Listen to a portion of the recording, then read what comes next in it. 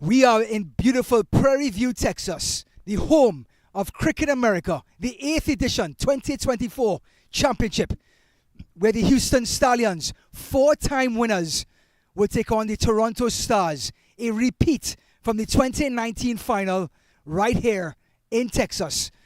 My name is Ryan Davis for SC Tech Productions. Happy to be with you. 26 teams entered this tournament on Thursday. Now only 2 stand on the grand final on Sunday. Now, in the semi-final, Toronto Stars were put into bat by Southeast Express Blue. They were 2 runs for 3 wickets. They bounced back to make 133, defended it, and won the match convincingly to get to the final. Houston Stallions, they put the Toronto Panthers into bat, bowled them out for 145, and made the runs easily. These 2 teams are in full form. Houston Stallions have not lost a match in this entire competition. They are 6-0. Toronto Stars, they've lost 1. 5 wins, 1 loss. But can they or will they win the ultimate prize and become first-time champions? Or will Houston Stallions win their 5th championship for Cricket America right here on their home soil? So Houston Stallions winning the toss, asking Toronto Stars to bat first, and we're about to get underway.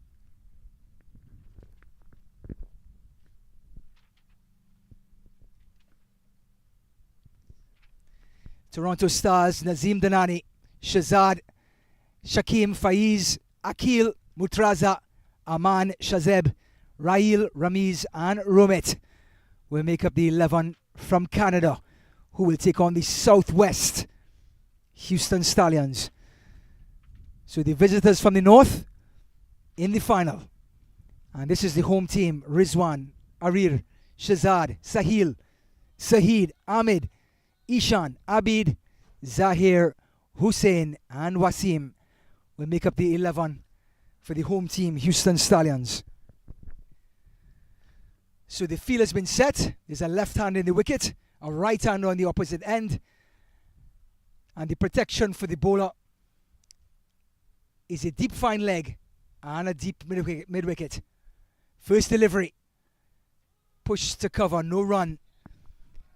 So Nazim and Shahzad, who did not have the best of opening partnerships against Southeast Express Blue. Remember, they were 2 runs dressing room. And now Wasim, the thundering fast bowler for the Stallions. Around the wicket to the left-hander. Coming back in, understand this wicket has a lot of assistance. It hits the stumps and appeal. Umpire thinking about it. Not out. Umpire Siddiq, the square leg umpire for this first over. And this is Wazim's delivery to the left-hander. Coming back inside. A little bit of seam action.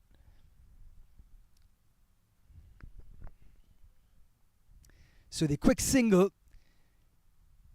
gets the men from the north off the mark.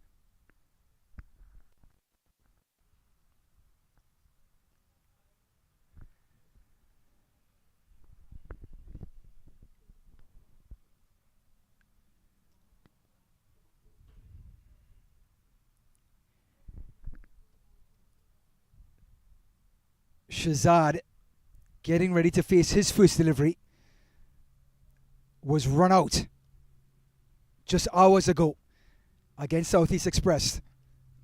And there's a lift. What we've learned to expect on this wicket in Prairie View, international cricket ground, Canada, USA, Nepal, Bangladesh, all have played international matches on this ground.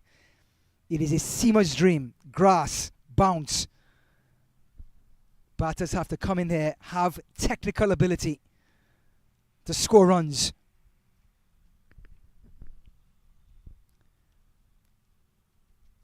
Wasim, away swinger. No wide, valuable dot ball.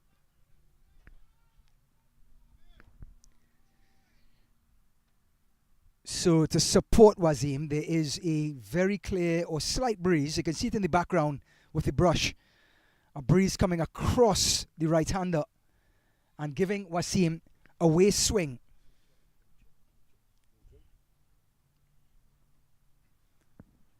So Nazim to Shazad is a pull shot. It's safe and it's a boundary. First boundary of the inning.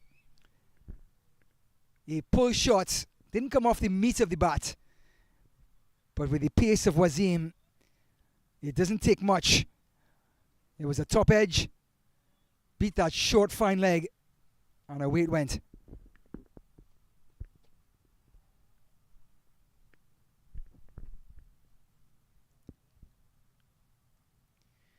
Both of these out for openers, out for duck against Southeast Express.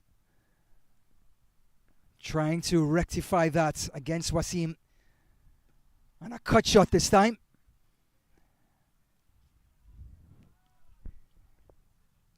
So the end. Or do we have one more? Umpires asking. No, it's the end of the first over.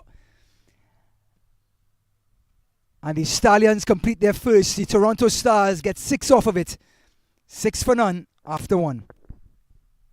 Welcome to the Aghaaz Restaurant, the finest Pakistani restaurant in Houston. Experience the unforgettable taste of Pakistani cuisine. Don't miss out a delectable karhai and sizzling barbecue. Visit Aghaaz Restaurant.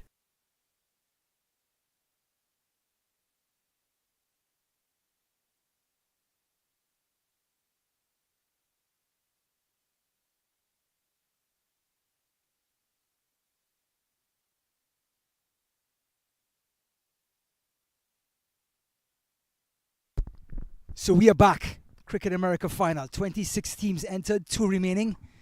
Houston Stallions, 4-time champions, winning the toss, asking Toronto Stars to take first strike. 6 runs off the first over.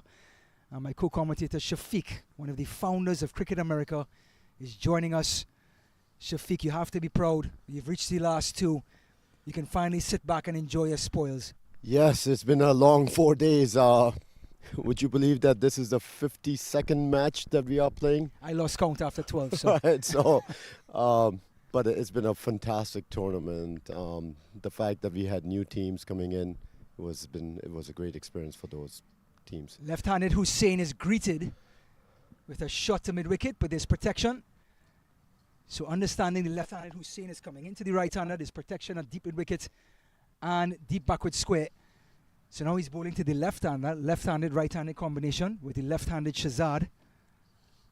And Ryan, we know that the right-left combination, especially in power play, can be very, very productive because of the field placement. All right, right now we have third man and extra covers. Those are the 2 boundary players. As we know, in the power play, you can only have 2 players outside the 30-yard circle. But this right-left combination can be very productive for the batting team because it's not easy to set field appropriately because you can't take too much time. You gotta come and bowl. Yep, and Hussein is doing just that. The left-arm medium pacer, just opening the face of the bat, protection at backward point. So these 2 teams have once again come to the final of Cricket America Championship. As we were telling our viewers in the last match that they have faced each other in the past. In 2019 the final. All right, so here we are, 2024, and the same 2 teams are facing each other now. This is a drive to cover just one. Shafiq, somehow you look younger in 2024 than you do 2019. I don't want you to give away your secret, but still, you've enjoyed 8 years now of Cricket America. Is there one that stands out or all just a joy? I think every one of them have been a joy because, I believe one thing that you remember the challenges more in life than the good things that come in life. Oh, this ball is hit hard and this has gone way over the mid-wicket boundary. A big 6. A big 6 by Nazim.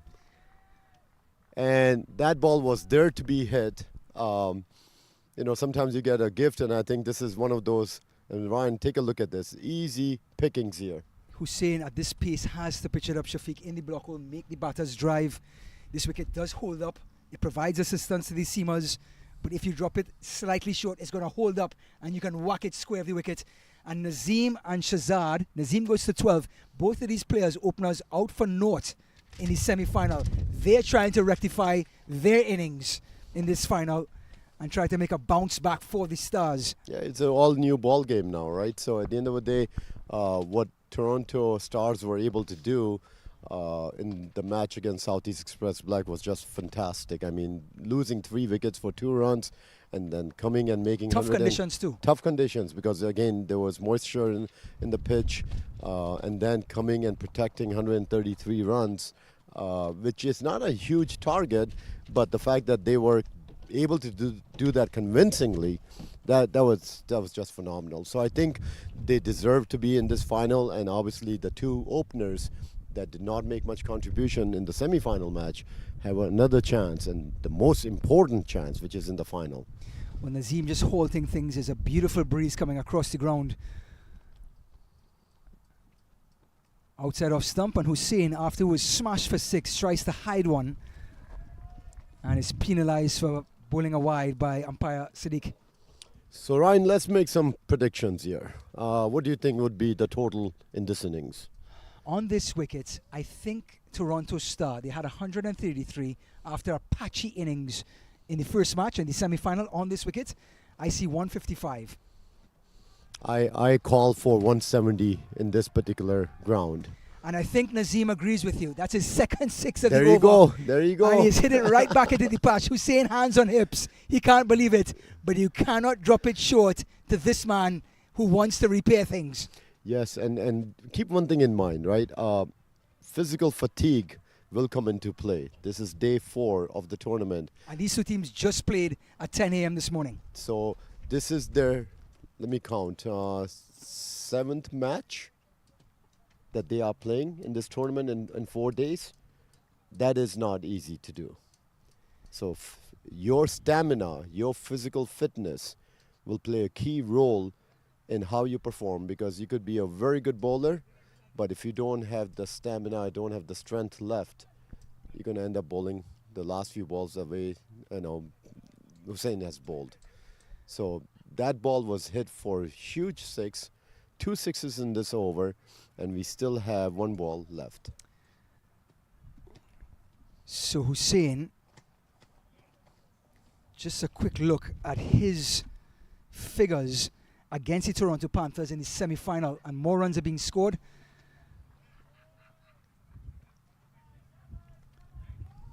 Hussein was 3 overs, 1 for 13, the pick of the bowlers, and he finishes his second over, 22 without loss. Toronto Stars are starting off a lot better than they did in the semi-final.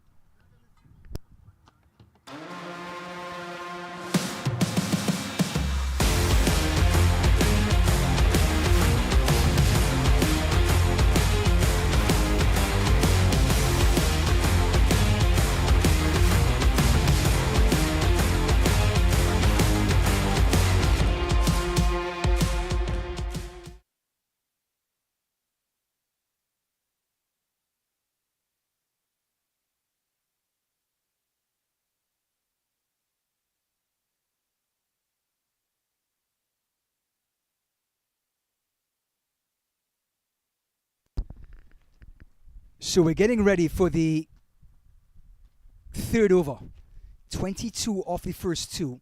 A stark difference from Toronto Stars innings against Southeast Express Blue in the semi-final. Nazim in the mood. 2 sixes already off of his 19 against Wasim. And he's going after it. Off the toe of the bat. And that's gone for 4. Didn't get all of it, Shafiq, but he didn't have to. It didn't happen because we are in a power play. There are only 2 players outside of this 30-yard circle. There was no one there. I'm sure, and if you look at this replay, Nazim knew where he wanted to hit. The ball was way outside of the off-stump area, but he took advantage of the fact that there was no fielder in that region. I'm sure the Toronto Stars are ecstatic right now, because what happened in the last match versus how they are starting out now, it's I'm sure it's building a lot of confidence in them. Confidence, exact, perfect word to describe it. 26 without loss. And guess what? Only 2.1 overs gone. That's, as you can guess, just about 13 runs and over. And now Nazim, 23 off of 9. Nazim. Short delivery, he's gone after it, and he beats fine leg, and that's 4 more, Shafiq. Another boundary coming to Nazim's name, and he actually stepped up for that ball. He just saw that ball being there for him, stepped up, and if you look at this pull shot, he walked up before even the ball got to him and took advantage of the fact that the ball was way outside the leg stump area, and there is no fielder in that part of the ground. So again, an easy 4. The runs are coming, the boundaries are coming. Nazim is feeling confident. Maybe it was that catch, the one-hand catch, that he took, that has really inspired his attitude now. If the viewers don't know, he has 2 hamstrings that are pulled. He is patched up and ready to go. Going after this one, again. high, And over, that's a long big off. one. Another one. It's 6 more for Nazim. We spoke to him in between this match, the semi-final and final. He took a fantastic catch at extra cover, had to come off the pitch, both hamstrings in a mess. But don't tell him that.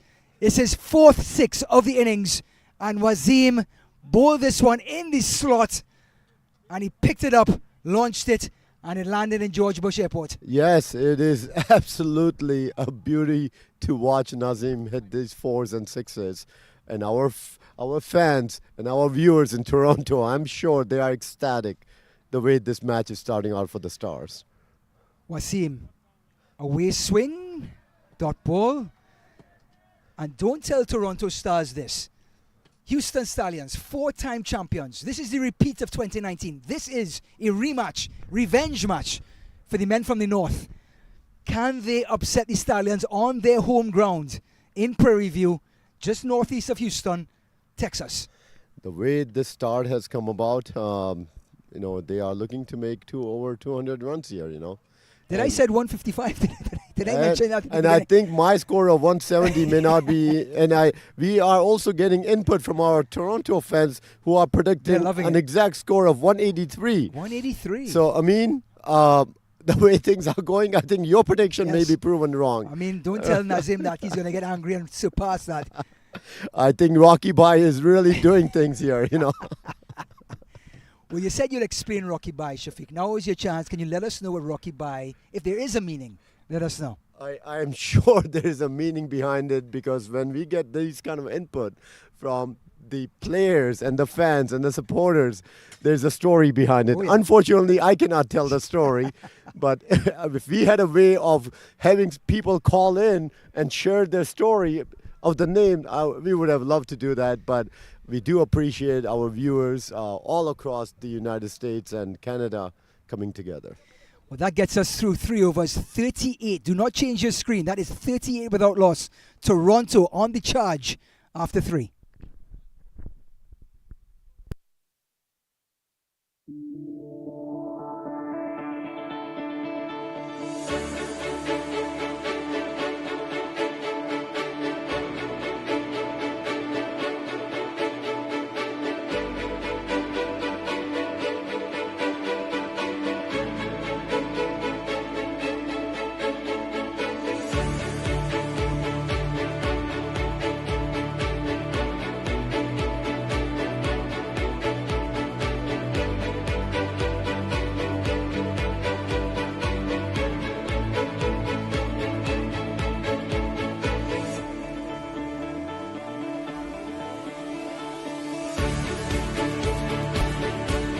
So Hussein, who's been roughed up in his first over, coming into Shazad, who's been very watchful, Shafiq. We have Shazad playing that anchor type inning, looking to push the singles, stay straight in the V. And we have Nazim going across the line, being rewarded for it, hitting 4 sixes in his 34th of 13. And it's a bit of a yin and yang combination in the wicket. And it is working because, at the end of the day, it's a total that counts. And the fact that the Stars have 38 runs after 3 overs. That's just a fantastic start. And here goes. There's a misfield there, going for the boundary in the fine leg area. Nicely picked fine leg boundary by Shahzad. And if you look at this replay, there's a fielder there. But somehow the fielder is not able to get to the ball right there. And he just misjudges the bounce and the ball passes the boundary line. Well, Shahzad seems the type of batter who likes to use the pace of the ball. This one behind square, getting 4 runs. Doesn't matter if square the wicket, in front of the wicket, behind the wicket. 4 runs nonetheless. Hussain. Ooh, and he bounces right back and a way swinger to the left-hander. Yep, Shahzad did the motion of the movement of the ball. And this is a good comeback by Hussain because boundaries are coming in every over. This is a very, very good ball. I think Shahzad will need to continue to just be mindful that his partner is also striking the ball. So there's no reason for him to strike and get aggressive, but that ball was a really beautiful ball. So bat on ball, and this one has gone a long way. The boundaries are coming and going. It's 4 more. This time off the left-hander, Shahzad, who's been very watchful of Nazim on the opposite end. Pitched up by Hussain, went over the top. This is the power play. It cleared it off easily, Shafiq. 1 bounce boundary. I think the boundaries are looking, the size of the boundaries are looking small now. This international ground has become more of a youth ground. The way these boundaries are coming, 4s and 6s are raining here at the Prairie View, beautiful Prairie View International facility for the 8th Annual Cricket America Championship. This one cut away, over points, 4 more. Shahzad in full flow. He has been watching Nazim on the opposite end, and Hussain has been taken behind the woodshed. And it's now 28, and he's not even completed his second over. So, again, if you watch this shot, it's just a placement because we are in a power play. There's no fielder set there. And as I mentioned, Ryan, I was surprised that the skipper brought Hussain back because it's not the fact that he got hit in the first over. It's how he was bowling. You know, sometimes you bowl good balls and the batter, hits you for a 4 or a 6. He seems to be tired. This one cut away again. Cover is coming across. So goes another boundary. Beautiful shot. And Shahzad, the 50 comes up, is 54 without loss. And that's the end of Hussain. He throws his hat in disgust. But if you're going to bang it in short to the left-hander, he's going to get back and cut. 4 more to the total. 54 after 4.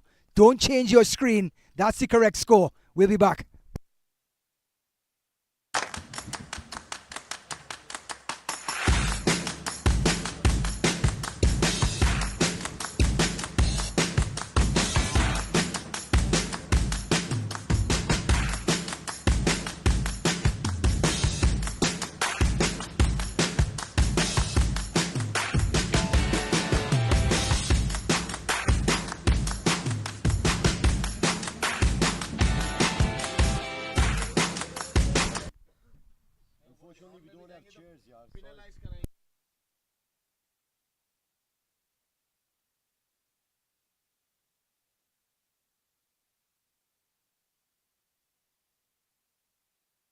So Ryan, we are back in the world of 4s and 6s. Wasim 22 off his first 2. Bangs it in shorts. Nazim didn't expect it, and he asked Shahzad to go all the way back. So Shahzad got halfway down the crease, got all the way back. Nazim says, "No, thank you." And Shahzad, Shafiq, was running to the danger end. You know, I think what Nazim is trying to do is say, listen, I want to hit some balls. Yeah. We are still in power play. We are in I'm having a blast out here. over. Yeah. Give me the opportunity to hit some more boundaries, right? There are only 2 players outside of the circle. So I think Nazim is aggressive and is making use of the... Here we go.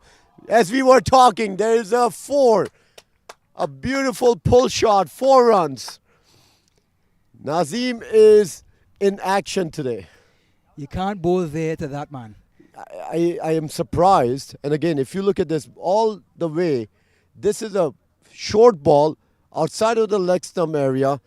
there's no fielder there because you can't set field for bad balls. Correct. All right? Exactly. You can't set field. Well for- said. And we are still in the power play, so only 2 fielders can be outside. This start looks to be over 200 start. For those of us just joining us, the power play has never been watched cricket before. The power play is the first 6 overs. We're in 4.2. And Nazim, 38 off of just 15 deliveries he's faced. He's in form. He's scoring. And Shazad is supporting. Toronto Stars looks like a team on a mission. Absolutely. Right now it looks like the openers on a mission. Oh, Down the there right you side. go. Another one. Beautiful pull shot by Nazim. Nazim is reigning in boundaries. He's been put together by cold spray, ice, and aspirin. He has no hamstrings left Look after at his injury. look at But this him. pull. And he still gets in position, Shafiq. Look at this. Beautiful. Looks like Gordon Greenwich with a hook shot like that. Absolutely. This is like the Bhangra dance. You know, you lift your one leg and you go across, you know. And Shafiq has promised to do the dance in between overs. We'll make sure and have a camera on him. But in between then, Nazim, with no hamstrings left, 42 off of 16, 62 without loss. The men from the north, Toronto Stars, who came back in the semi-final, left for dead against Atlanta's Southeast, and now taking charge in the power play. 62 without loss after 4.3.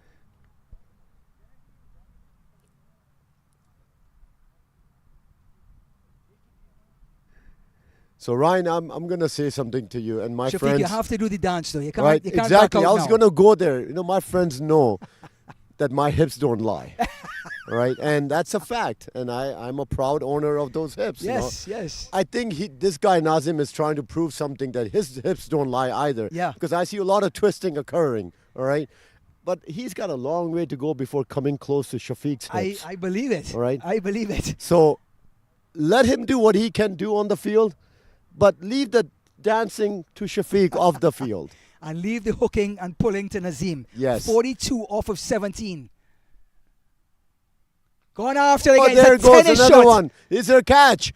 It's a beautiful catch taken at the long on area.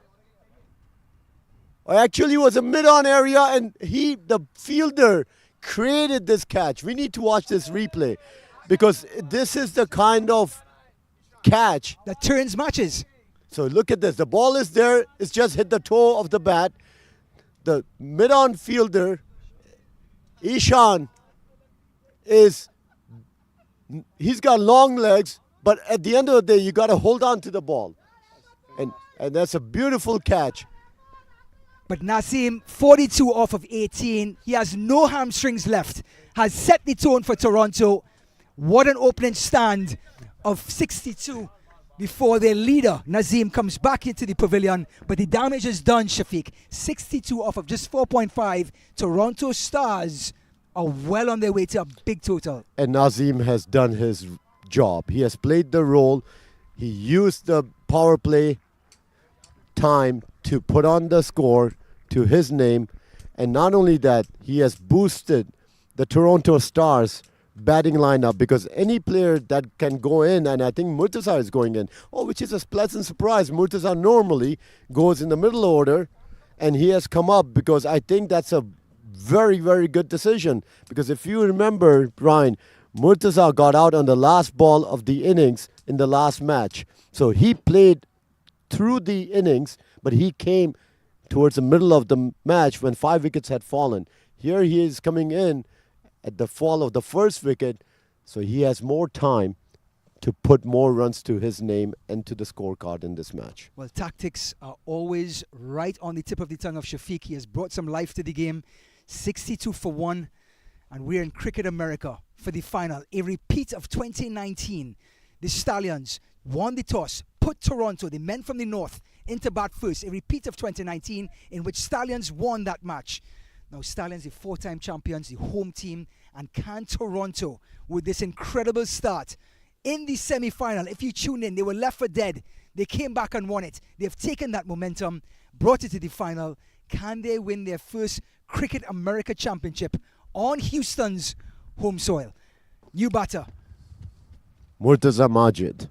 Looks like the Toronto Stars have decided we're going to bring our cold weather and shut down the Houston Heat. So we're getting viewers from Canada, we're getting viewers from all over the world. I want to welcome viewers from Trinidad and Tobago who just jumped on. My uncle Bernard Dabadi just jumped on to view this stream. He's a left-arm medium pacer. Pakistan, if I could only describe his bowling action, is Wasim Akram-like. And he's tuning in now to watch Cricket America Final. Welcome aboard. And the viewers around the world who are joining us. It's going to be spectacular. And the Toronto Stars are making sure this final is spectacular. I'm so glad that we have someone from Trinidad joining, because I want to ask him, when can he ship some doubles to us? I'm ready for my doubles with pepper sauce. Make sure it's a little more spicier sauce this time around. I want my doubles. So please, let's get ready to not only welcome viewers from the United States and Canada, but now we are in the Caribbean. That's right. All right, so we are going global. No longer the North American event. That's right. We're in the Caribbean now. We're in the Caribbean. But thank you very much for joining. We hope that you get entertained in this match. We are at the early part of this match, but the way the scorecard reads, you would have thought that maybe 8-10 overs have gone, but no, only 5 overs are gone. We are still in the power play, 2 men outside of the 30-yard circle, and we have a new batter, Murtaza Majid. That is a phenomenal batter. And he's facing Zahir. Speaking of bowling actions, this is one of the smoothest actions you would see. A seamer who will make great use of the grass on this wicket. So understand, like Shafiq said, power play, protection for Zahir, a third man, and a deep square leg are the only two fielders outside the circle. This is the last over of the power play. At 64 for 1, the men from the north, with Shazad, Nazim back in the pavilion, have set the tone in this final. And these two openers, as we know, Ryan, they were out for duck in the semi-final match, and Nazim showed that just because you get out on a duck doesn't mean that that's the way you played. Next match, I'm going to come and show what I'm capable of doing. Zahir. A beautiful placed ball towards the cover region for a single. We have two fielders outside of the circle, and the right-left combination is always a painful combination for the fielders. So now for Murtaza, after that incredible innings of 59 in the semi-final just hours ago, to piece together the Toronto Stars inning, to bring them back from the dead. He's back in the wicket now and full of form. And he's played first-class cricket in Pakistan. His shape, his technique is something to keep an eye on. One of those cricketers that can play every format of the game, and a joy to watch. Absolutely, and not only that, the fact that he's coming in when the score is 60 plus with the loss of only 1 wicket, he can freely play shots. Because if you remember when he came in the previous match in the semi-final, 5 wickets had fallen. I think the score was around 50 something. He had to play a consolidation role and then open up towards the end. This match, he doesn't need to do that. So there's a caught behind he's there. caught behind. Or did he miss it? He missed it. Thought there was an edge. We heard something. We absolutely heard something. What did we hear, Ryan? I thought I saw a deviation as well. Zahir moving the ball away from the left-hander. Big seam action, but apparently no edge. Shazad survives. He's 20 off of 13. Oh, and Zahir is now starting to hit his strap, Shafiq. And with that seam action, little grass on the wicket, we call it English conditions in Texas. It's going to be difficult. And Zahir, you mentioned earlier, Ryan, his bowling action is a smooth bowling action. Even when you see him running to bowl, he's not like sprinting. He's like jogging, and then when he comes to the crease, he's just smoothly rotating his arm. But the pace is there. Well, opening the face of the bat is Shazad. He's scored many runs behind the wicket, just using the pace of the ball. And he's that type of opener, an anchor type opener. And that takes us through the power play. 67 for 1 after 6. We'll be right back.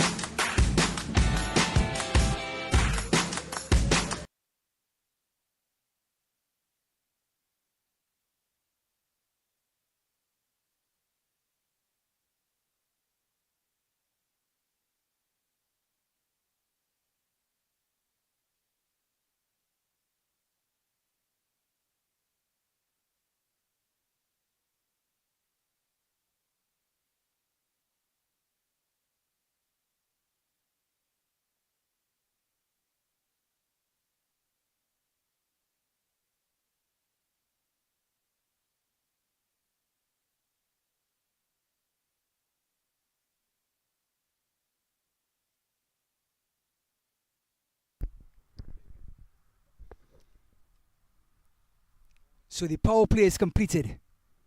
The spinners are coming on.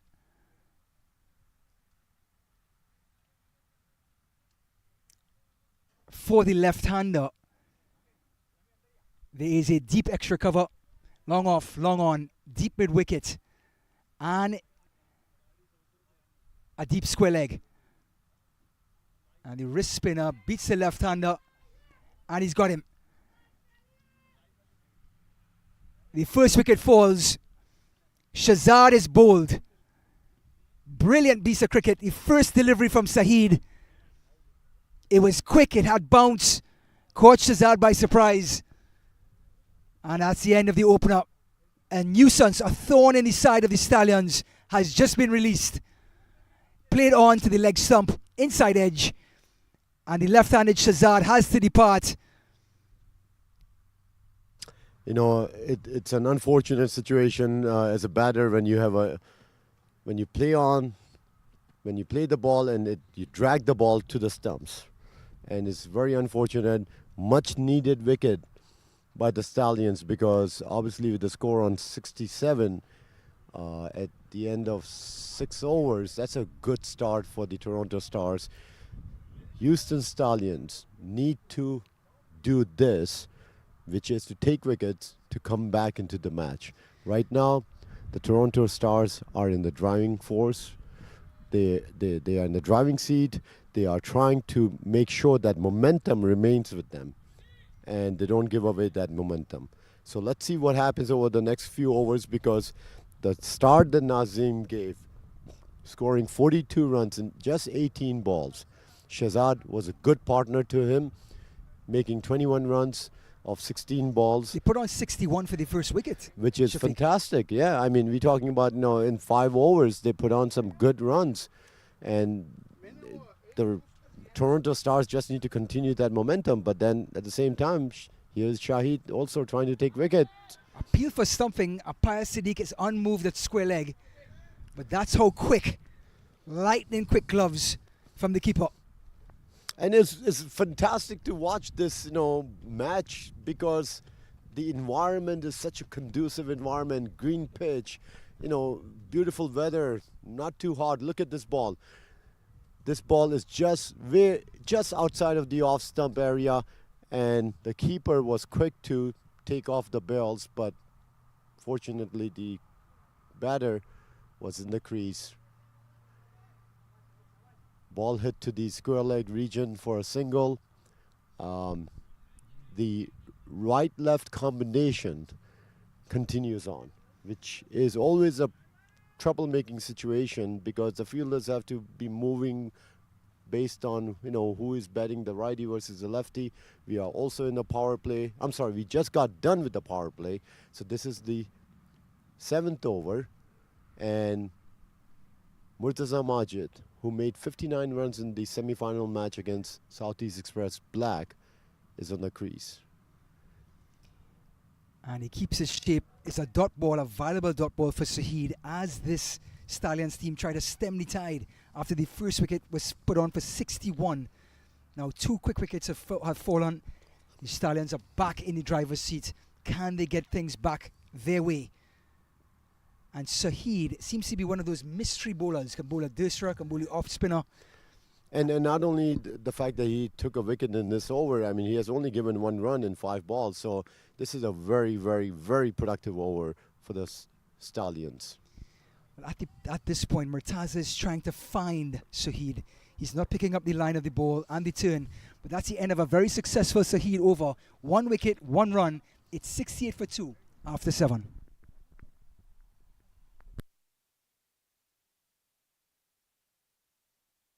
Welcome to the Aghaaz Restaurant, the finest Pakistani restaurant in Houston. Experience the unforgettable taste of Pakistani cuisine. Don't miss out a delectable karhai and sizzling barbecue. Visit Aghaaz Restaurant.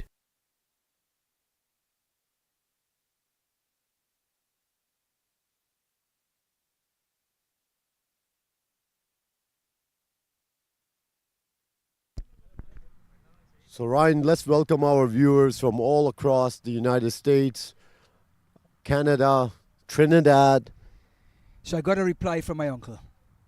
Where are my doubles? He said he's going to eat one and let you know how good it tastes, because it's going to be hard to get it over to you. Yes. He'll describe to you the taste of how good it was. You know, unfortunately, we don't have the so-called machine that would transport the double from Trinidad to us here in Houston Elon Musk away. promised it, but he hasn't delivered it yet. That's the only problem. So I don't know if it's going to happen during our lifetime. Yeah. Sometime in the future, it may happen. So the let us know how that double tastes. The former first-class Pakistani cricketer Murtaza, 59 in the semi-final. He's not out. Just building an innings exactly like he did against the very dangerous Zahir, coming from the northern end. Just opens the face of the bat. Quick single down to third man. So our discussion, you were talking, and I have to continue this story, by the way. You were talking about one of the bowlers had tape on his hand. It was Ramiz, the left-arm orthodox bowler. Dean Jones, one of the characters in cricket, was facing Curtly Ambrose in Australia, Benson and Hedges, crucial series match. And Ambrose has wristbands on his left and his right, and he's coming down the ground. The left-hander goes after it. It's in the air. It's going to drop safely for a long single. So Dean Jones asked Curtly Ambrose, he asked the umpire, can Ambrose take off those wristbands? Ambrose has never been asked this before. At this point, Australia were 20 for 1 and trying to see Ambrose off. Dean Jones came off. Ambrose, in disgust, took off the wristbands, went back to his mark. All of a sudden, they were 30 for 5, and Dean Jones was still in the wicket. And Steve Waugh asked Dean Jones, can you please ask Ambrose to put back on the wristbands and apologize, because he's now taken 4 wickets in the last 2 overs, and we're reeling. The last thing you can do, Shafiq, is get a fast bowler emotionally driven. Absolutely. Absolutely. And I think one thing we also have to keep in mind is there are things you do in life that you cannot undo. Correct. All right? So you can't put the toothpaste back in the tube. Once it's out, it's out. The only thing that you do is just brush your teeth with it now, you know. And that's what Australia did, apparently. They've lost 5 quick wickets to get the wristbands back on Ambrose's wrist. So Zahir is coming in. Good short delivery by Zahir. A very, very good ball, a short ball. Not much room to play that ball. A single is taken. So, Ryan, we were talking earlier about, you know, cricketers from the 70s, 80s, and 90s, and we were talking about the top 4. I know we spoke about the openers, Gavaskar and Jayasuriya. Yes. As a good combination, right, left, different mindset, different style, different run-getting ability. I think I know the answer for 3, and I don't think anyone was going to disagree. The man who chewed bowlers and gum at the same time. Yeah. All right. Say it loud. Viv Richards. So funny about Viv Richards. Dean Jones has a story about Viv Richards. I think Dean Jones has been a troublemaker for his country. Yes. If he just kept his mouth shut, maybe the team would have done better. So in the Caribbean, Dean Jones, this is an ODI match, Australia versus West Indies, 1984. Dean Jones is a young player, but he's full of character, and he's feeling short, backward square with the helmet on, and Viv Richards is strolling to the crease. And he says, Viv, please be careful. I'm feeling a short leg. Viv Richards says, Dino, you don't worry. You see that guy standing behind the boundary in mid-wicket? That's the guy that needs to be concerned. And the next 2 deliveries, the ball went flying over mid-wicket towards that guy's vicinity. And he said, Dino, I told you. And the beauty about Viv, this is a beautiful, beautiful boundary, straight boundary. Viv Richards type shot. Viv Richards style. You know what was interesting during that era? I mean, and obviously we had great players like Viv Richards, and look at this shot. It's hit straight over the bowler. There's no opportunity for the fielder to come around and collect this ball. I have one thing to say about that shot. See ball, hit ball. There was no technique behind it. See ball, hit ball, simple. You play that shot in the beaches in the Caribbean. Yeah. Yeah.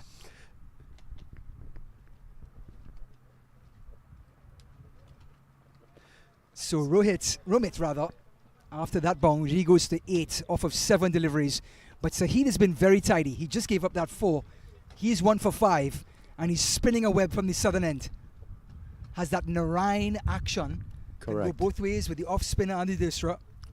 So, Ryan, we were talking about, again, the Viv Richards style of batting. But you know what really, sometimes when you look back to the equipment that was used, the bats weren't the kind of bats that are used today. I mean, those are thin bats, but the ball went further than what the boundaries are today, right? Yes. Because nowadays with the right? T20, we have 60, 65-yard boundaries. Oh, this is a nice, is it a catch? Is it a gift? It's dropped. This was a gift given. This was a gift offered by Murtaza to the Houston Stallions. There was ample of time for the fielder to come in, run to the ball, and make this into an easy catch. And unfortunately, well, they may live to pay for Murtaza getting a second chance. Murtaza is one of those batters that if you give him a life, he will absolutely make you pay. So let's hope the Houston Stallions don't get the after effects of what can Murtaza do. Well, a little paddle sweep for 2. Beautiful. Unbelievable. 2 runs. There's a fielder at deep backward square on the boundary. What does he do? He just paddles it and gets an easy 2. And that ends in 9th over. 82 for 2. We'll be right back after this short break.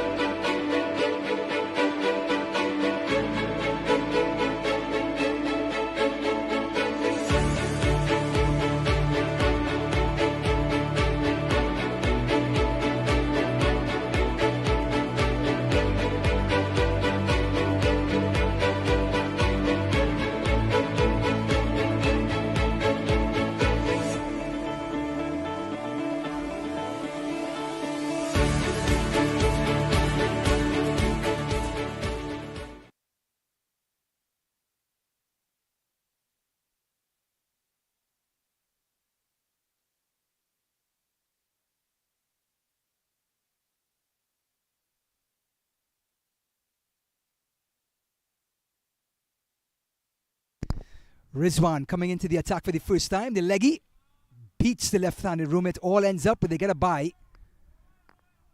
Let's take a look at the umpire. Did he get a touch? Nope. Umpire Sadiq says a bye.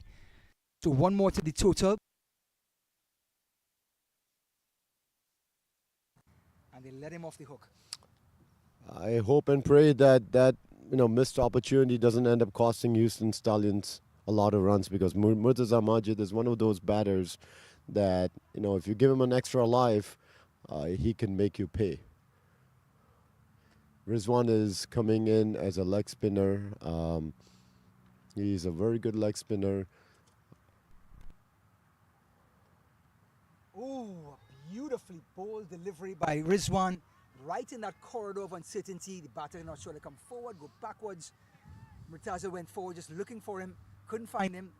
Thick outside edge. He survives, but gives you an idea of what a leg spinner can bring to the table.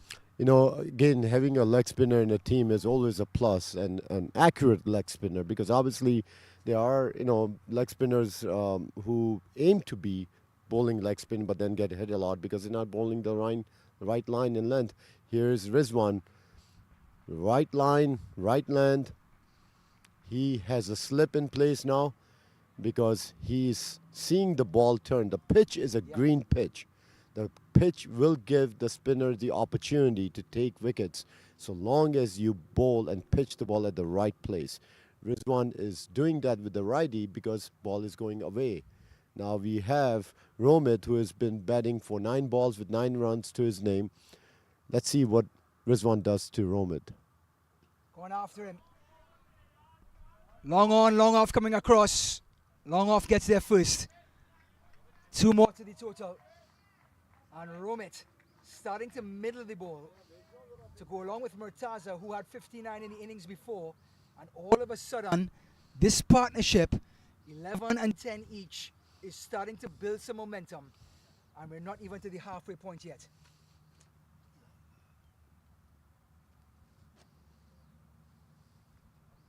Short delivery, cut away, and he's caught. He's gone. Romit departs. Rizwan gets his man. Third wicket has fallen for the Toronto Stars. Just when you start to see some momentum for Romit and Murtaza, Rizwan does the job. 86 now for 3. Romit departs, 11 off of 10. And this was one of those shots that you want to take that shot back because you know there's a fielder there. You can go over the head of this fielder, but you just did not hit the bat at the right place of the ball to get that ball over the fielder. So now we have 3 wickets gone. It's still a good start for the Toronto Stars because we are close to the halfway mark. Score is 86 runs. So if you just extrapolate what can happen in the next 10, even if you just mimic this, that's a pretty good score of 180, 190 on this particular wicket. So the question remains, can Toronto Stars maintain this momentum that they have started in the first 10 overs? 86 for 3, like you mentioned, just one ball left for the halfway mark of this innings. So far, 8.6 runs have been scored per over. And like Shafiq just said, only 3 wickets down, wickets in hand. There can be a lot of runs on the back end. Looks like the umpires and the fielders are going to take some time to get some water.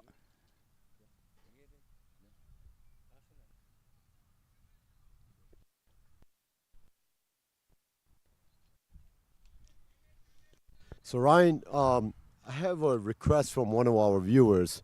We talked Is it the about dance, Shafiq? Because we're still trying to get you to dance, and we're not. I know. I think people just don't believe my hips can move, so they want. Let's ask they want, Shakira. She may be able exactly. to reply. You know, I mean, sometimes you have to trust the man.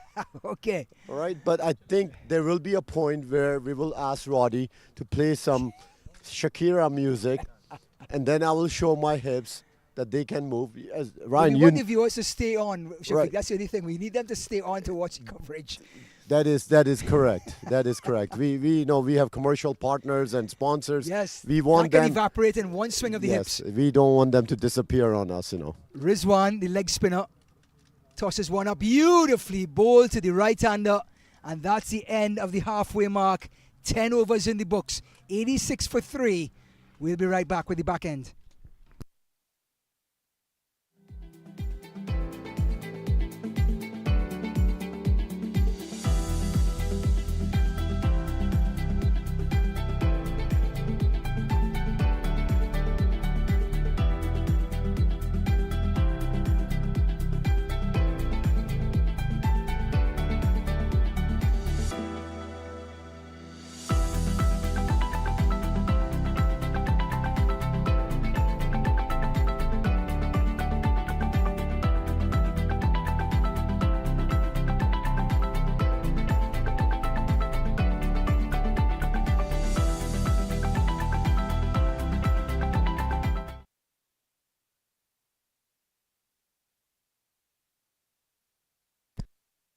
Nazim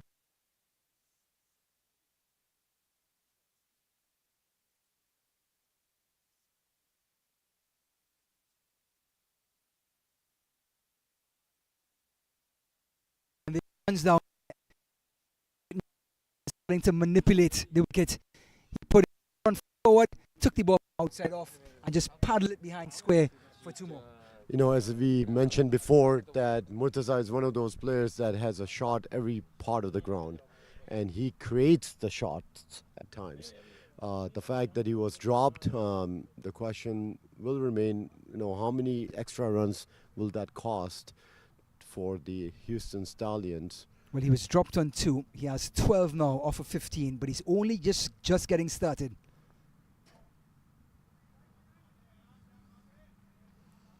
As easy as you like, Shafiq. Like drinking a cup of tea in the afternoon watching cricket. That's how Murtaza looks when he's at the wicket. And you know, especially in this kind of environment, it's a beautiful facility at the Prairie View Cricket Complex. This is an international ground. International teams have come here, Bangladesh, Nepal, Canada, playing against the United States of America. Gone after it, high in the air. No chance for long on, no chance for long off. Get the search party out.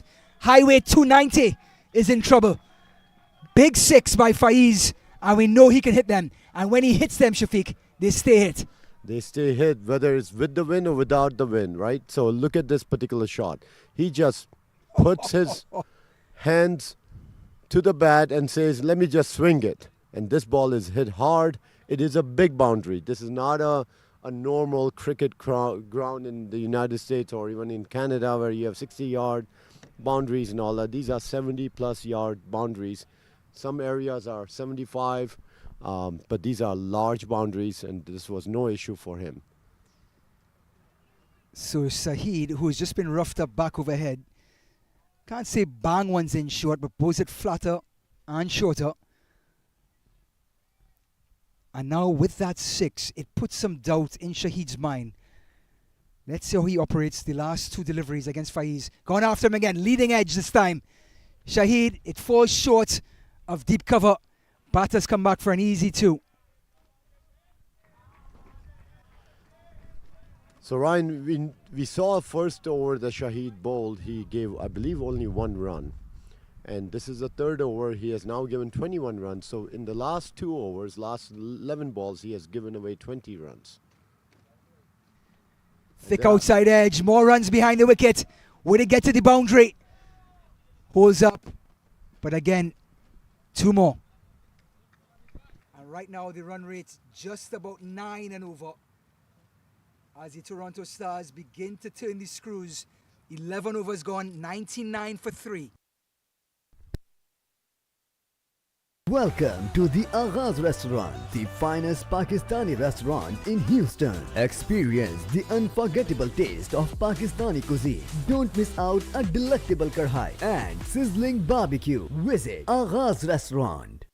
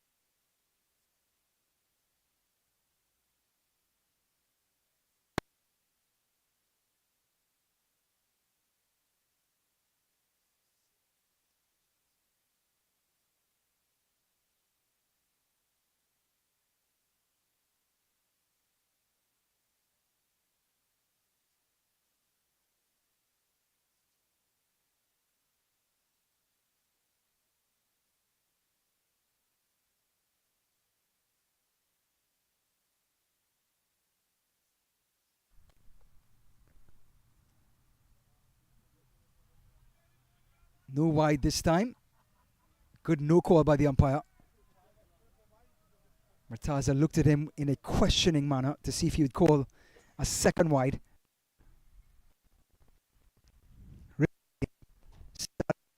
Web on the northern end.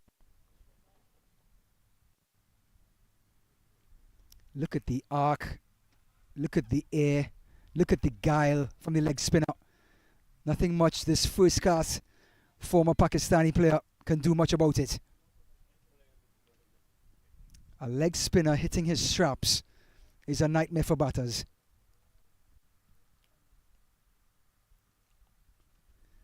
Coming across, goes over it, and it's a top edge. High in the air. It's safe. 2 more to Murtaza. Rizwan wins the battle. He forced Murtaza into a rash shot. Just that there were no fielders to take the catch. The 100 comes up. So it's 102 for 3 for Toronto Stars. Rizwan 59 in the semi-final. At this point, 15 off of 20. Building an innings. Drives the mid off with Pepper.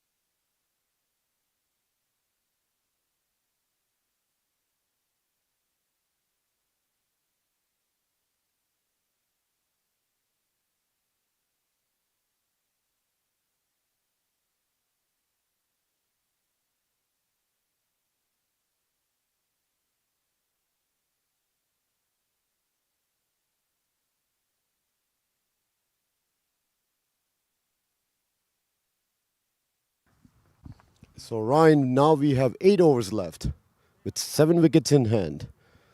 Murtaza Majid still on the crease. I had predicted 170. Our friends at 183. Your count was 155, which I think is a losing count. So I think all of us will be wrong here. You think they can get 100 runs? I absolutely believe that. Well, Murtaza is going to have to put on A show. fest with Faiz. Yes. Because a 200 mark from here on is achievable. You know, so long. 8 runs and over. Well, yep. No, 12 runs and over. 12 8 to 96, yep. Because, you know, towards the end stage of the T20 matches, you know, if you have wickets in hand, you will end up getting an over that is 15 plus. So if that happens, you know, 200 is certainly achievable. But it has been pleasure, Ryan, to be part of this festival of cricket, to be with you. You have been kind enough to join us from Florida. And I know there's another hurricane coming to Florida, so it's unfortunate that Florida is going through what the state is going through recently with the recent hurricanes. We hope and pray that human lives are protected. There's a catch opportunity. Will this be out? Yes, it is. And there is another wicket that falls.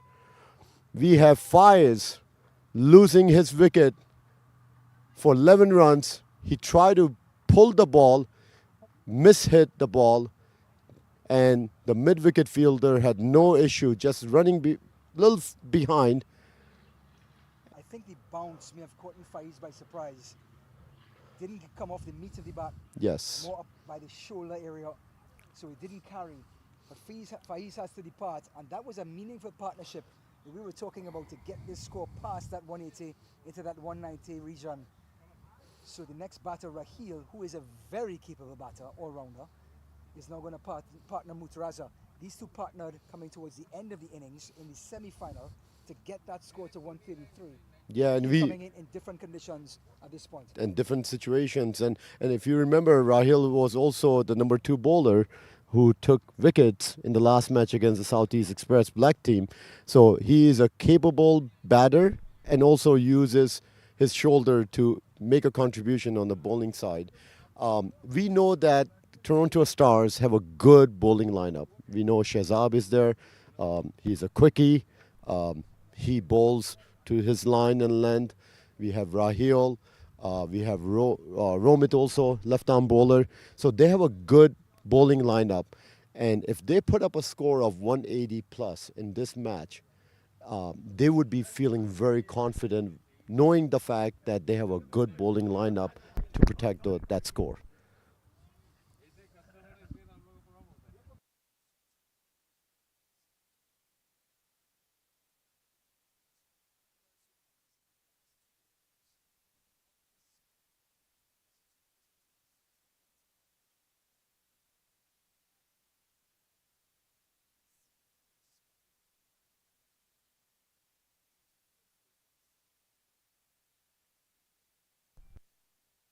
Nicely placed single towards the third man region.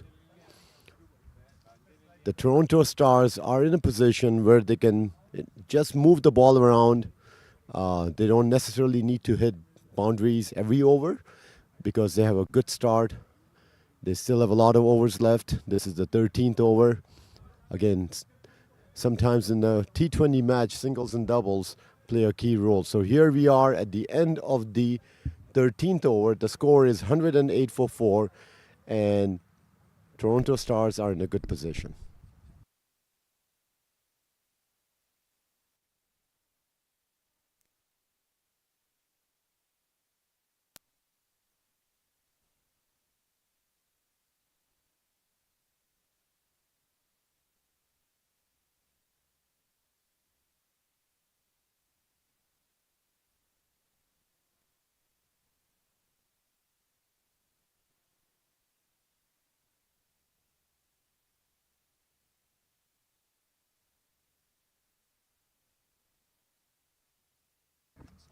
So Rizwan is back for his third over. He has been very, very productive, just giving away 7 runs and taking 1 wicket in his first 2 overs. A leg spinner with the proper line.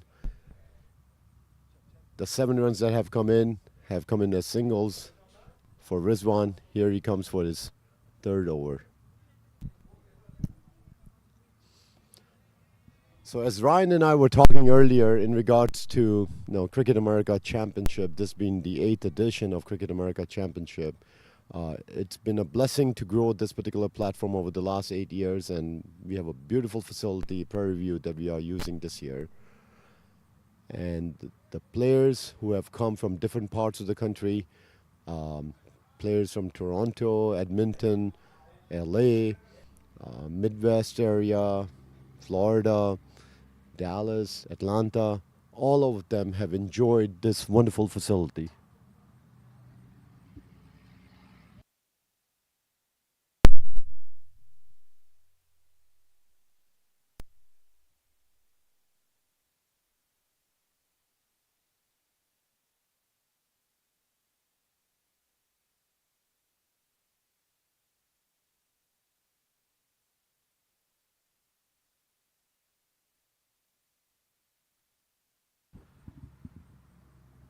So Rizwan is bowling his third over, 3 balls, only 1 run. So he's doing the job for the Houston Stallions, trying to contain the run rate to make it manageable. Again, a beautiful, beautiful leg spin. 4 balls have gone in this particular over. Only 1 run has been given. We want to say welcome and thank you to all our viewers who are coming in and watching us on YouTube. We have viewers from the state of Texas. We have viewers from different parts of the United States, from Canada. As we heard earlier, Ryan's uncle from Trinidad has been watching us. So we have viewers coming from everywhere. And this being the 8th edition, it has been a wonderful tournament. This is the 52nd match of the tournament, the last and the most important match, where we have the Houston Stallions facing Toronto Stars. Toronto Stars came in with a lot of momentum with the comeback that they had. Stallions convincingly beating Toronto Panthers in the other semifinal. A single is taken. We are in the 14th over. Score, end of 14. Score is 111 for 4 with a loss of 111 for 4. And we have 6 overs left. Let's see what the next 6 overs bring, and we'll be back.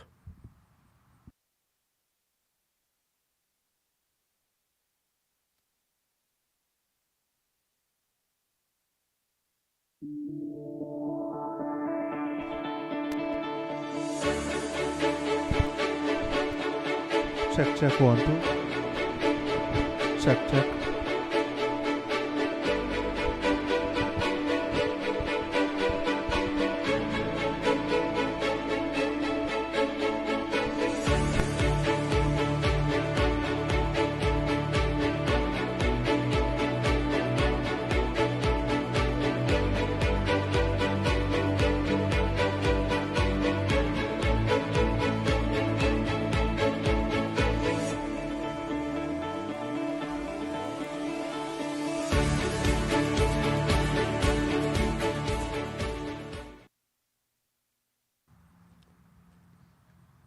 So we are now in the 15th over. Shehzad, the new bowler coming in. Left arm. Nicely hit shot by Murtaza. This is way over the extra deep cover area for a 6. A well-intended shot played by Murtaza. Just stepping out and making room for himself and just putting the ball way over the fence in the extra cover region. As you recall, Murtaza was dropped when he was in the single digit. Now he's on 27 of 28 balls. And we all know Murtaza is one of those batters that he can hit a shot at any part of the ground. And he paces his innings. So we saw that in the final match against the Southeast Express Black, where he initially started out playing consolidation cricket with getting singles, but towards the end he started to hit 6s and 4s. Let's see what he does in this remainder of the match. Easy single towards the backward point region. 4 wickets have been gone. 118 score, 14.2 overs. The net run rate has dropped to 8.23 now. We were at one point in the power play. Mic check. 1 2 3. Talking about 12 runs and over. Check. Test. The run rate has dropped thanks to the spinners who have come in, especially Rizwan. Rizwan has done very well Check. bowling his Testing, leg 1 2 spin 3. and bringing the run rate down. We have Shehzad that is now bowling his first over. Ball is hit in the sweeper area. Easy 2 runs. Score is ticking in the 120s now, and Ryan, looks like there is another partnership that is building up here as a 5th wicket partnership between Murtaza and Rahil. Just in time for the Toronto Stars. Oh, and this one stays straight. I think he got a piece of bat onto it. Umpire, Murtaza, everyone agreed.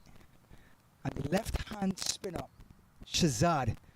A lovely change of direction, a change of angle for the bowling team. Down the wicket he comes, gets on the full. It's going to be a long single. Actually, batters come back for 2. That's good running. That's absolutely good running by the non-striker. The danger end of this particular throw. So 15 overs have gone. Score is 123 for 4. Now, Shafiq, you know how there's a 7th inning stretch in baseball? Mm-hmm. Well, I just took the 14th inning stretch, 14th over stretch. I took some time, I had to adjust the mic, get a new mic, and I've been thinking, this being the 8th edition, you have partners up and down to make this tournament happen year in and year out.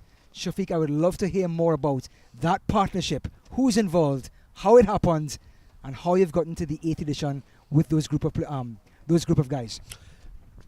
You know, sometimes you look back to your life and you say things were meant to be. Like the Shafiq and Ryan commentary. Would you believe that, you know? I still remember the first time we did this together, and I remember I had to leave the commentary section and go make some runs in Chicago, if you recall. You're like Viv Richards. All right. It was time to go and make some runs towards the end of the innings. So I do believe things happen in life for a reason. And this particular journey, I mean, there have been some very, very good, loving friends who have been around me over the years. So you have met Javed Ali, Javed Momin, Kabir, those three individuals. And I go back to 1993 when I organized the first tournament in New York. Our second tournament was in 1994 in Houston. Fast forward to future years, Abid came on board and we formed Cricket America Limited in 2016 with the goal to promote the sport in the United States. You've done a great job so far. And it has become a North American concept now. But those friendships and those individuals, I think the sport of cricket has brought us together, but then it has allowed us to be just good friends and good people together. So this is the fourth over for Rizwan, his last over in this particular innings. He's been very economical, giving away only 10 runs. And this ball is hit up in the air, and this is going to go for 4 at least. No, because the fielder comes across, saves the boundary, saves 2 runs. A nicely, well-intended shot. It is strokes like these that you really enjoy watching because the intention by the batter is already there, what they want to do. They want to make sure that they go and place that ball in the area where there is no fielder.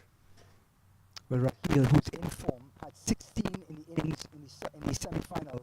Coming towards the end of that innings, pushes for another single, but he's partnered up with Murtaza for the second consecutive inning in only in a matter of hours.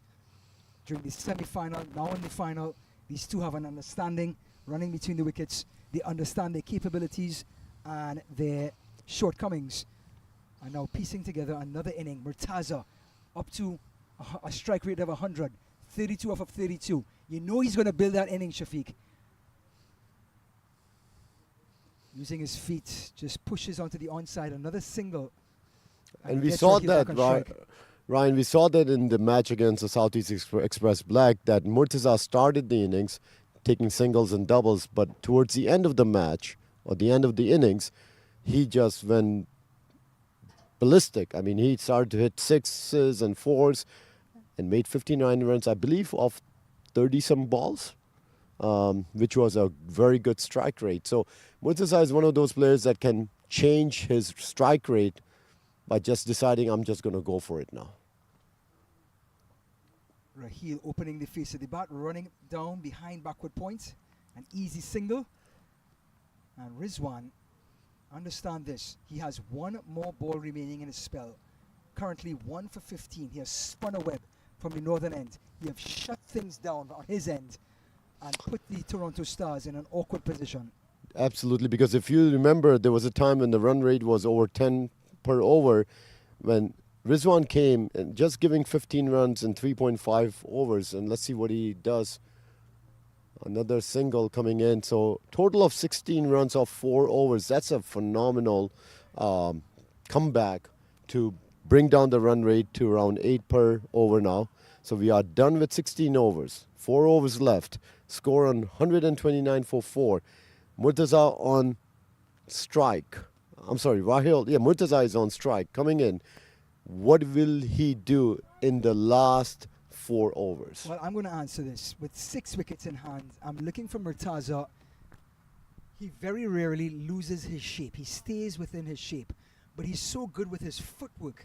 And I'm thinking he's going to manipulate the bowler by using his feet and either scoring runs behind the wicket with sweep shots, paddle shots, or opening the face of the bat. And we have the left-arm orthodox Shazad coming back in. Now the protection for Shazad, a deep square leg or irregular square leg, deep in wicket, long on, long off, and a deep cover. So deep cover, long on, long off, deep in wicket. That is the protection for the left-arm orthodox bowler to the right-hander. And Shazad, let's see if he begins to use his feet, Shafiq, and starts to improvise to score more runs. And we're starting to see the intent from Murtaza.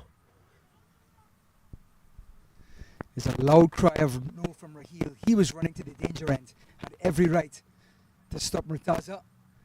Now Raheel is 7 off of 9. He is one of those stroke players that can open his shoulders and go over the top.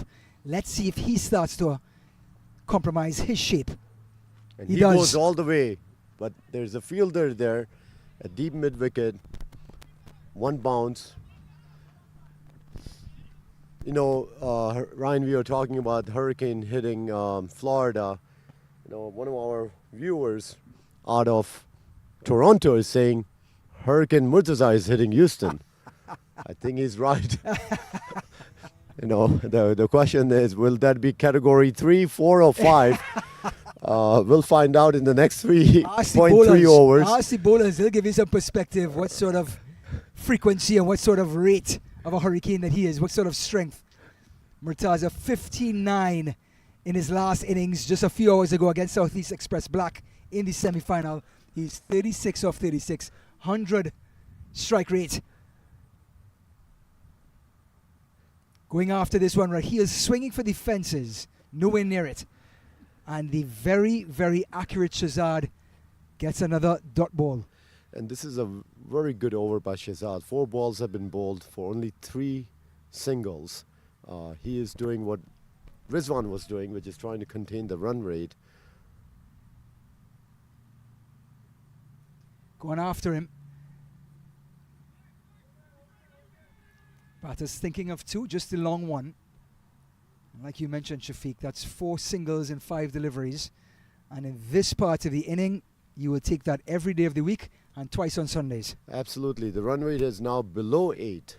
So the spinners are doing their job, bringing down the run rate with only 3 overs remaining after this ball. Now we talk about opening your shape. That's the end of the over. 17 overs gone.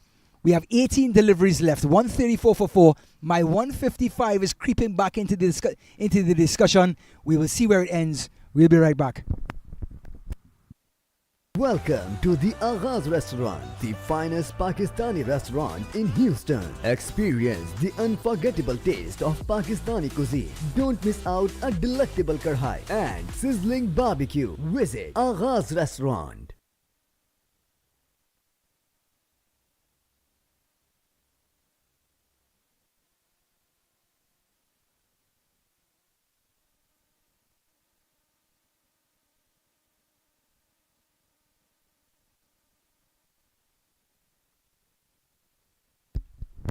So we are back, and it's that man Zahir who has bowled his first 2 overs for just 9 runs. Accurate seamer, pace off of only 12 steps, fantastic bowling action, and he's bowling to Murtaza. So we talk about elegance, we talk about technical. Zahir is your guy as the medium pacer, Murtaza is your guy as a batter. 2 fantastic technical players. Absolutely. And not only the fact that Zahir is a good bowler, he's coming at the right time. 3 overs left. So that means he's going to bowl 2. He's got 2 left. He's going to bowl 2. Assuming he bowls this over well, the captain will bring him back. So the question becomes, what will Murtaza do in the next 3? And there we go. It's a catch that keeper tries to go towards. A well attempt by the keeper, running back and then just extending his arm with the hope that the ball not only hits the glove but stays in the glove. Unfortunately, the ball pops off, and this is like one of those baseball type of glove catch that you try, that you have one glove, I'm going to try to catch it. Unfortunately for the Stars, it didn't materialize. I'm sorry, for the Stallions, it didn't materialize. So Raheel will take strike to Zahir. Short delivery, and every so often Zahir has that in his arsenal to get a dot ball. He can bang one in short, get it around shoulder height, and the batters just can't score. He's a smart bowler. I mean, at this stage of the game, giving that kind of a ball, you know you're taking a risk, but the pace wasn't there. It was a slow kind of bouncer. Oh, this time around, he gets treated for the same ball. Somebody call George Bush International Airport. We have a landing.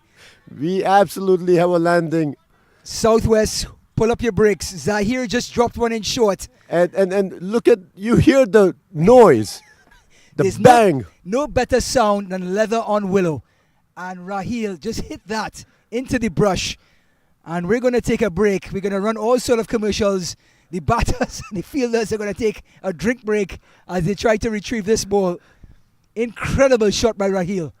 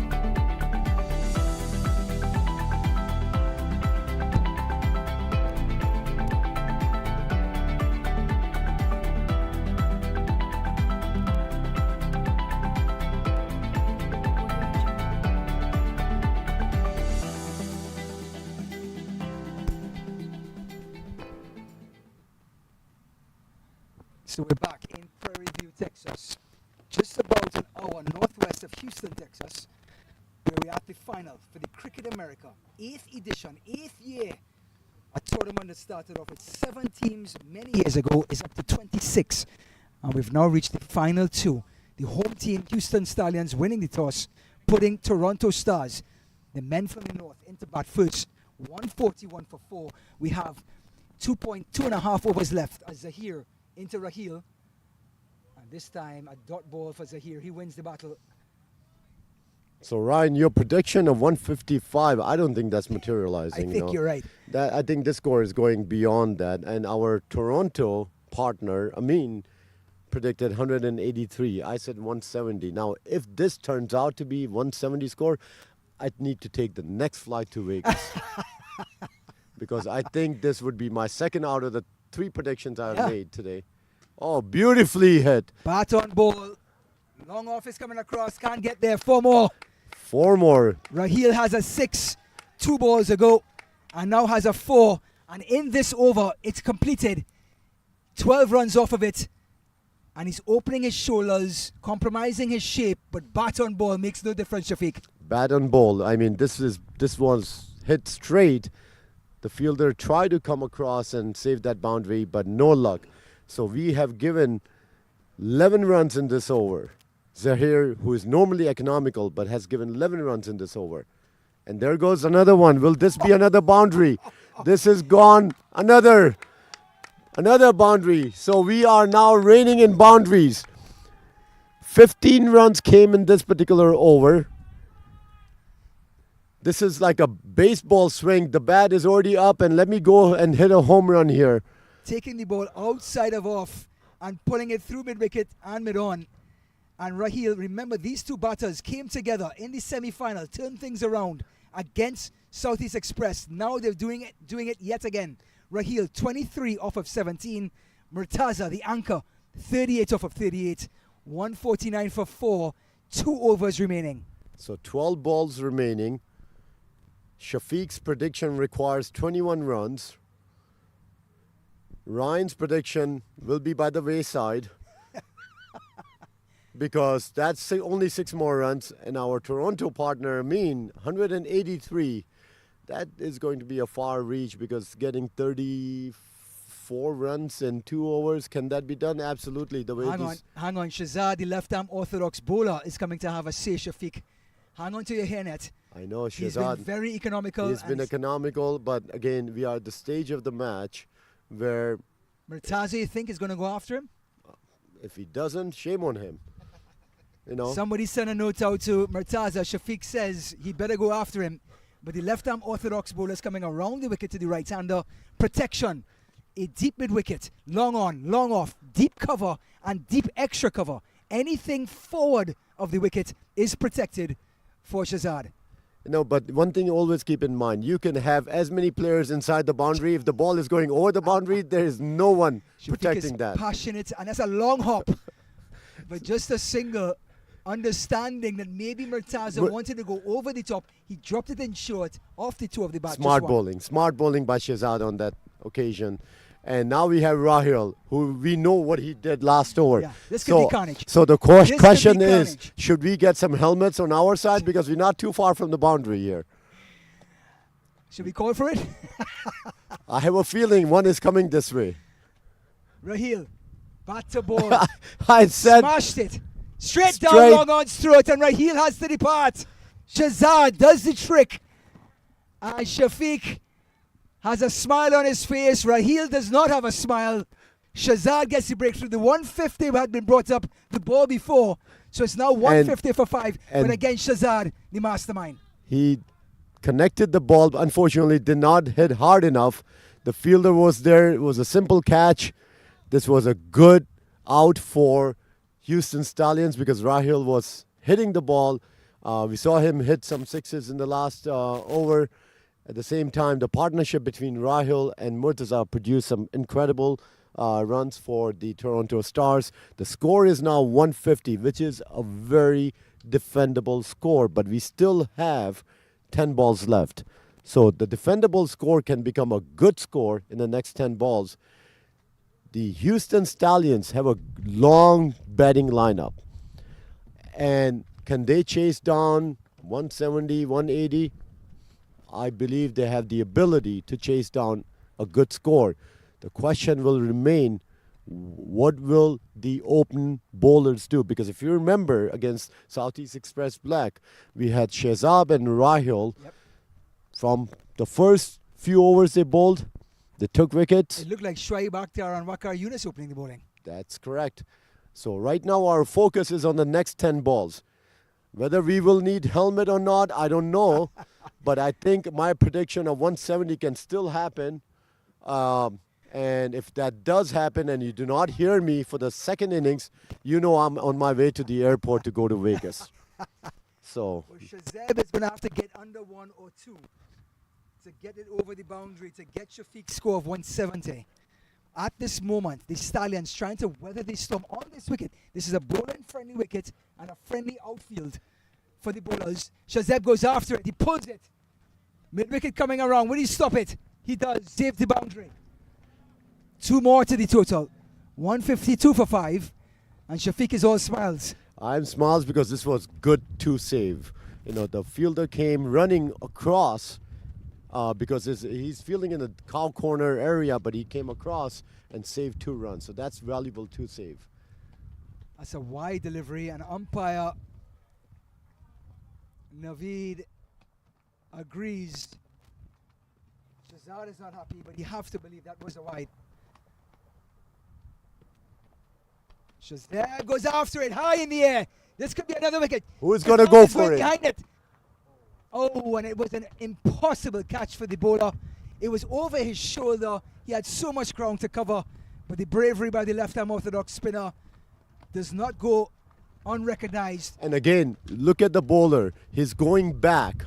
He's watching the ball in the air. And this is the kind of effort that creates smile on the players who are outside because he made a true effort to catch that ball. Great effort by Shazad.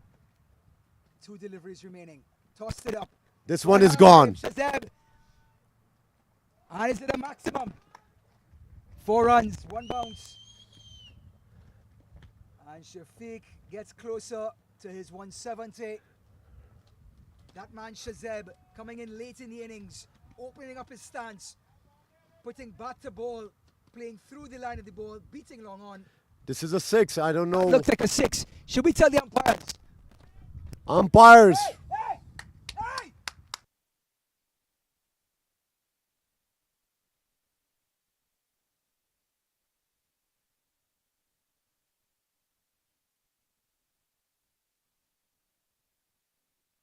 Signal 4. Come on, we watched him signal 4. So we are back. We were just trying to help the umpires make sure that the correct score was put on the scorecard, which was a 6.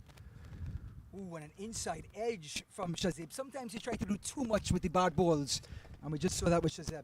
But Shazad has done his job in that over because, getting a 6, he came in, got 2 runs, 6 runs. So he played 4 balls for 10 runs, which is a very productive strike rate. We are now in the last over. Score 161 for 5. My flight to Vegas could be coming to Houston International Airport very soon. 9 runs. Uber drivers are on alert. Shafiq is rounding up to his total. He needs 9 runs like he mentioned. And at this point, Murtaza, 39 of 39, very subdued. But we know about his ability to score whenever he wants. And we're into the last 6 deliveries. Who else is it? It's the strike bowler himself, Nazim. His first 3 overs was very costly. 3 overs, 1 for 31. I believe it was Faiz who took him behind the woodshed. That is correct. And can he correct that with his final 6 deliveries? The cover for Nazim against the right-hander. A deep backward point, a deep cover, long off, long on, and looks like on the onside, there are 4 players on the off. Now a third man. Deep backward point, cover, long off and long on. The players on the boundary for the right-hander.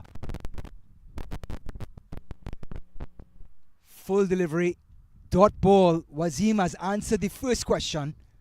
So we know, Ryan, you got 4 players on the offside, on the boundary. You better bowl that ball on off stump. You better bowl the ball on the offside. Or else your captain will put 2 hands around your neck. And you can't set field for bad balls, Correct. right? So, and with a player like Murtaza who can, strike at any part of the ground. How far outside off stump? It's a wide. We understand Nazim wants the ball to his field, but sometimes it's a little too exaggerated, and he suffers the consequences. 1 more to the total, but guess what, Shafiq? He has to go back and bowl it again. I know he's not helping me either. 1 extra run, I only have 8 to give now. Come on. In 5 deliveries. Ooh, another wide delivery. It gets closer. 163 now. Toronto Stars love it. The Stallions hate it. So too Shafiq. 5 balls left, 7 to give to Shafiq's prediction. I may need to call and cancel my Uber ride soon if the next ball is not a dot ball, You'll get 4 stars on Uber, not 5. Here's Nazim. Comes across, goes across the line, straight to mid-wicket, just 1. 164 now. And smart bowling by Wasim, he's got his field set up to make sure he bowls on the offside. That ball was on the offside, it was just pulled over. Make the batter do something out of the ordinary to score. Yeah, because this is the last over. The batters are going to just swing their bat and try to hit boundaries. Well, tea has just arrived in the package of an ice cream cone. And this is off the toe of the bat and it's high in the air. Long off is coming across. 1 bounce. 2 more. Murtaza was the 3rd. Gets there safely. 167 now. So it off looks the like bat of Shazeb. It looks like 2 runs. Yes, 2 runs were taken. Rahil thought the ball would carry, but again, Ryan, keep in mind, we have a strong wind coming across. That ball would have normally gone over the boundary ropes, but because of the strong wind, the ball held up and they were only able to take 2 runs. So 2 off the last delivery. 3 deliveries remaining.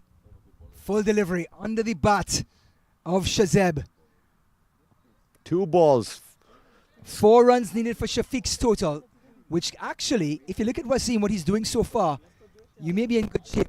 Yeah, except those 2 wides, he has bowled a good over here, Yeah. And especially even with those 2 wides, the fact that he has only given 5 runs, including those 2 wides and 4 balls, that in the last over, that's pretty economical. So let's see what he does in the last 2. Wasim, slower delivery, and the batters creep through for a bye. So that takes us to the final ball. We are within range with a boundary for Shafiq. If they hit a 4, it goes to 171. I still think Shafiq should head to Vegas if they get to 171. That is very accurate. But let's see what Murtaza, the experienced first-class Pakistani player, has in store for us. Nazim, the strike bowler, last delivery of the first inning of the final. Whipped off his pads. And it's going to be a quiet single to get us to 168. 168 for 5 after 20 overs. The Stallions, the home team, the 4-time champions, won the toss. They put Toronto Stars, the men from the north, into bat. A fantastic opening innings. And they've gotten a score now, a very competitive score on this ground of 168 for 5. And Shafiq, you've seen this wicket. You've seen this ground. Let's talk some statistics and odds. Yes, I mean, we know that Nazim and Shehzad gave a fantastic start to the innings, hitting the ball all over the place. They had a strike rate of over 200 at times, especially with Nazim, who made 42, Shehzad made 21. Murtaza, who was dropped at 2, did make the Houston Stallion pay, because he came out as not out for 41 runs. And then in between that, we also had Rahil hitting some balls and Shehzad coming at the end. On the bowling side, the first few overs were very expensive overs, but then we had the spinners come in, particularly Rizwan. Rizwan bowled 4 overs for 16 runs, and then Shahid also made a contribution, not only by containing the runs for only 7 runs an over, but also taking 2 wickets. So at the end, the score of 168 for 5 is a good score, but we also know that Houston Stallions have a long batting lineup. So we need to be ready to watch an exciting finish to this final. Ryan, finish us off here. Well, Nazim Danani set the tone for the men from the north. A fantastic opening knock of 42 off of 18. He set the tone. Murtaza came in, steadied the tide when wickets were falling, 41 for 42. Azim, of course, contributed. Bowlers so far, Jawani, 2 for 28, but 1 for 16, Rajani. He held down his side and shut the door for Toronto to not get away, to score too big of a total. Let's see what the home team Stallions, the 4-time champions, can they get to number 5? We'll be right back for the second inning.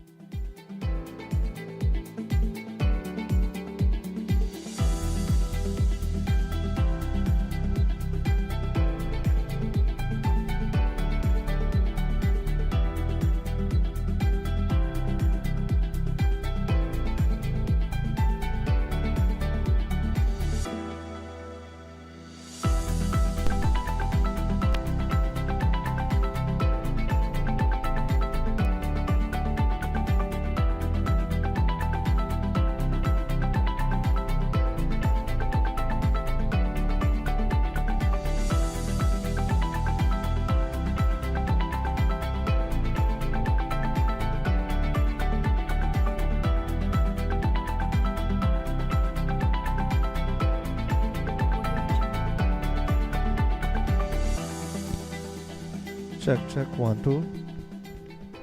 1 2, check. Check, 1 2.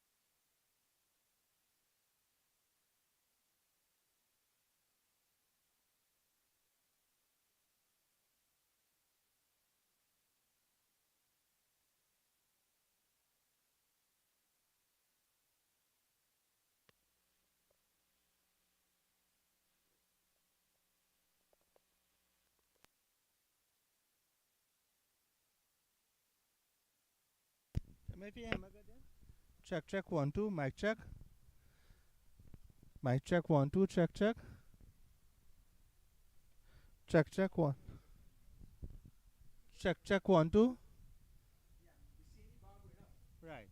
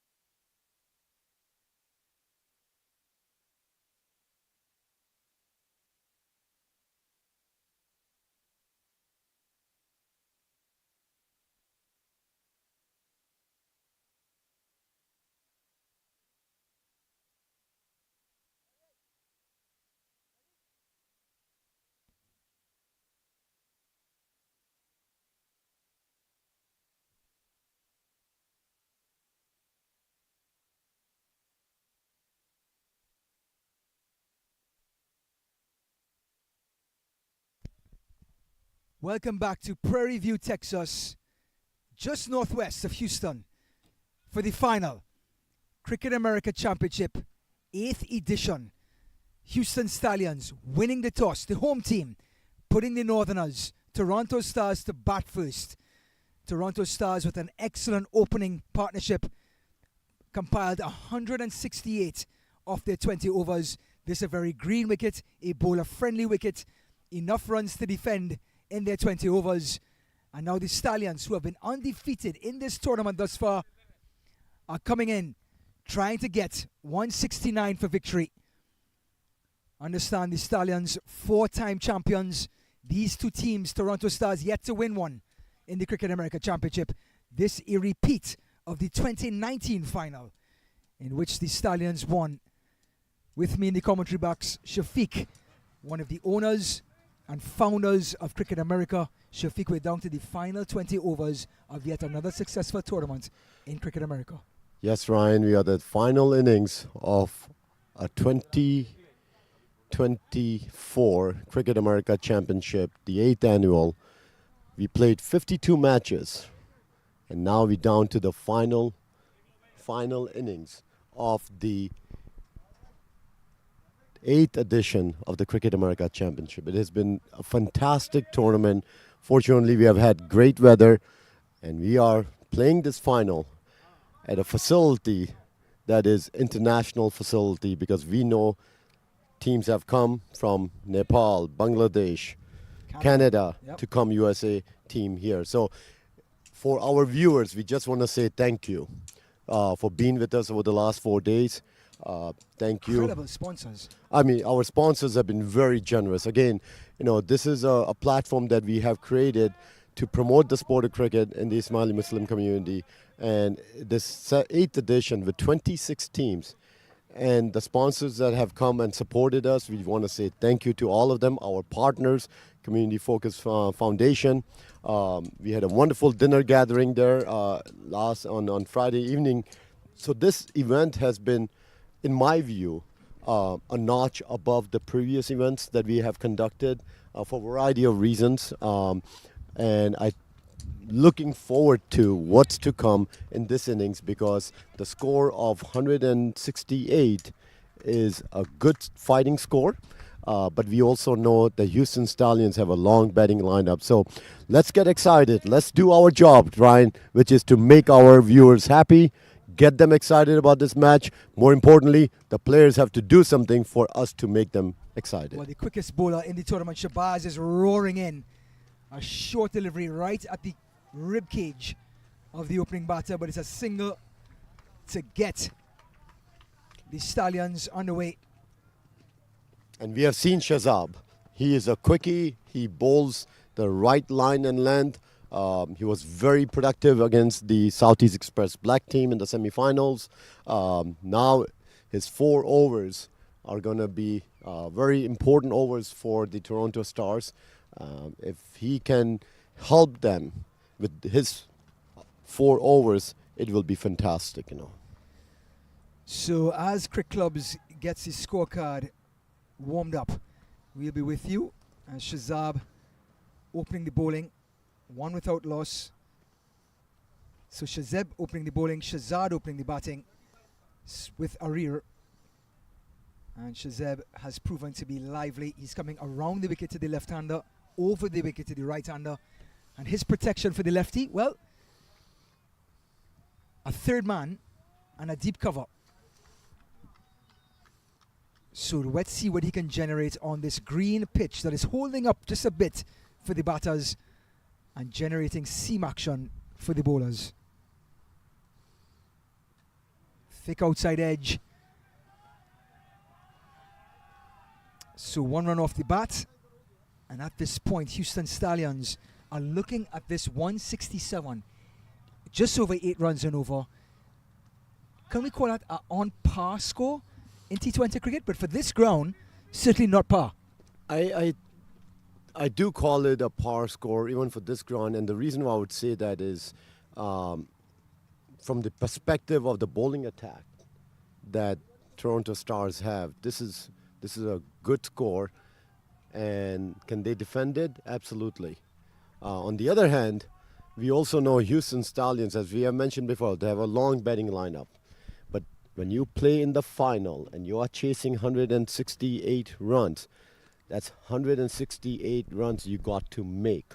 Not just think about it. Runs So on the board, and you runs have on to the go board, get it. and you got to go and get it. So just like we saw with the Toronto Stars batting lineup in the opening partnership, the right-left combination, we have similar situation here with Shehzad and Arer. So again, right-left combination always helps as well. Excellent delivery by Shazeb. With that pace, with the movement off the wicket, if he stays in that corridor on off stump, there's not much for Shazad can do, even though you're in the power play. And again, Shazab is one of those bowlers that, he has a variety of balls. He has a good bouncer. He can certainly bowl yokers. And if you notice, he's got two slips. At least one slip, and then he's got like a third slip kind of position. That means that the captain believes there'll be edges. On off stump again, Shazeb hitting his straps from early.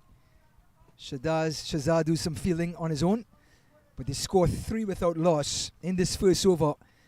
And Shafiq, is there any sort of panic, even though it is the power play, to have a conservative first over? No, there is nothing to worry about. I mean, this is first over, all right? I mean, at the end of the day, there are 10 wickets in hand.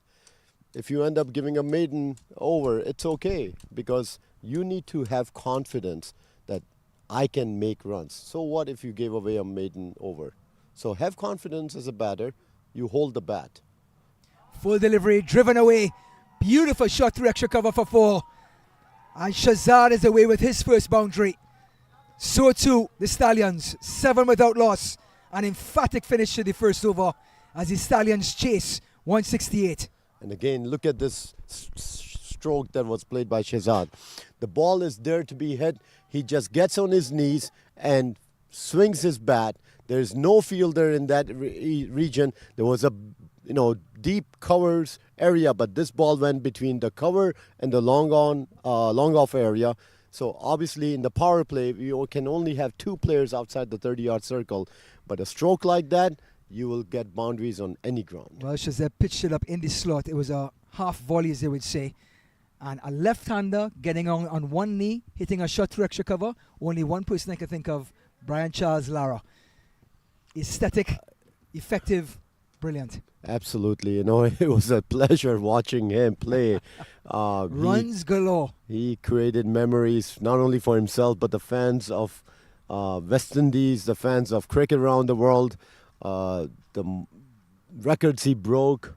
But his style of batting, it was so pleasing. It was like Easy on an the art, eye. an artist, Yes. a ballet dancer, Yes. kind of moving and shaking and doing Like things. Shafiq moving his hips. I wouldn't call that sort myself of a ballet creativity. dancer. I would call myself the calypso dancer, which is a little different style and all that. But again, watching Brian Lara, it was a beauty. And every generation Has one. Has one. Yeah, Right. absolutely.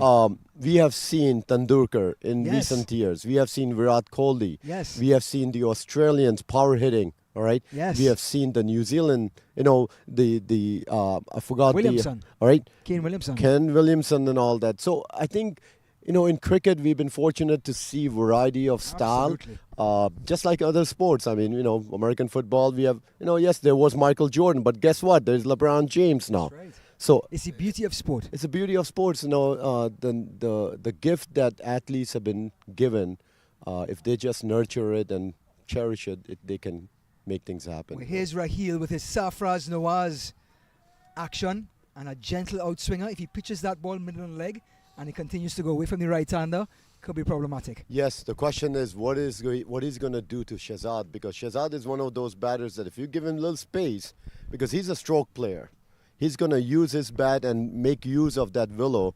So you have to be careful with Shehzad, and because he's not a swing hitter, he's a stroke player. Stroke player. Stays in his shape but scores runs. Yes, and especially in power play when you can only have 2 outside with this fast outfield.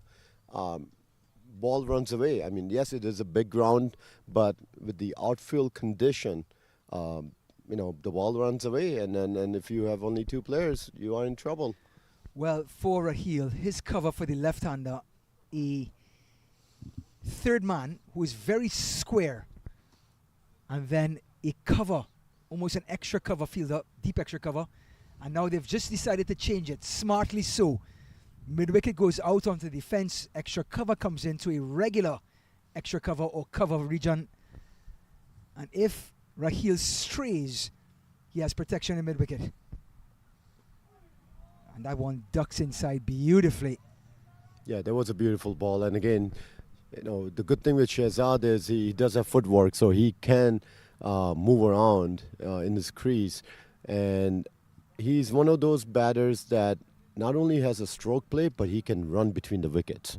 Because again, in T20 we have spoken many times about this. Yes, boundaries are important, but singles and doubles also create partnership, and that partnership puts pressure on the bowling side to take wickets. Well, Raheel has 2 slips to a rear. Off the toe of the bat. Cover comes across. Oh, and he's dropped him out in the deep. A chance for a rear. Raheel is not impressed. He goes back to his mark. Head in his hands.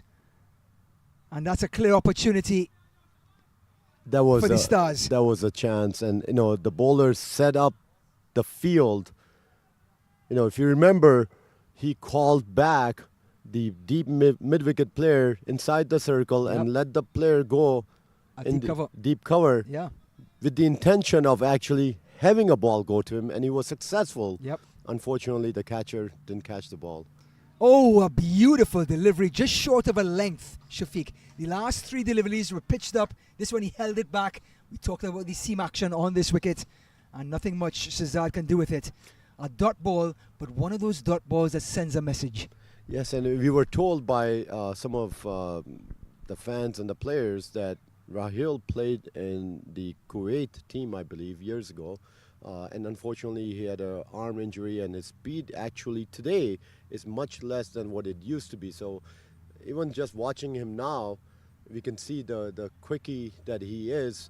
But if his speed has reduced because of that injury, we would have loved to see him when he was actually bowling the capacity that he had been bowling in the past. This is a productive over. Only 4 runs have come in thus far with 1 wide. More importantly, that catch was an important catch that was missed. And there goes another opportunity, and this time it is taken. It is taken in the covers area. A simple catch. So Shehzad gives away his wicket. Watching this replay, he just places the ball. There's a fielder right there. Didn't have to move an inch. Holds on to the ball. That's Romit catching that ball. And the first wicket falls for the Houston Stallions. And that short extra cover fielder is there for a reason. The wicket is holding up just a fraction. If the bowlers pitch it up to the batsman has to get either under it and lift it or get right over it. Shehzad was in 2 minds and paid the ultimate price. He goes back for 6. The score is 11 for 1. 1 delivery remaining in the second over. And at this moment, chasing 168, do you think the Toronto Stars have a slight edge? I still too early to say who has a slight edge, right? Because we are still in the second over. Yes, the required run rate is 8.7, but again, this is the second over that is bowling. I would say let's wait for the next 3 overs. Let's see what happens in the power play, because I think what the Toronto Stars did in the power play, making over 60 plus runs, that set the stage. Because if you calculate, the Houston Stallions really came back, because after giving 60 plus runs in the first 6 overs and only giving 166, the spinners did the job, right, in the middle innings. So in the 14 overs thereafter, Stallions gave away 100 runs. So things can change. The power play situation becomes very crucial when you are chasing runs, because you do not want to be putting your middle order in pressure in the later stages of the game. So we are still in the second over. There's still 4 overs left in this power play. Let's see what happens in the 6 overs that are played in the power play. Raheel with his Safraz Nawaz action, bowling to Sahil. This one comes back into the left-hander. And they squeeze out a single, which is going to get a rear back on strike. So, Ryan, we have the right-left combination again. So that takes us through 2 overs, 12 for the loss of 1. And the Houston Stallions in response to the 168 from Toronto Stars. This is the final. Cricket America. We'll be back. Welcome to the Aghaaz Restaurant, the finest Pakistani restaurant in Houston. Experience the unforgettable taste of Pakistani cuisine. Don't miss out a delectable karhai and sizzling barbecue. Visit Aghaaz Restaurant.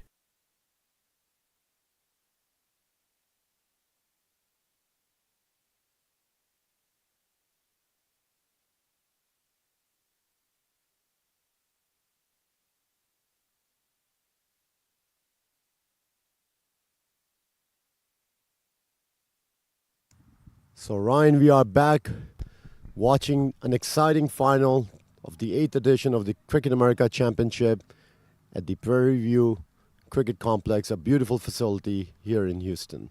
Shazeb roaring in from the northern end. And he's got him. Shazeb has rattled the stumps. And the big fast bowler, the tearaway fast bowler for the Northerners, the Toronto Stars, gets his wicket. He got one in the second delivery in the semi-final to push back Southeast Express. This time in his second over, he gets the wicket, completely bowling Shaheed for naught. Yes, and watch this ball, right? I mean, the left-hander was completely beaten on this ball. He tried to pull the ball. Not sure why the lefty wanted to play that shot because he has just come in. And the ball was full. It was not there to pull. And, sometimes you get your mind made that I want to go for the shot. Yes, premeditated. Premeditated shot. And I think that was a premeditated shot because the ball was not there to be pulled. More importantly, a wicket had just fallen in the previous over.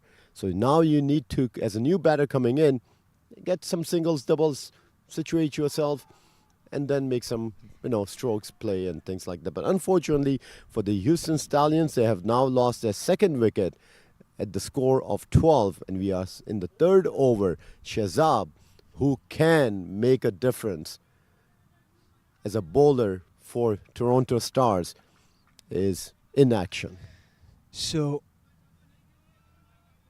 that was Sahil Panjwani, bowled by Shazeb for one off of just 2 deliveries. And coming to the wicket is Sahid Jawani. Arir Ali, the opener, not out on 4. His responsibility has just grown at 12 for 2. And now, Shafiq, I'm going to pose that question again. Toronto Stars getting their second wicket in the power play, just the third over. Does that start to inch things in their direction? Does that allow them to open the question of their first Cricket America Championship on the soil of the Houston Stallions? We'll find out. It is certainly an opportunity for them to capture because with this good start, the momentum is in their side. Shazeb coming back into the right-hander. And Sahid tentative. Understand the run rate starting to creep up now. 8.89. It's going to get to 9 pretty soon if Shazeb can keep things quiet for the rest of this over. And with new batters coming in, that's a high possibility. Absolutely. I think I do predict that this run rate is going to go up to 10 in the next few overs because Shazab and Rahil are bowling very well. Oh, an in-swing has a huge appeal for LBW, and that's out. Umpire it's a no-doubter, Shafiq. That was a no-doubter. I mean, it is a ball that swung in, and the batter completely missed that ball. And if you watch this replay, this was hitting the middle stump, without a doubt. Look at that in-swing. Right. An absolute beauty. An easy one for umpire Siddiq. Batter cannot find the ball. And umpire Sadiq had no issue shaking his hand few times and then raising his finger. So now the captain, Ahmed Fazal, comes in when the team is in trouble. 12 for 3 in the third over, and Shazab making a difference for the Toronto Stars.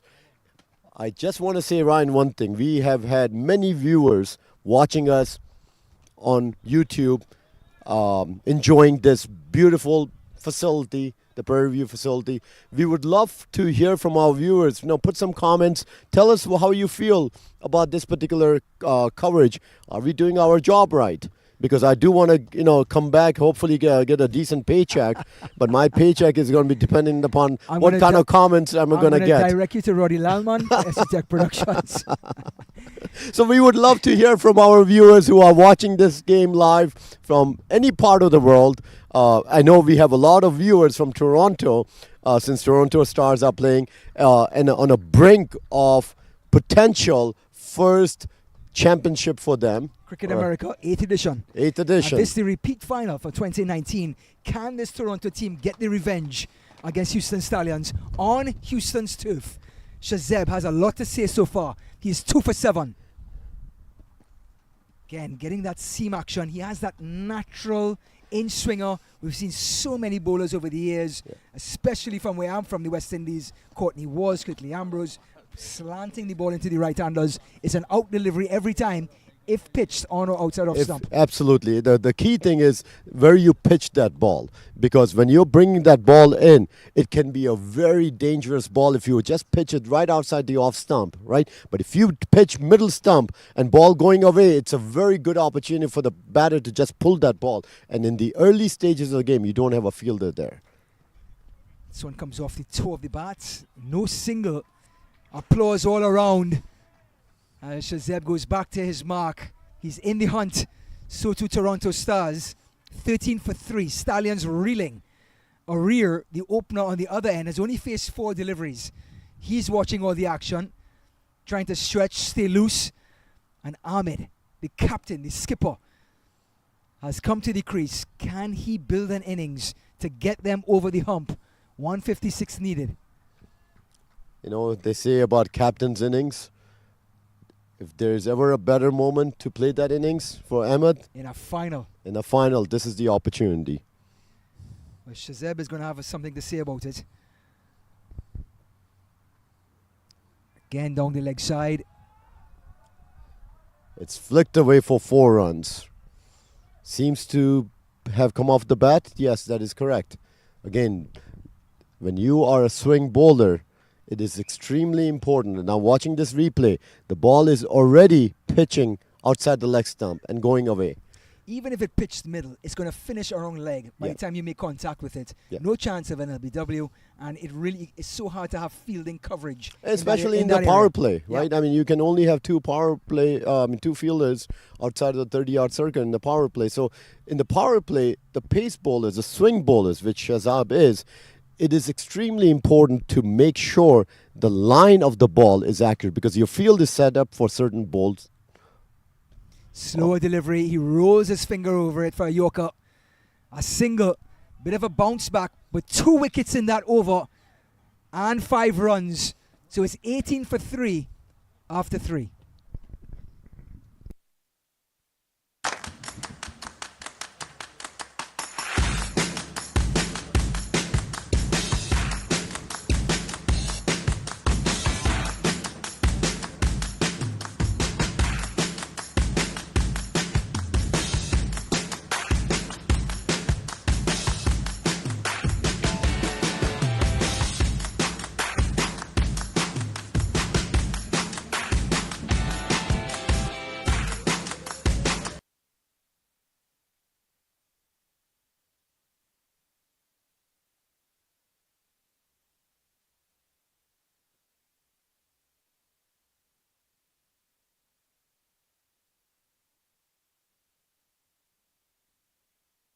So Ryan, we are back. The start of the 4th over with Houston Stallions in trouble with the score of 18 for 3. Safraz Nawaz, Raheel comes in. Oh, and he takes a catch. No, he doesn't. Can't hold on to it. Raheel hands on head. It was a slower delivery, and the wicket, of course, holding up. And as soon as the batter tried to turn the ball, looks like a leading edge. Let's take a look.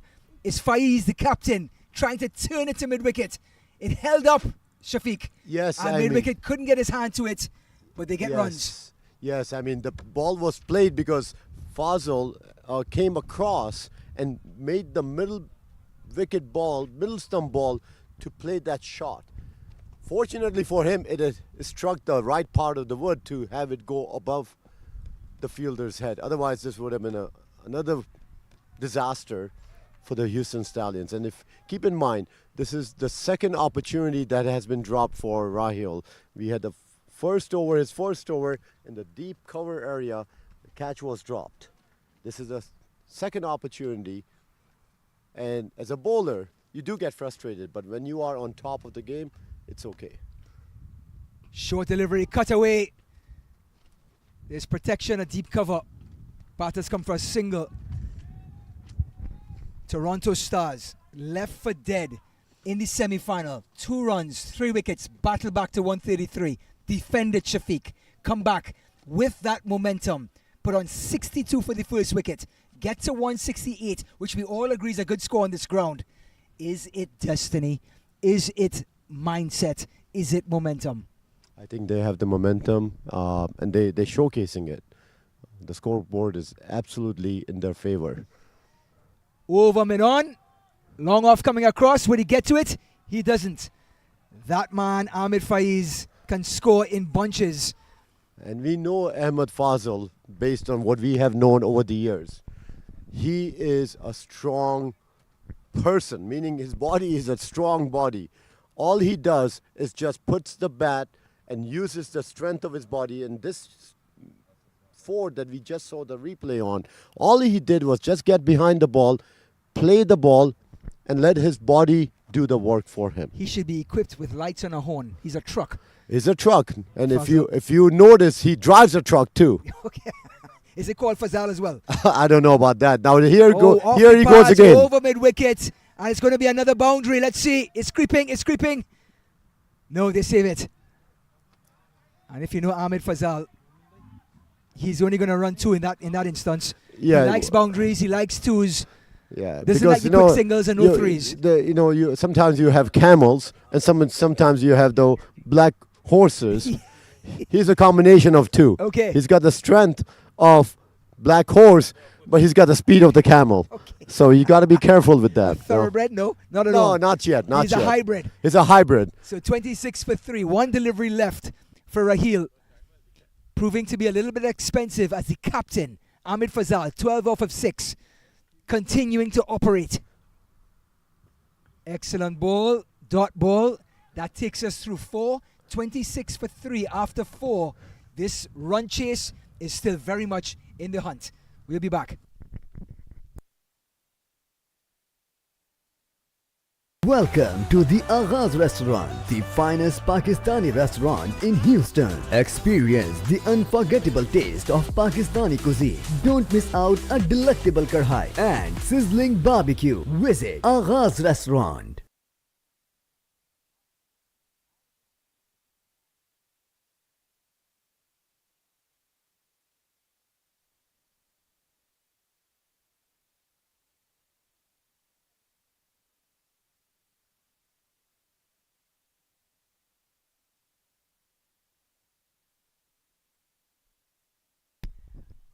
We are back in Prairie View, Texas, the final Cricket America, the 8th edition. A tournament that started off with 7 teams, 26 this year, continuing stride for stride. And Shafiq is getting an earful from his partners. Shafiq, if you had to bat with one out in the middle, which of your partners would you bat with? The problem is none of these guys can bat, All they do is just talk, right? I set it up beautifully. And the reality of the matter is, whatever you say to Shafiq still has the hunger to go out and put on the pads and go bat. He does. Right now, he may be not making as many runs, but that's okay. But you need Shafiq in the team because Shafiq's mindset is going to help you win championship. Here's a beautiful... Another boundary. And this one goes off the bat of Arir, who's been a spectator for most of this innings. So now watch this particular... He is sweeping down the leg ball. Side. He got a piece of it, Shafiq. Yes, he did. So 4 runs off the bat of Arir. A welcome boundary to his name because he has been around this field He's as a only batter. faced 7 deliveries, but he's watched so much from the non-striker's end. Short delivery, dot ball, but still the boundary counts. A little bit of pressure was released for the Stallions. So again, we want to say thank you to all of our viewers who are watching us on YouTube. Hope you are enjoying our coverage. We are very, very happy that we not only have viewers from North America, but as we heard from Ryan earlier, his uncle from Trinidad was also watching. I tried to get my doubles, but unfortunately that technology has not been invented yet, where he can just put it in the oven and it shows up at our desk here. Yeah. So we'll have to wait God knows how many more years You before can send that it happens. with a pigeon. It'll probably come next week after the hurricane. and Yes, it'll be right yes, then. Yeah. that is true. Here's Nazim. Oh, And this a is a beautiful shot over point. Not a man move, as they say. Only the fielder trying to retreat the ball. Nazim just straying a bit, but you can't do that to Ahmed. you cannot do to Ahmed, because here's the thing, right? He may not show his footwork, but he has the strength. Who needs footwork when you have shoulders and biceps like that, Shafiq? And if you can connect the ball, because if you can't connect the ball, those Makes no- muscles are makes no- wasted. yeah, absolutely. So Ahmed Fazal is one of those batters that if you allow him to build his innings, he's going to make you pay. Well, he's 16 off of 8. He's building no matter what they try. Here's Nazim. Better delivery right on off stump. Nazim holds his head. He understands the potential of that delivery. So, Ryan, we noticed the last 2 overs since the time Ahmed came on, the run rate equation is starting to change. Now we are less than 9 runs an over. We are creeping up to 10. Courtesy Ahmed. Yes. Here's his spinner. Ahmed goes after it. It beats cover. Point has to come across. And they come back for a long, calm 2. And that takes us through the 5th over. Means 6 deliveries left in the power play. 37 for 3. The total, 168. Meaning 132 left in 15. We'll be right back. Welcome to the Agha's Restaurant, the finest Pakistani restaurant in Houston. Experience the unforgettable taste of Pakistani cuisine. Don't miss out a delectable karhai and sizzling barbecue. Visit Agha's Restaurant.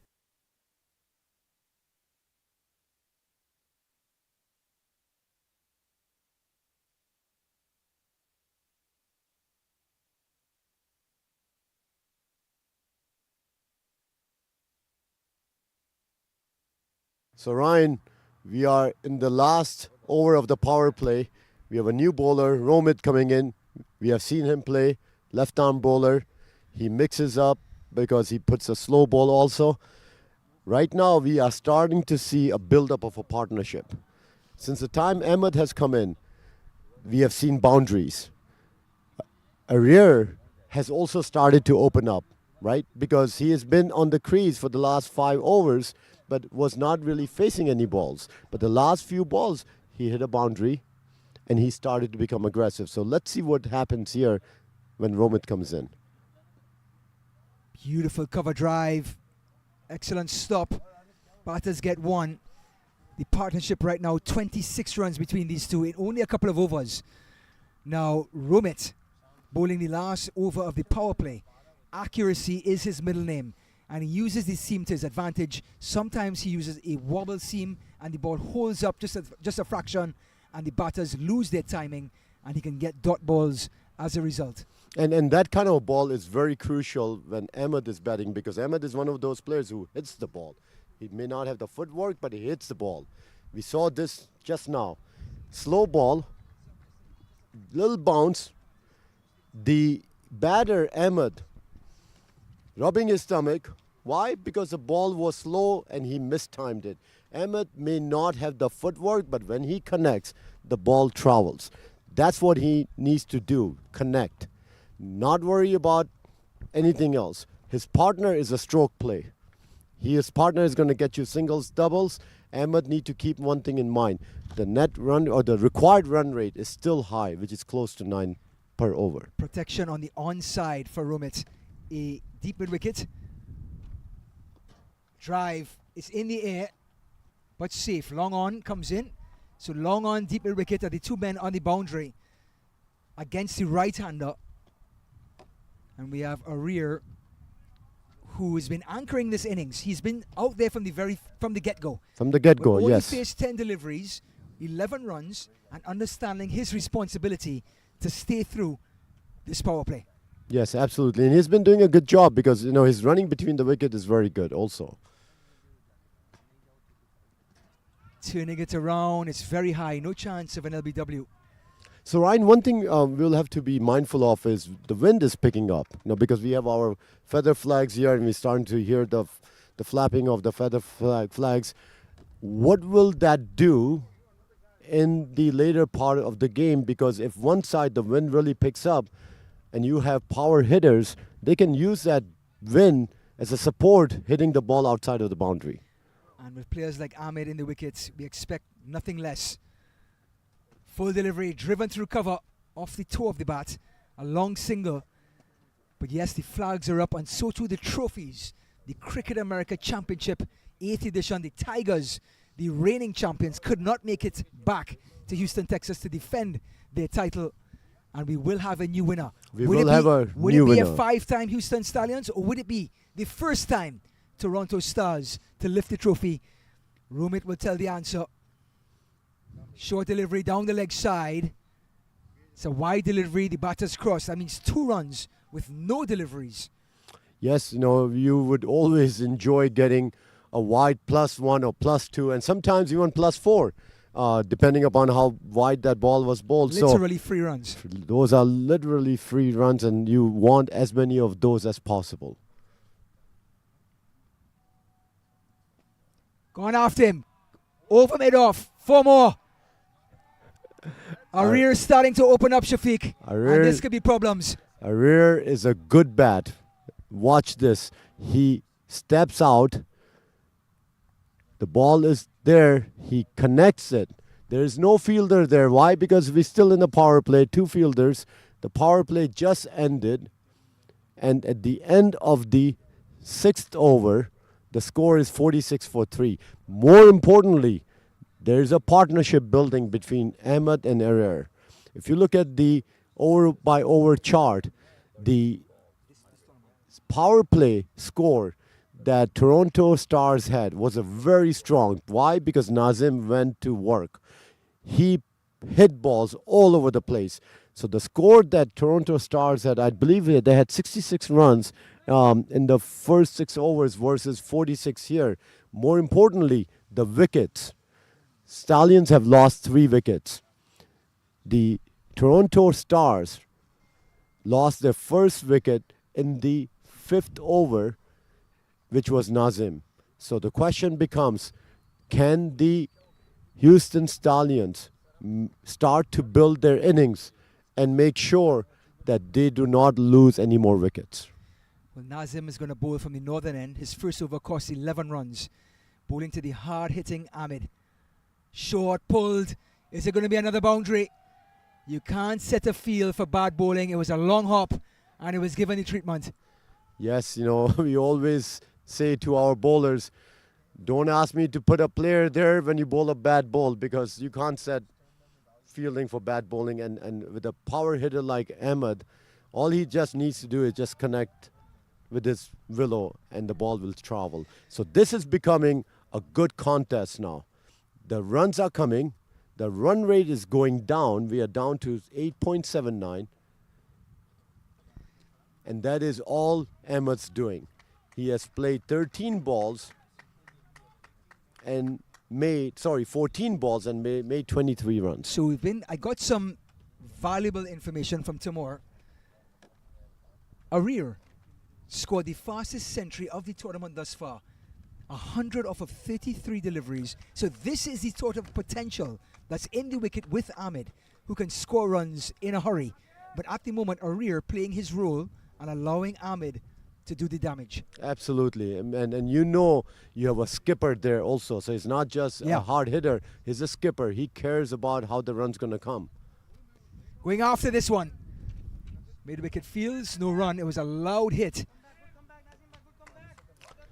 But Nazim... So now we're starting to hear the players coming from out of the dugout and starting to make noise. I think they just need to see Shafiq do his thing, which is his hips don't lie moves, Well, with the 50 up, for the Stallions team. They're still in the hunt.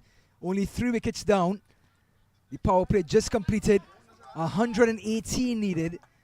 And this game very much in the balance. A repeat for 2019 final in which the Stallions won. They have won 4 championships in the Cricket America.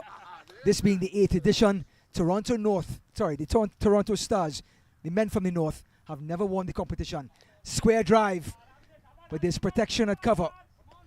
So Ryan, we are starting to see the players come out because now the contest is heating up. The supporters are starting to make some noise. I wish we had some music, Ryan. Because I know our viewers would love to see some movements, not just the commentary that we are giving. We just want them to know we are multi-talented individuals. That's right, Shafiq. You can talk and dance at the same time. We can talk, we can dance, we can move our hips, all right? We are multi-talented individuals. But Ryan, in all honesty, it has been a pleasure to commentate with you on this particular final match, the 8th Annual Cricket America Championship. You have been part of this particular tournament for the last few years.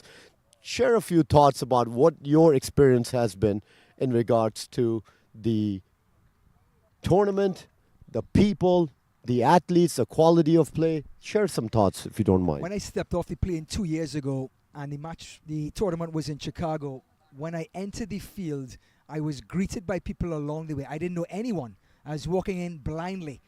And everyone was so gracious. Every time I asked a question, they would point, they would answer, they would take time to share what they know to get me closer to actually doing my job, which is broadcasting the tournament.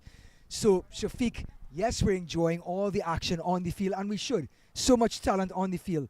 But the camaraderie, the humanity off the field shines bright in Cricket America. No matter what town you guys go to, you light up the darkness, and this pull shot has lit things up. 4 more runs off the bat of Ahmed, the skipper, going to work. He goes to 28, and it was a no ball, which means we have a free hit, and Shafiq is licking his lips to talk about it. When you give a no ball and you're facing Ahmed, this ball, it is pulled. Ahmed makes room and pulls this particular ball to the fine leg area for 4. More importantly, the next ball is a no ball, so it's a free hit and the opportunity for Ahmed to do what he normally does. It's not that he has to swing his bat. He just needs to connect, and it's a free hit. I don't know about you, but I'm getting my helmet, Shafiq. Good luck. I think we need to be ready for this one. The left-arm medium pacer. Free hit. Gone after it. It's high in the air. Long on is coming across. 1 bounce. Ahmed didn't get all of it, but he comes back for 2. So 8 runs in 3 balls. Actually, 8 runs in 2 balls.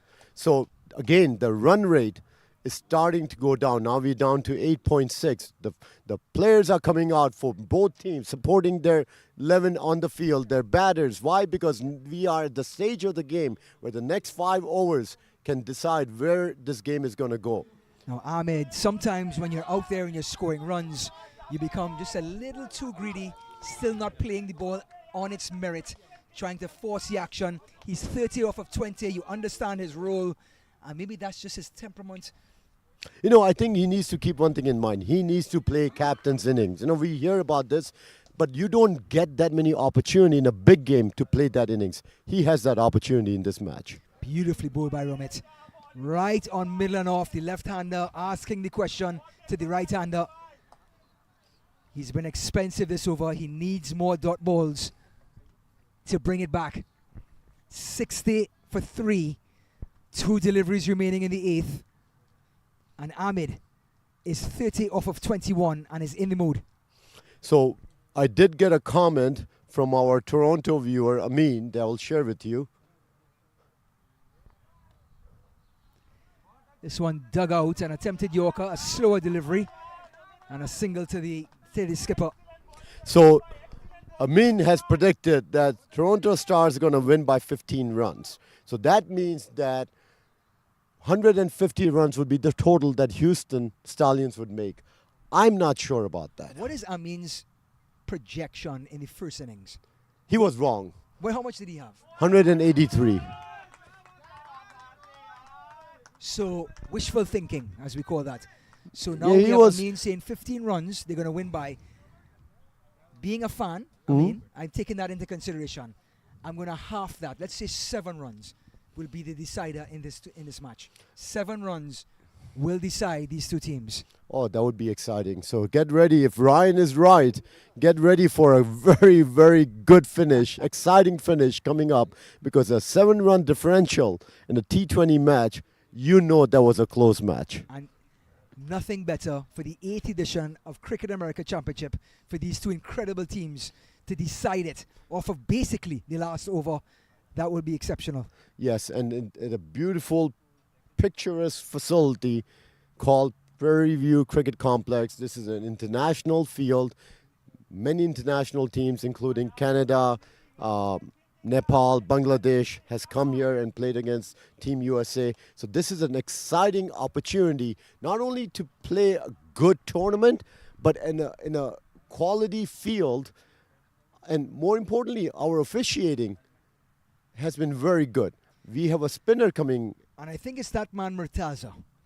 The leg Oh, no, spinner. it looks like Is it Shazab is coming back. Well, Shazab is coming back. so Shazeb, usually it's the middle innings. The spinners operate to lock down both ends. Now the strike bowler Shazeb comes back to try and get a wicket and slow things down and break this partnership.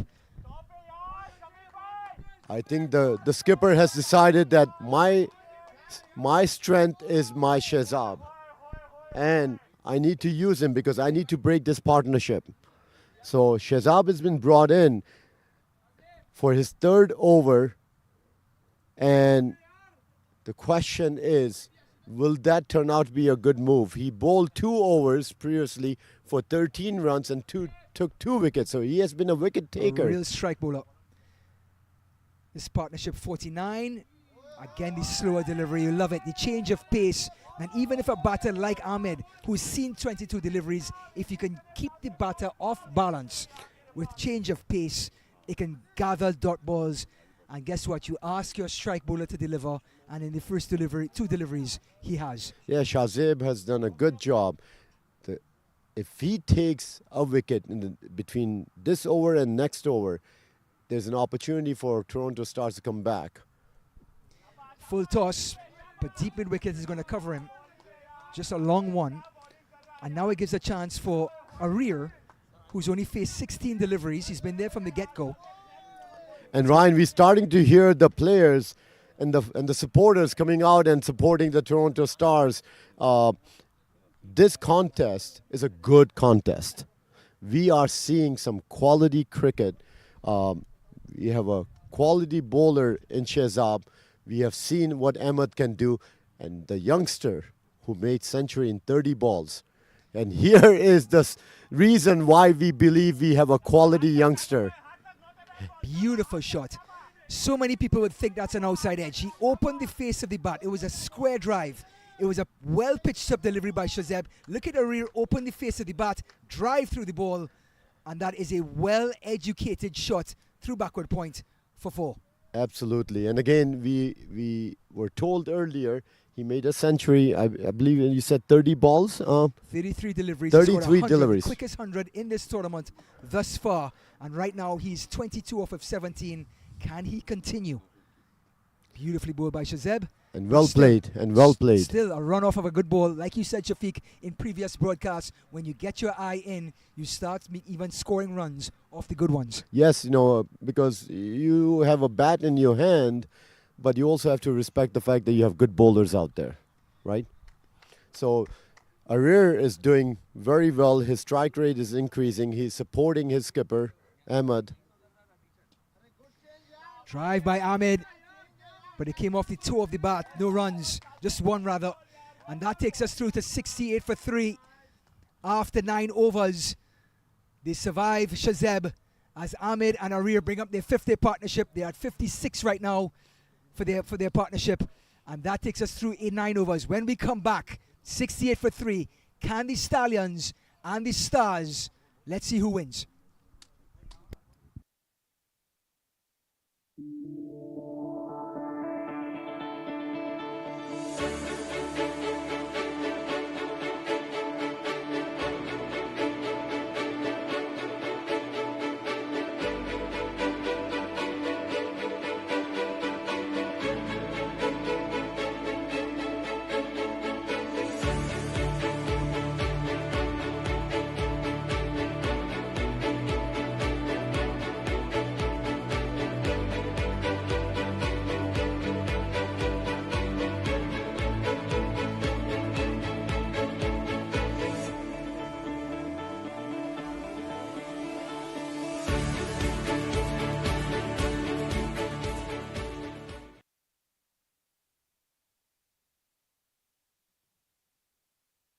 So, Ryan, we want to welcome our viewers from all over North America and Caribbean and other parts of the world coming in and watching this exciting final of the 8th edition of the Cricket America Championship. It is a closely fought contest between the Houston Stallions, 4-time champions, and a potential champion for the first time, Toronto Stars. So, Ryan, we are almost to the half stage of this particular innings. We have many viewers watching, and we would love to hear from our viewers what are their thoughts about this match, and we would love for them to comment on YouTube, our YouTube channel, as they are watching this particular match. But Ryan, almost halfway through, Stallions still need 100 runs. Nazim, the spinner, who's so tidy. He was roughed up 2 overs, none for 18 in his first 2, but he has shown time and time again in this tournament that he can lock things up from his end. And let's see if he can tie down Ahmed and Arir, who are well over the 50 mark. They're up to 59-run partnership now, 58 rather. And can they continue and steer the Stallions to victory? Across the line of the ball, this one is high and well taken in the deep. The Toronto Stars have answered the bell in breaking up this partnership of 58. And a fantastic catch is Murtaza, who's done nothing wrong all week long, Shafiq. Makes a great catch off the bowling of Nazim. The 4th wicket falls, and it's the dangerous Ahmed who departs. And Murtaza, the game changer, has done it with his bat, ball, fielding, hands, pen, anything you want. I think we need to ask, can he move his hips?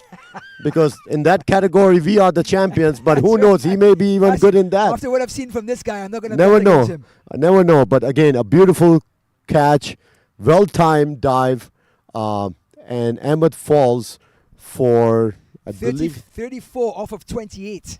Fantastic captain's knock, which Shafiq asks for. Ahmed delivered, and the score right back in the balance. The Stallions in the hunt again after a 58-run partnership between Ahmed and Arir. 70 for 4, and now the Toronto Stars gather with the innings break at the halfway mark. They're going to gather, have a quick discussion. We're going to catch our breaths, and we'll be right back.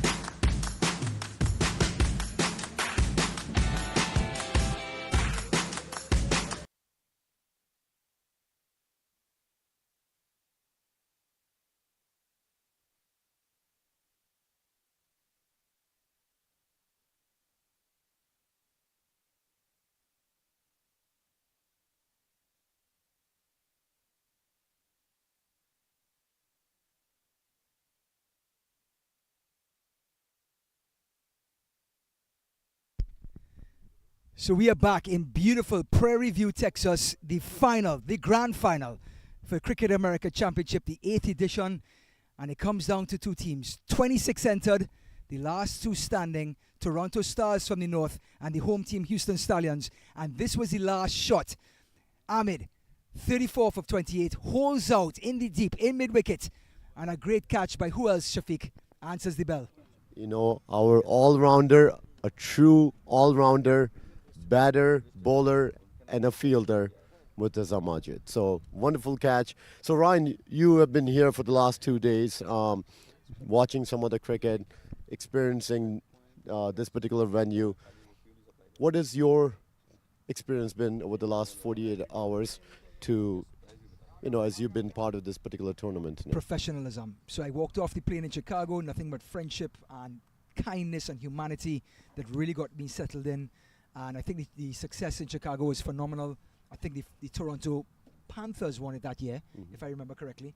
But now we're in Houston, Texas, Southwest USA, and it's the same sort of friendship and humanity and the players respecting the game and playing the game in the best spirit. But the professionalism on this ground, an international ground, how the players have responded. They've appreciated these fine facilities and they've raised their game Yes, as a result absolutely. of the platform. I think you are absolutely correct, because what has happened is this event has become a marquee event in people's lives. They mark their calendar ahead of time. And this event next year, Ryan, here I have a surprise for you. Let me hear. It's going to be a 5-day event. 5-day event.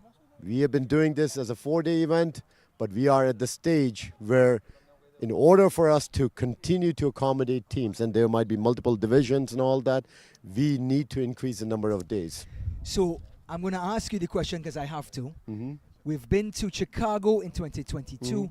You've been to Atlanta in 2023. Houston, Texas 2024. Whereabouts in 2025? Good question. Are you going to be like Ryan Seacrest? I'll tell you after the break. After the breaks. Are you going to tell me? Are you going to tell us? I'm going to say that our options are limited. There's a white ball bowled here. The batters take an extra run as well. So 2 runs coming off that white ball.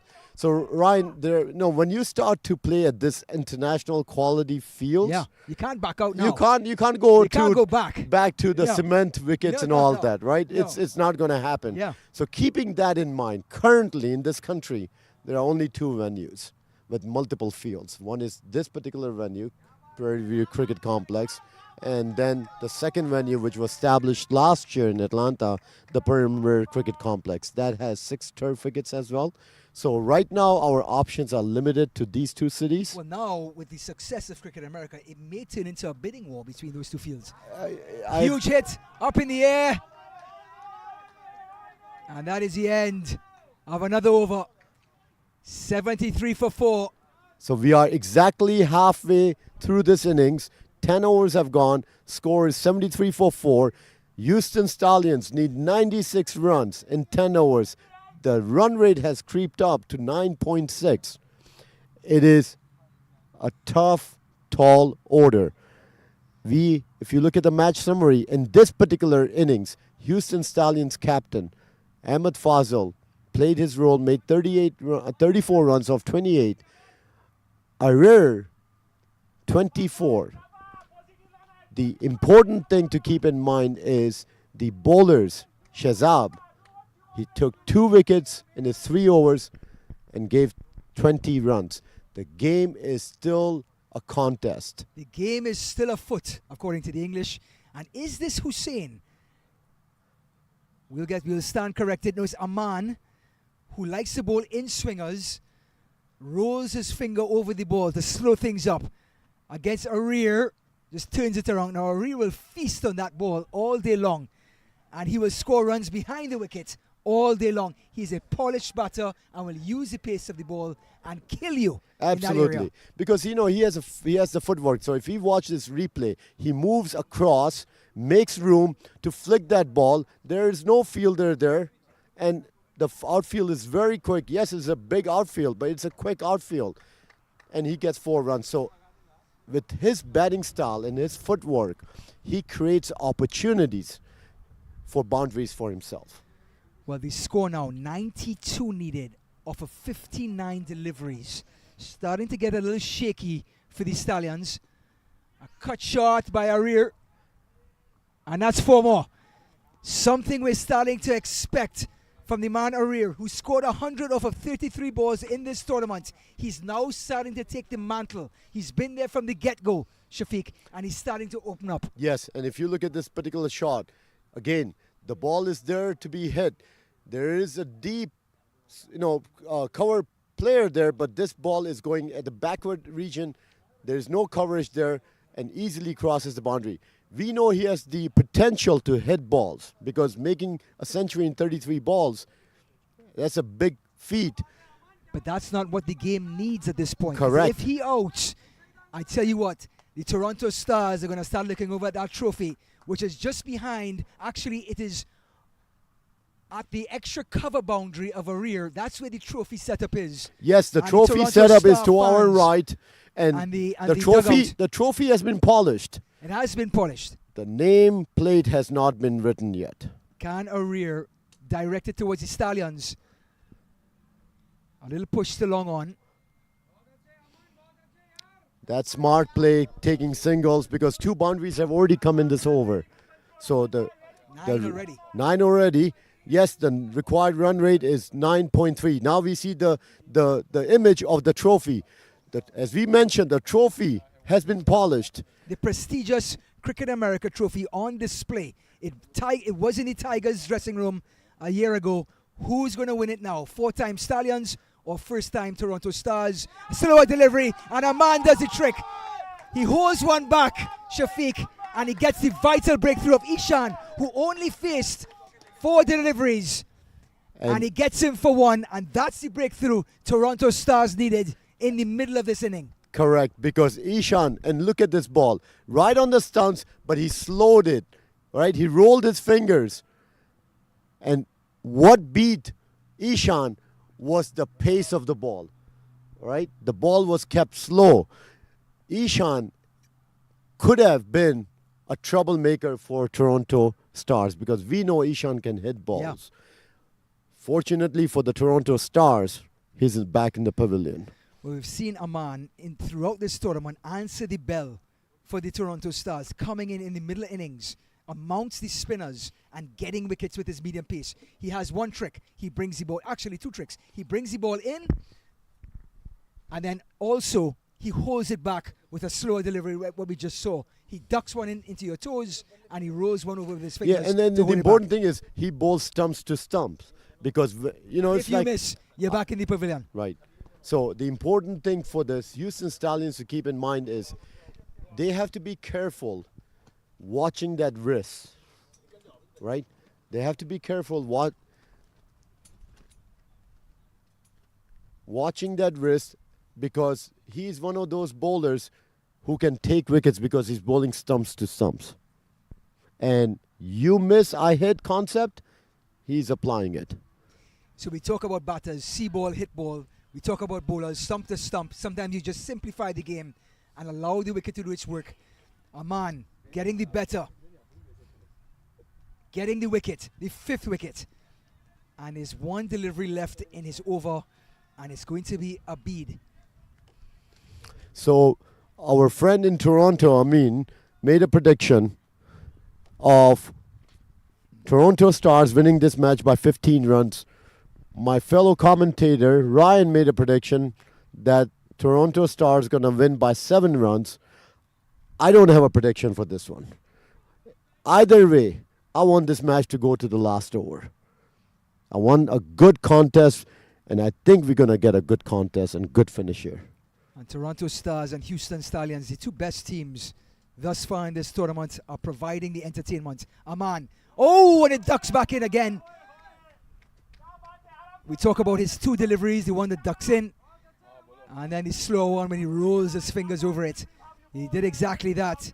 And an end of Aman's first over, 10 off of it. It was a tough start, but he finished well. He got a wicket. 11 overs gone, 83 for 5.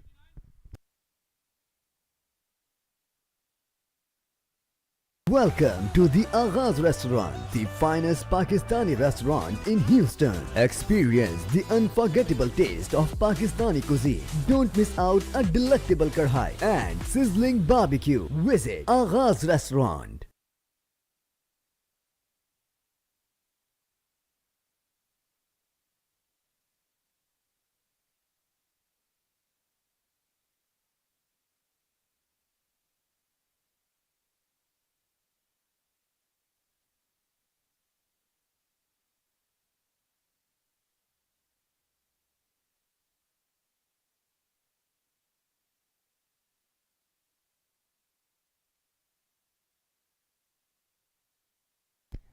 So our good friend Murtaza was so good with the bat, good with the ball, good in fielding when he wants to come and score as well. But he can't do that. 83 for 5, 86 needed off of 9. And the Stallions are up against it this point, Shafiq.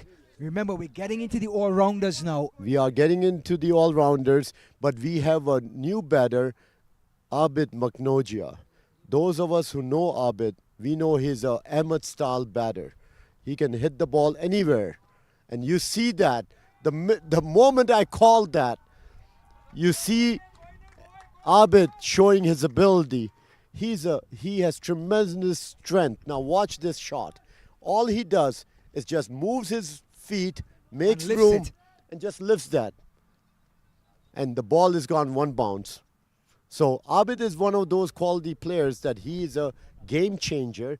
Should you allow him to become a game changer? Right now, the Houston Stallions need Abid to stay and bat. Well, as soon as Abid hit that 4, they put a fielder at the deep extra cover boundary to give Nazim that protection. He goes after him again, and there's that fielder. And it's going to beat that fielder, and it's going to be 4 more for Abid. Score goes to 91 for 5. If Abid stays, and watching this replay, just before that, he hit similar shot when there was no deep extra cover player. The bowler put a fielder there, but even with 3 fielders on the offside boundary, Abid was still able to get the boundary and pick the gap. Well, the run rate required 8.03. It's 9. Required. Oh, the run rate right now, 8.03, required 9, and Abid is doing everything in his power to get to that 9 with 2 4s in the first 2 deliveries. Toronto Stars have the momentum. 5 wickets in the pavilion. Still 78 needed off of 51 deliveries. Turn it around.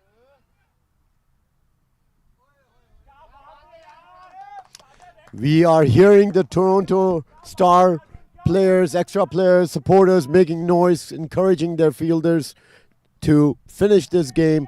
On the other side, Abid is showing what he is capable of doing with his willow. He hit 2 boundaries in the extra covers region in this over. There are 2 more balls. Let's see what he does now. Tossed up, gone after him. Right back pass, but there's protection at long off.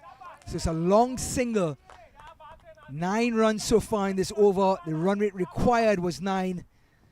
And Abid has put him so far on his back. A rear 33 off of 23. There's no relief for Toronto Stars. If they want to win the match, they're going to have to break up this partnership. 2 very capable batters.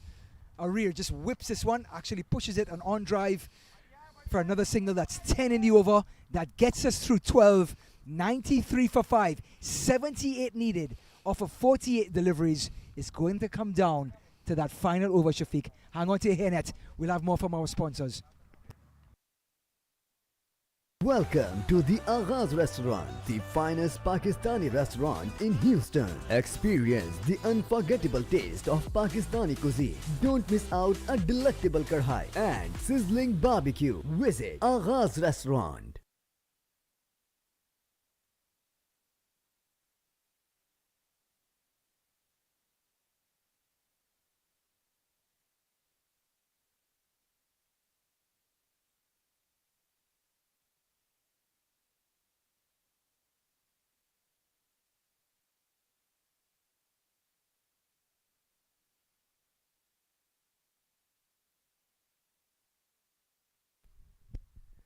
So we are back in Prairie View Cricket Ground, where the final for Cricket America, the 8th edition, is hanging in the balance. The Stallions need 78 off of, let's do the math, 8 sixes, 48 deliveries.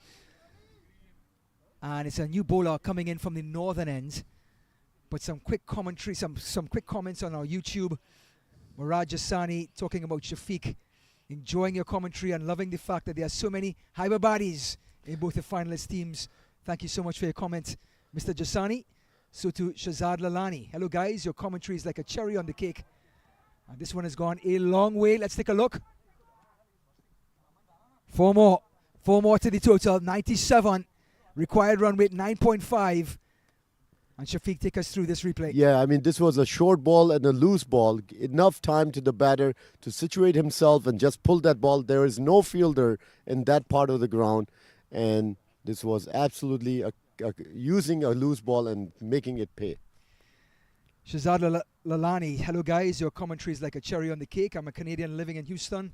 Congratulations to both the teams for greatly display, but hoping Toronto wins so we have new champions. So we have people coming in from Houston, Canada, from all over. Thank you so much for viewing. We are happy to be with you. Ryan Davis, Shafiq, enjoying the broadcast.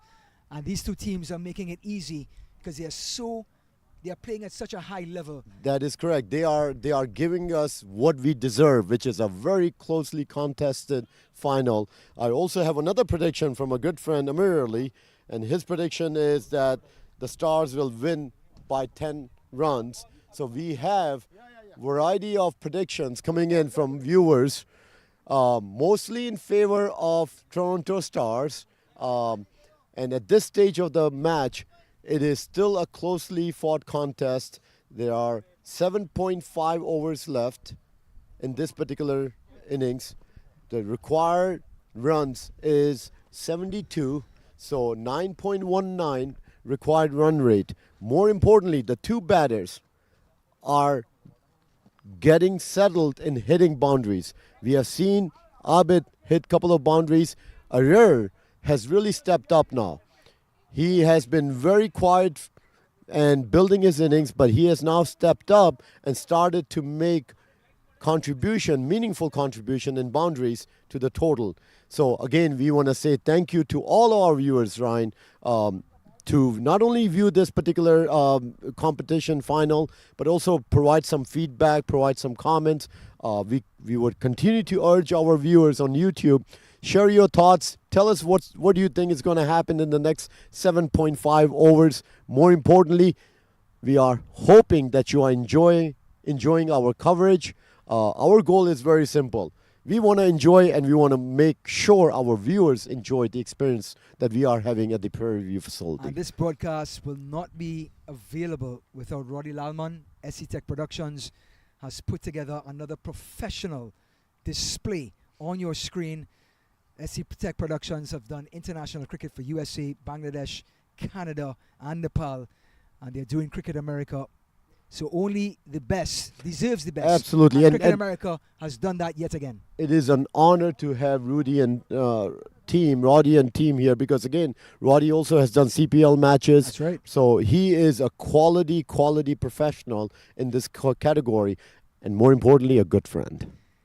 An even better human being than he is a broadcaster. Yes. And that is a fantastic compliment for the man, Roddy Lalman. So 97 for 5. Game hanging in the balance. 72 needed off of 77 deliveries. Take that back. 47 deliveries. Sweep shots. Wide delivery. Yeah, there was a loose ball and he should be fortunate that that ball did not connect because there is no fielder on that side of the field. Oh, and Ramiz, a free hit almost. Smacked, but only a long single. It would have been a wide delivery. Yes, I mean, the last two balls that we saw Ramiz bowl, they were very loose balls. I'm not sure the ball is slipping or, again, the other thing also is, again, this wide. This is a no ball because the ball actually pitched outside of the pitch. Ramiz's action looks like a right-hander trying to bowl left-handed. He's off balance. His right hand is not coming up. His action seems to be flawed at the moment, and as a result, he can't find the pitch, Shafiq. Sometimes, when you are bowling and you get gutters, all right, the pins are there, but somehow the ball is going in the gutter. I think something like that is happening. Oh, this was unbelievable dot ball. Wide. That's good. And we still have the free hit, correct? Is that Yes, because it's a wide. So at this point, Ramiz has bowled two balls. 2 balls for 6 runs, 7 for 7 runs. And here comes the free hit. And it's going to be another wide. And the game seems to be unraveling for the Stallions from the left hand of Ramiz. So, Ryan, I used to be in my high school bowling team. Bowling as in bowling balls or cricket? Bowling meaning the bowling ball. Okay. Right? Yeah. So I'm a multi-talented person. Okay. So I was in my high school bowling team. And when you see those gutters, you want to stay away from them. I'm not sure what's happening here. Down the ground, he's out, but it's a free hit. Abid survives. Ramiz has a little bit of a smirk on his face. This is a missed opportunity. I think Abid just got tired of waiting for the balls to come to him with all the wides that were going on. He got confused. Abid is growing a beard as Ramiz tries to complete his over. And he says, I'm just going to go after it no matter what. It's a free hit. Abid is, I need to get back to Austin. I have a right to catch after this match, So this one comes off the bat. Two runs on this. Or does it come off the bat? Let's take a look at the umpire. No, it's buys. So 2 more. The total in this over, 11 off of it. And I think only 3 deliveries have been bowled. The rest of it have been wides and no balls. Going after it, but he's starting to hit his straps, Ramiz. Something is going on in Abid's mind because he is actually missing the ball. Yeah. Right? Sometimes when you see the lollipop, you try too hard to hit the lollipop. That's true. That is true. And you try to put too much force. That sugar content can be high fructose. High, yes. And the Houston Stallions are watching the game slip away as we speak. Ramiz, we're losing track. Only Shafiq's higher education. I need can to get bring my us back. calculator out, Correct. Down the leg side. Is it another wide? It yes.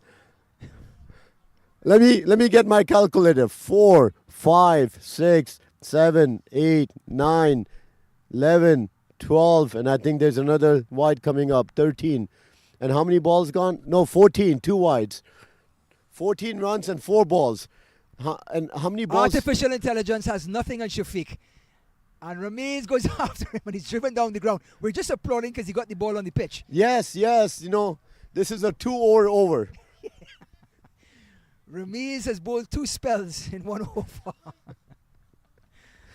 And the Houston Stallions, I hope Cricket Clubs has enough space to fill the screen here because who knows what's going to happen. Data.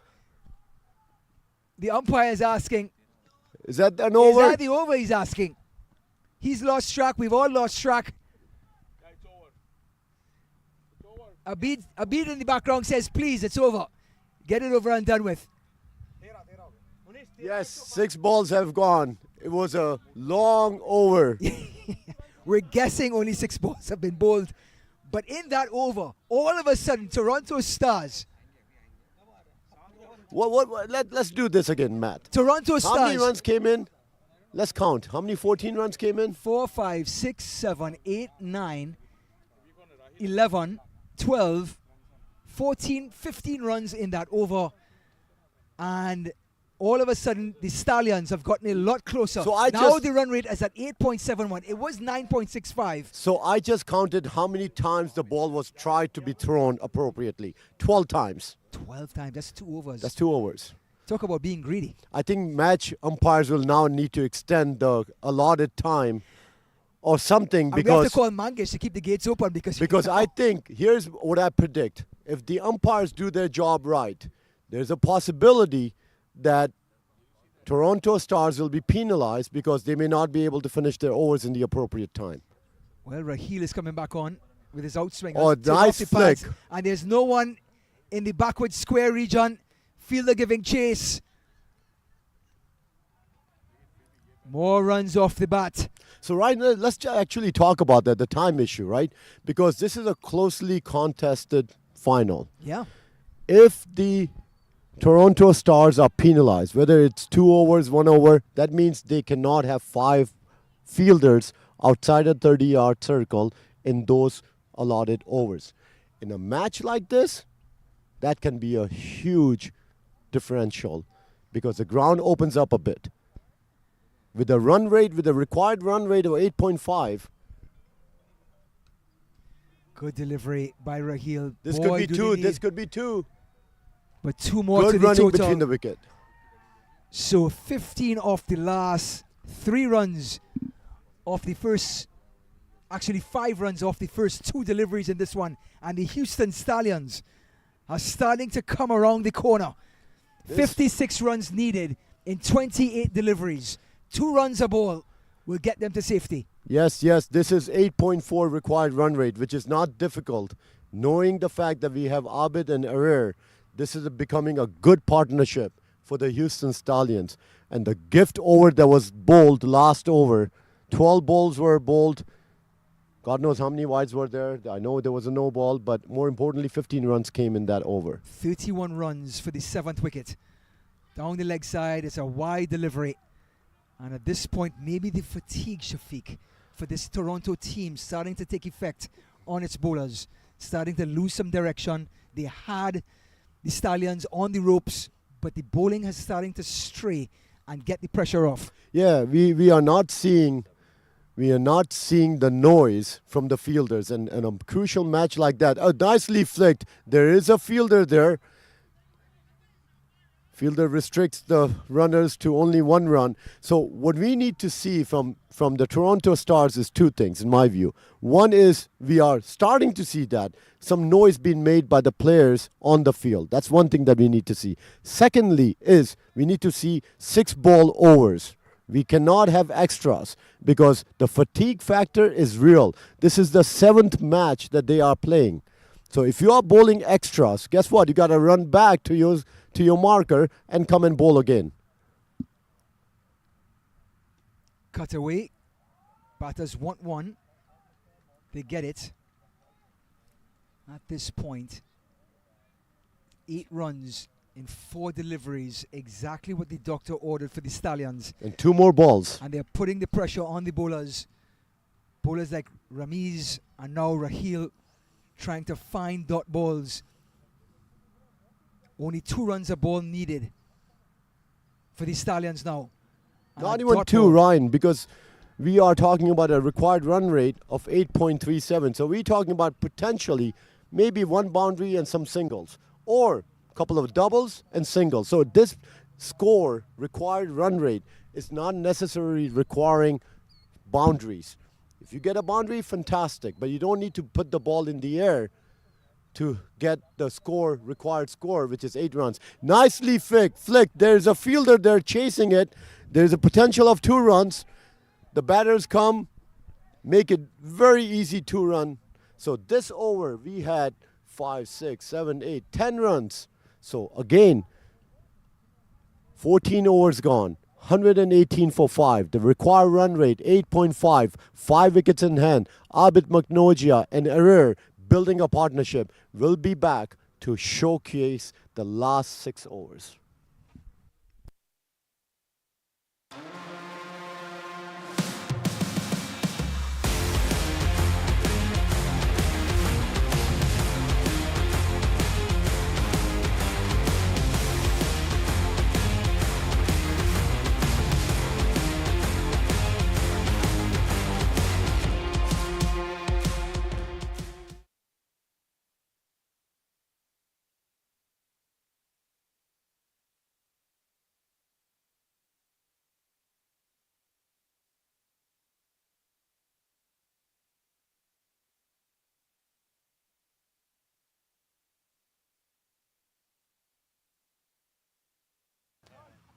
So Ryan, we are at the final stages of the 8th annual Cricket America Championship, a beautifully fought contest between 2 good teams, Houston Stallions and Toronto Stars. 6 overs left. The undefeated Stallions, it must be said, a man who gets wickets. Long single. Toronto Stars lost 1 match in their group play. So they are 5-1. Coming into this final. 6-1. This is game number 8, right? Correct? This is game number 7. So 5-1. Stallions 6-0 coming into this final. But the Toronto Stars had some momentum from their semi-final. Aman. Drive on. Point comes across. Batters get 2. So at this point, you mentioned, don't have to rush any boundaries. 3 runs off the first 2 deliveries. You're right on schedule. You're right on schedule because, again, 2 doubles, few singles get you to 8. But more importantly, what we have seen in the last few overs, the batters are getting more than the required run rate. So the required run rate is starting to drop. It's down to 8.47 now. 48 runs, 29 balls. Fuller delivery. This is where Aman lives, in that corridor. This is a very smart play by the 2 batters on the crease. They are not playing any rash shots. They are getting boundaries when needed. They are using the open field to take singles and doubles. And A rear cuts, and boy, he's in full flow now, Shafiq.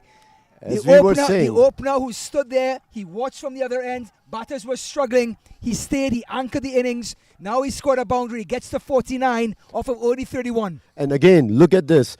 This ball is there to be hit. Because why? There is no fielder in that part of the ground.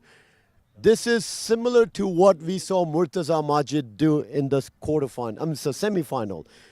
Arir started out with a strike rate of 100. Yeah. Because he was getting singles. He kind was of, like 10 right? off of 9. Now he's at 49 of 31 deliveries, so he has picked up at the right time. His partner, Abid, has been hitting boundaries. He's at 18 of 16 balls. So both of these batters, 4 balls, 8 runs have already come in. Partnership of 44. And Arir gets his 50. Half century for the youngster. And what a time on the grand stage, the final of Cricket America.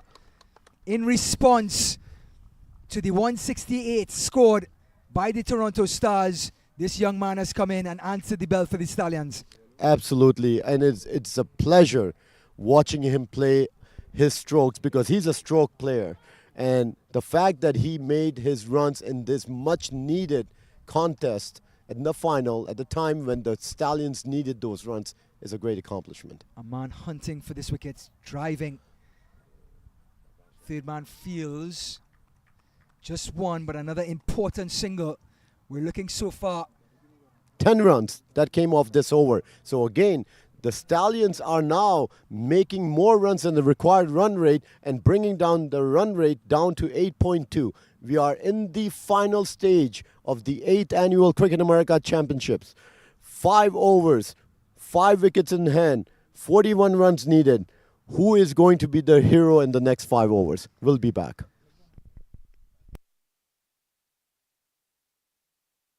Welcome to the Aghaaz Restaurant, the finest Pakistani restaurant in Houston. Experience the unforgettable taste of Pakistani cuisine. Don't miss out a delectable karhai and sizzling barbecue. Visit Aghaaz Restaurant.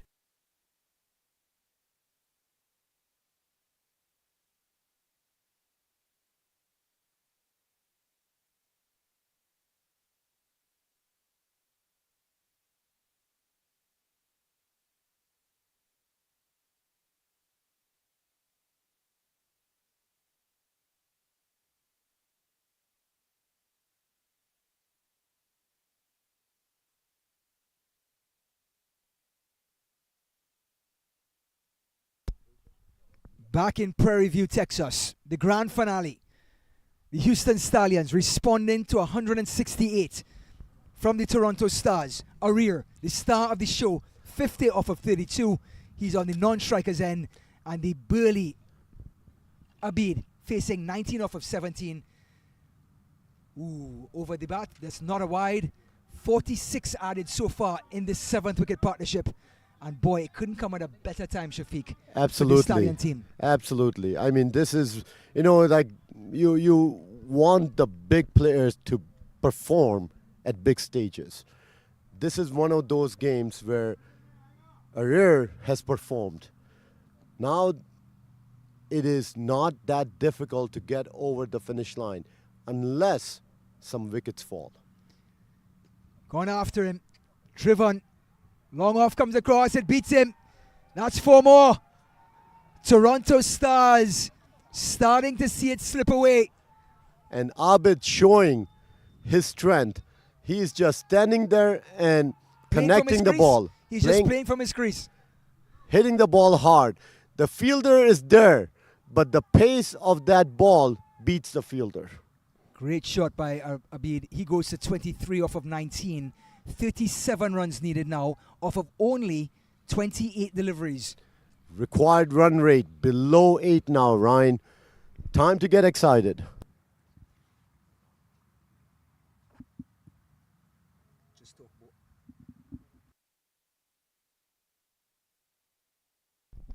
Smashed high. It's a maximum. The bell has rung, and Abid and Arir have stepped up for the Stallions. A maximum off the bat of the burly right-hander, pitched up by Romit. There's nowhere to hide, Shafiq. The bull is showing the power. I think Abid, we have known him over the years. He is a Red Bull with big horns. Does he have wings like the ad? I don't think so. He's not light on his feet, we know that. But he has the strength. We need 31 runs in 27 balls. Wow. The Stallions have come around that wide bend that took them way out there, and they have now come around the corner, and they're starting to see it. Full delivery, outside edge. Keeper stops it. Batters get one. Good running by Error. Again, this game is going away from the Toronto Stars. All the predictions that have been made, that I have heard, have been in favor of the Toronto Stars. Looks like the Toronto Star fans and supporters have quieted down. They have disappeared. But we have started to hear the Houston Stallion booth start to make noise. The expensive Rohit. Short delivery, good delivery. Most of his deliveries were pitched up. He banged this one a little bit short. It took the timing away from Arir, who's on 50. Incredible knock, as these two now have put on 57 for the 7th wicket. And this 57-run partnership came at a crucial time when wickets were falling. And the power of Abid has been showcased. And the fluency of the stroke play of Error has been the gem of this particular match. We have seen him make 50 runs of 33 balls. He started out getting singles with a strike rate of 100. When he needed to pick up his strike rate, he started to get boundaries. So this is a well-calculated innings that the youngster has played. Again, little seam action by Rumit. Long single. But understand, the damage has been done. 16 overs in the books. 29 needed off of 24. That was 12 in the over. We'll be right back.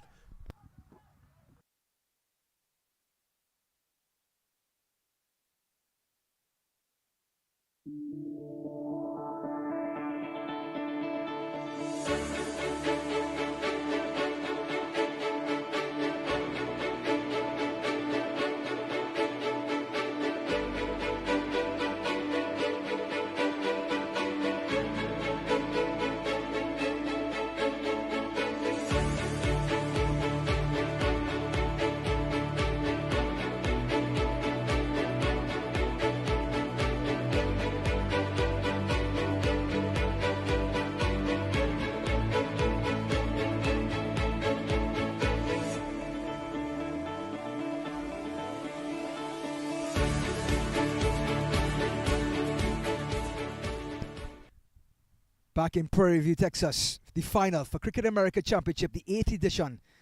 29 runs needed off of 24 deliveries. The Houston Stallions came from way back, and these two have put on 58 now for the 7th wicket.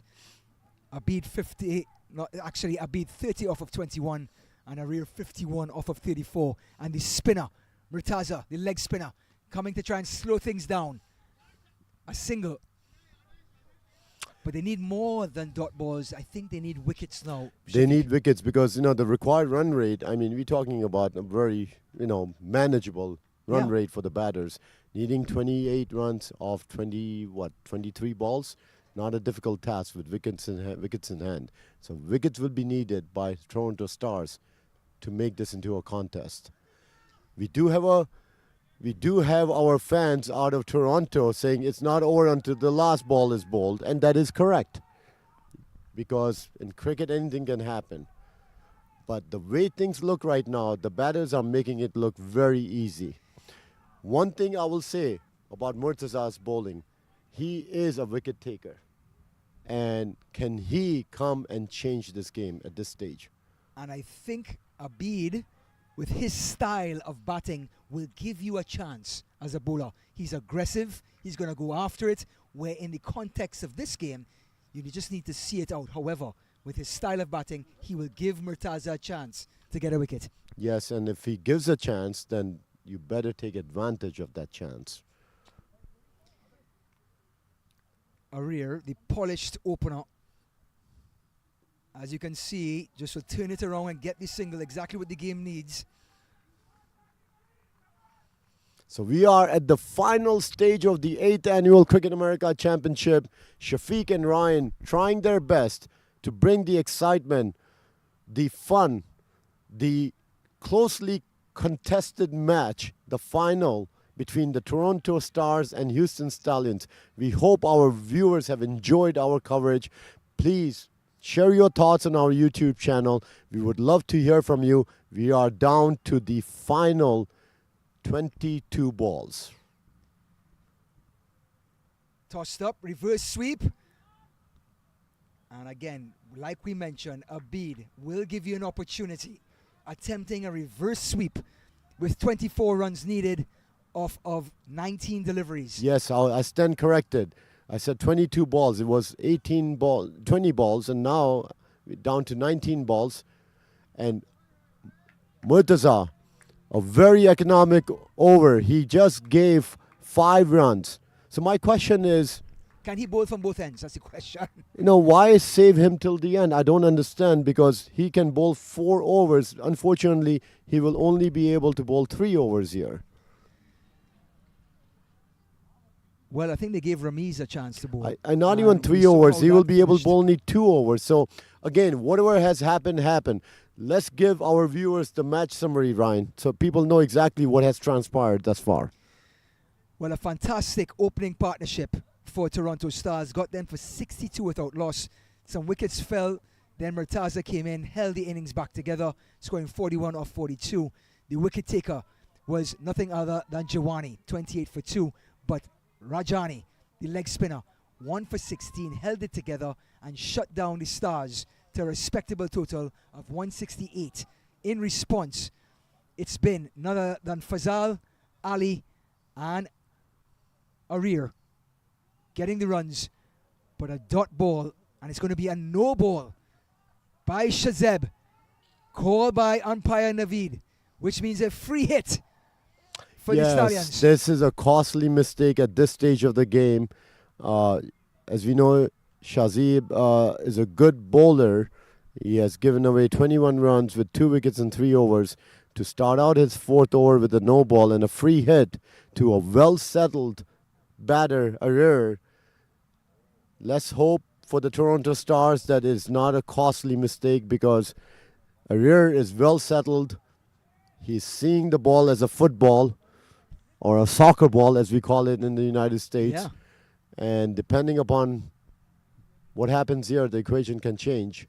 Going after it, bat on ball, and straight into cover. But guess what? It was a free hit. So the dangerous Arir survives. This was catch practice for the fielder, and the fielder did a good job. Again, there was no reason why not to hit this ball, because it was a free hit. So here we go to regulation play now. Driven again, extra cover right there waiting. Dot ball. And if Shazeb can build up enough dot balls like Murtaza did in the over before, then we start asking the question again if the Toronto Stars are back in the discussion. Yeah, my only question is, again, mathematically, the way this is working out, this is Shazab's 4th over. Off the toe of the bat, doesn't matter. 4 runs. Arir opening up the face of the bat and lifting it over point. The 150 comes up for the Stallions, and they inch closer to victory. Shazeb too wide, Shafiq. Absolutely, too wide. And the helicopter shot that Arir played, no fielder would be able to get to that ball. So now we are down to 19 runs. 15 needed. deliveries. Full delivery. Just 1, thinking of 2. Arir wants it. And he gets it. He absolutely gets it. Again, he is a quick runner in between wickets. What I'm really surprised about is our bull actually running 2 runs as quick as he can right now. Maybe he does have wings. It must have been something, because, so Abid supporting Arir, saying, let's go for 2. Down to 17 runs needed in 14 balls.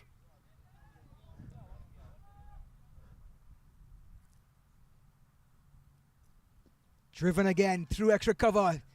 Fantastic feeling. Good Locking fielding. down that area. Looks like Nazim. Nazim is certainly trying to make sure that there are enough runs on the board for the last 2 overs. He took a breathtaking catch in that semi-final. Absolutely. Remember. I don't know if he took a catch or the ball caught him. All right, but that was a Nazim, I'm doing my fantastic. best to give you the credit. Shafiq is not having it. Shazeb, full delivery. Hits the stumps. There's an appeal. Umpire Nazir has said not out. But that gets us through. Let's take a look at this replay. It hits the hand of Shazeb. Is Ahmed back in his crease? He is. He is. It's just that he went in the crease, then came out, but he was in the crease when the ball hit. And the new rule, as you know, in terms of even runouts, is once you're in the crease and if you come out, you are still safe. So we are getting to the final stage of this game. Umpire Naveed. Important stop by Shazeb. That would have gone right by him for 2 more runs. It was a valuable dot ball and puts a little doubt into the batters' minds for the appeal for the run out. And now Ahmed, But fortunately for the Toronto Stars, the ball did not pass the stumps because there could have been More 1 runs, yeah. or 2. So even though this was not a run out, it did save some runs for the Toronto Stars. So the final 2 overs, 12 balls, 17 runs. 12 balls, 17 runs. Equation is heating up. Ryan, we need some calypso music. We need to do something because I know this is my prediction was this match is going to go in the last over. I did not predict who is going to win. I said 7 runs will differentiate the two. You said Right. I said 7 runs for the Toronto Stars. I said you're actually right. Right. 7 runs for the Stars. But now we have to pay importance to Shafiq. 70 runs now added for the 7th wicket between Arir and Abid. No matter what the story, This these partnership. two have brought this game right back to where it needs to be for the Stallions. Yes, I mean, this partnership has been a very costly partnership for the Toronto Stars and a humongous partnership for the Houston Stallions. But they are not done yet. They need to take Houston Stallions over the finish line. We have Murtaza Majid. How many runs can he save for the last over? Well, he only had 5 on his first. So Can Murtaza replicate that again and put the pressure on the batters for the last? So what can Understand he this. save? For the right-hander, there is a long on, a long off, a deep cover, and on the onside, going after him, beats the keeper, valuable single, and Murtaza that has that natural loop to draw batters in. And if He invites them to the pub, Shafiq, and then he leaves them when the ball hits the ground.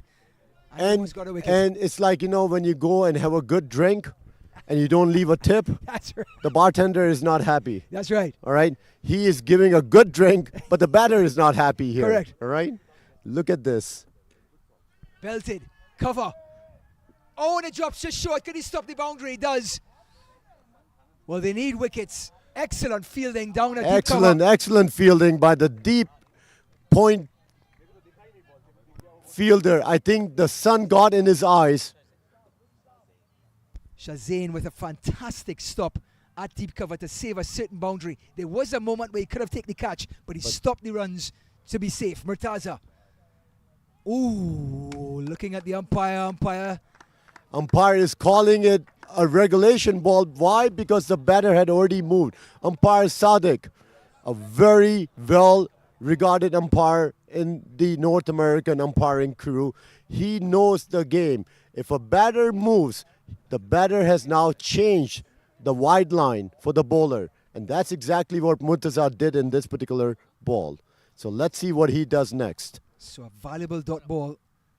There's lack of turn. Shazane is giving chase. He has to stop this. He can't. 4 more to the Stallions. They're starting to come around the corner, Shafiq. And they're coming down Trophy Lane. They are chasing the 5th. You look at this. Abid waits for it. There's no fielder in that region. And there's too much width on that ball and too much time given for the batter. Especially, I'm surprised he doesn't have 2 fielders on the boundary on this side. The way he's bowling, there is no reason to have a deep mid-wicket fielder the way he's bowling. That's just Well, mine. I think there is restrictions on what you can do, what you can't do. He opens his face of his bat. It would have been a wide. And the batters 1-2. They're going for it. It could be a chance for a run out. And they come back safely. 2 more to the total. 9 runs needed in 7 deliveries. A wicket may be the only way to get out of this. But at this point, the batters came in at 82 for 4. And if my calculation is correct, it is 78 runs partnership for the 7th wicket. Belted. Shazane. Going for 2, and they get Good it the wrong running, end. good running by the youngster. Good running by the youngster to get on the non-striking end. So a very productive over for the Houston Stallions. They took 10 runs of this second last over, making the equation 6 balls, 7 runs. I don't know, Ryan. I think I'm in trouble. I you- think I'm in trouble. But hear what? 7 runs off the last over. You can't ask for anything more. Cricket America, 8th edition, the championship in Prairie View, Texas. And it's coming down to the wire. Right now, the Stallions are steering the trophy dead ahead. Can this over stifle in 6 deliveries 7 runs, Shafiq? We are watching a bowler that can swing the ball. We have seen him, Rahil, coming in to bowl the last over The of man with Safraz Nawaz action. Sarfraz Nawaz coming in. Keep one thing in mind. 7 runs. If you have a few dot balls, first few dot balls, Then you have to start looking for a boundary. then you need to start looking for a boundary. If a wicket falls, a new New batter. batter, Yep. a new batter comes in. That can change the equation. A boundary on the first ball changes the equation. Let's look at fe- the protection that Safraz has for the right-hander Arir, who is 60 off of 44. He has a deep mid-wicket, long on, long off, deep cover, and a deep backward point. Protection on the offside for his outswinger to the right-hander. Opens the face of the bat. Backward point, can't get there. It's 4 more. Arir has taken the bull by the horn and is now 64 off of 45, opening the face of the bat. I A mean, look cricket at this Shafiq. shot. Look at this shot. This was a well-placed shot, well-intended shot. Going to the third man region. Arir has shown why he is the player in this match. This particular shot is a well-calculated placement of the Cricket ball. shot. It's a cricket shot in any format. Any Beautiful. format. On an international ground in Prairie View. Watch this. He just glances this ball to an area. Yes, there is a deep point And fielder. deep everything. Deep cover, deep point, long off, long on. Deep Don't wicket. matter. Hits it behind square. And here comes Rahil.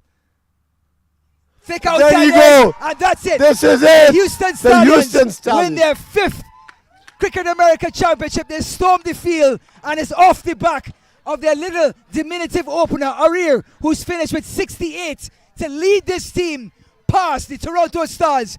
Toronto Stars had victory in their sights at one point, but victory was stolen by the home team, the Stallions. Arir, the player of the match, and the Stallions win their 5th. Ryan, what a final.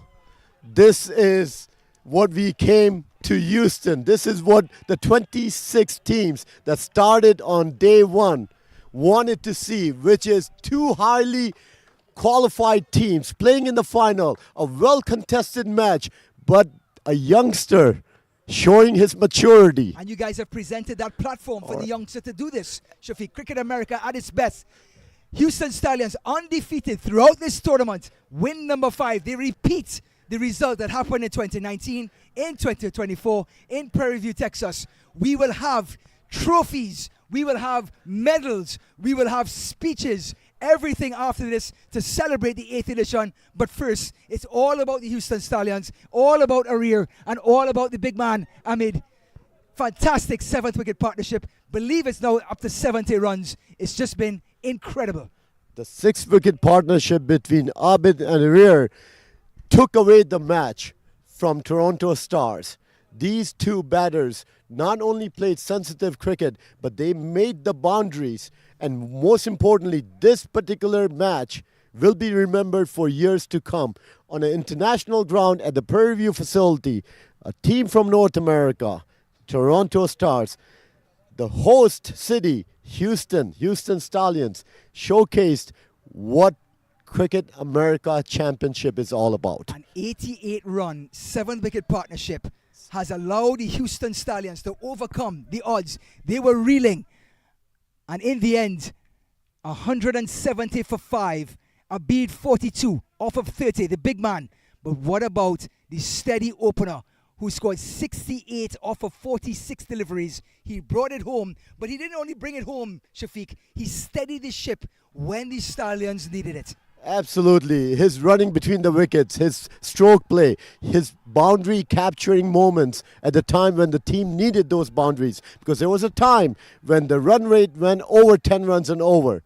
But the way they calculated this inning, the way they took the game to the last 3 overs, and the way they actually capitalized on a bowler who bowled 12 balls. That bowling It over was Ramiz. was the change factor in my view.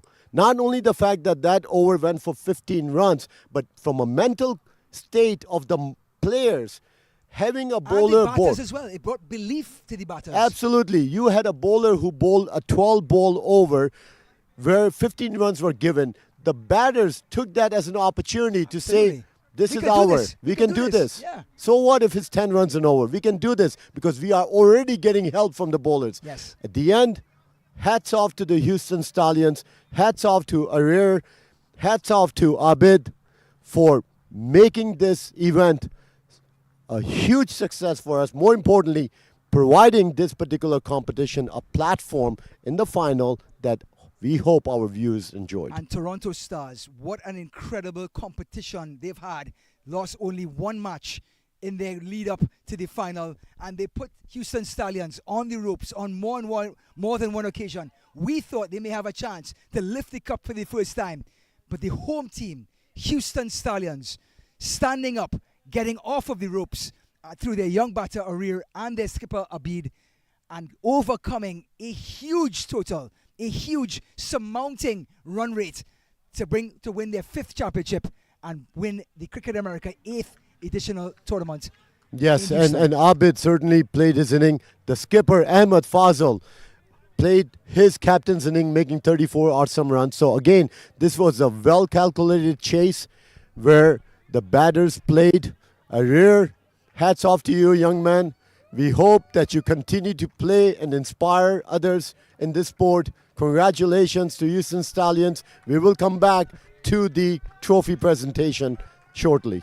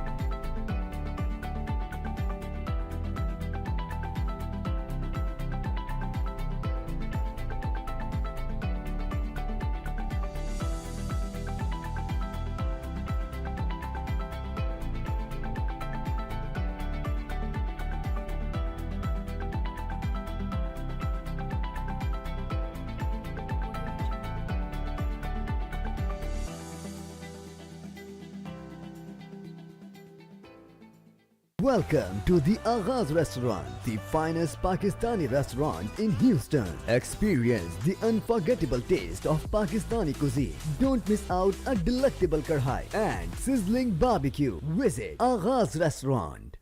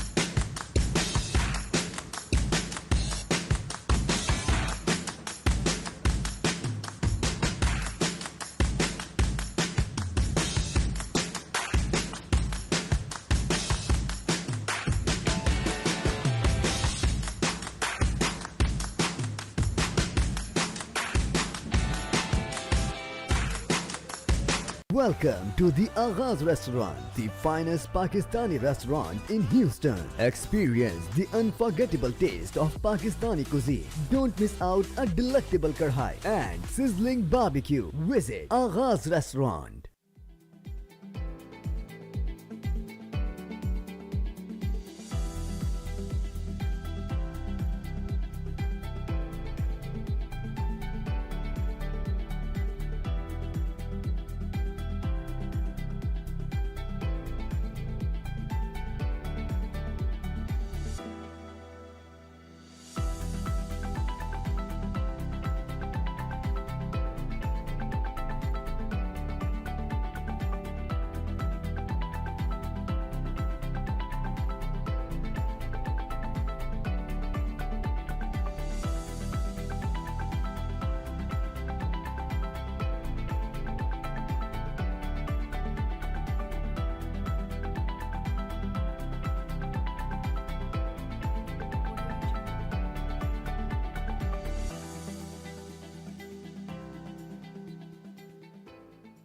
Welcome to the Aghaaz Restaurant, the finest Pakistani restaurant in Houston. Experience the unforgettable taste of Pakistani cuisine. Don't miss out a delectable karhai and sizzling barbecue. Visit Aghaaz Restaurant.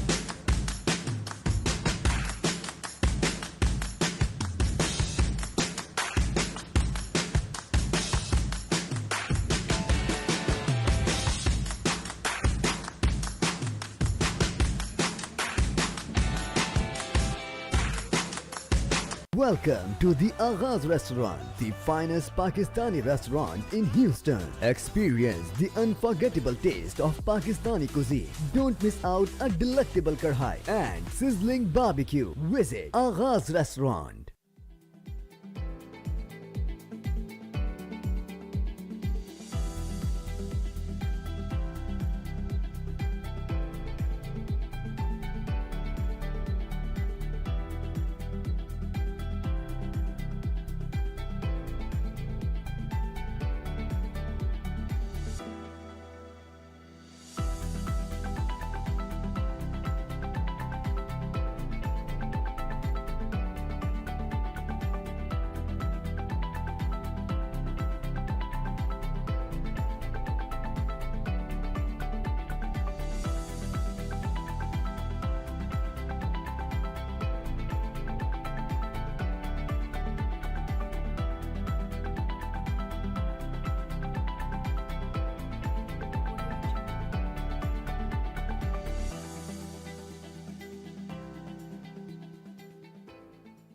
Welcome to the Aghaaz Restaurant, the finest Pakistani restaurant in Houston. Experience the unforgettable taste of Pakistani cuisine. Don't miss out a delectable karhai and sizzling barbecue. Visit Aghaaz Restaurant.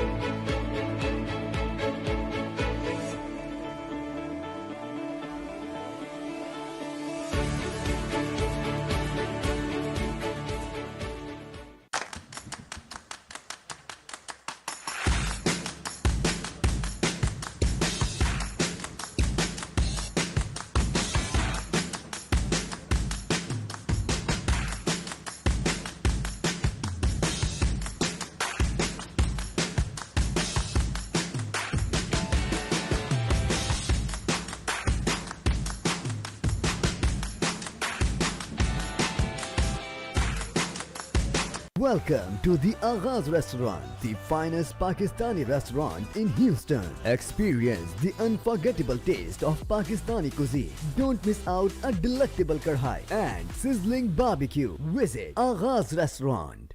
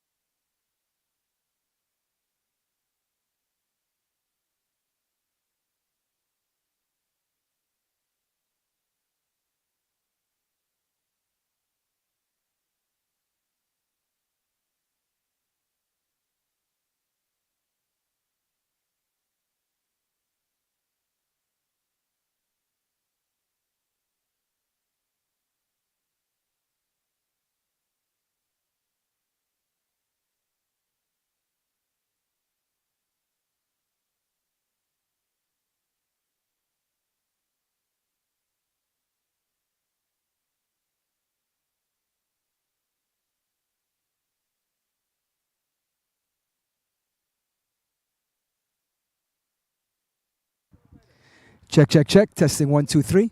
Testing. Okay.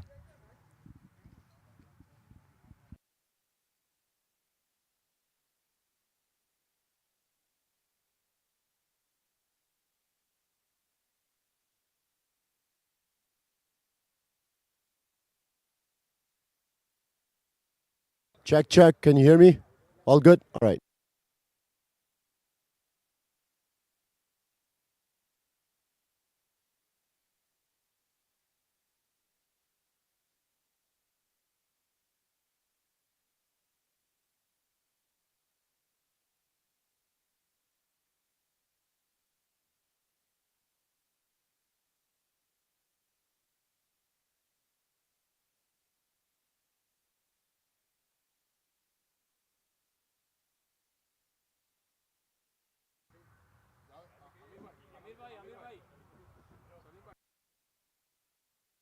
All right, friends. If I could get everyone's attention.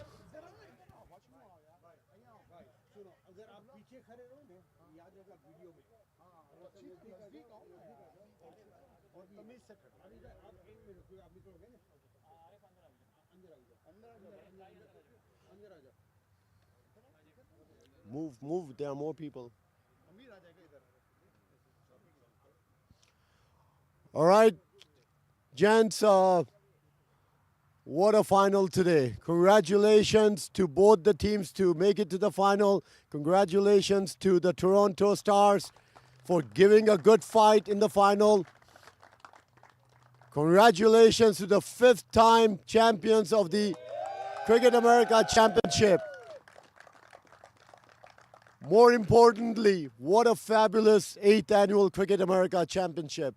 The 26 teams that participated, I'm sure they were watching you play in this final. You gave them a match to watch, and thank you for doing that. I just want to say thank you to all the teams that participated in this year's event. 26 teams, that's a lot of teams. Want to say thank you to all our sponsors that have made this event possible. Our partners, Community Focus Foundation, our media partners, Ijaz and team, our broadcast partners, Roddy and team. These are the individuals and partners who have made this event a memorable experience for all of us. I promise you, when you have time, you will watch the final video on YouTube and you will have a smile on face because they did a fantastic job covering the event. So thank you, Roddy. Thank you, Ijaz. We have awards to offer to our winning sides. We have MVP awards.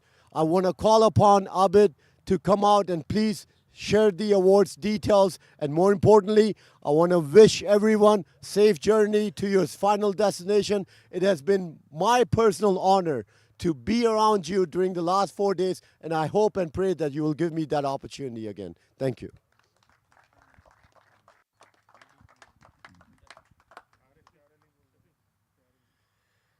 Good evening. Congratulations to Houston for winning the 5th-time championship. I think this is a perfect ending to a long tournament, which is such a final, and that's what you look for. So again, thank you to Toronto Star. You played fantastic. This was your second final in last 8 years, and looking hopefully one day you will cross the finish line. So thank you again for your participation. We'll get to the award ceremony.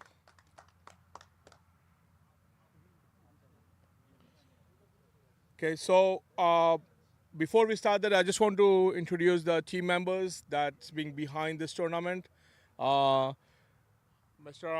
Ahmed Merchant, who is a part of our team. Iqbal Bhai, Javed Ali, one of our founders. Irfan Surani, Arif Pyar Ali, Taimur Gilani, Salim Sunesara, our partner from the Community Focus Foundation. Javed Momin, and Shafiq Jadavji. Okay, so with that, we have first 2 awards to offer was the semi-final games this morning. So the first semi-final was between Houston Stallions and Toronto Panthers. And Houston Stallions last year, they took a revenge of last year. Last time they lost against Toronto Panthers in the semi-final. And I guess they got on a better side today. Shahid Jivani. And I would like Salim Bhai to please come forward to give the award.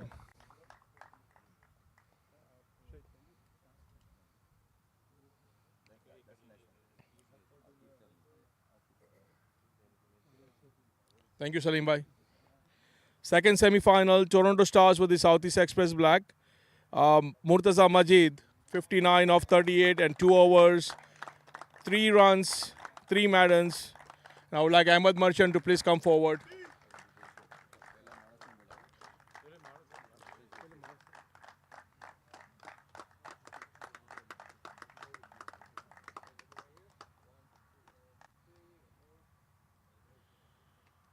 Next award is the final man of the match. I would like Mr. Iqbal to come forward to present the award. And I would say if I had an award to give an emerging youngster, what a inning he played. First of all, he made a century in 33 balls. And today he took the team, he made sure that he took the team home. Arir is our man of the match.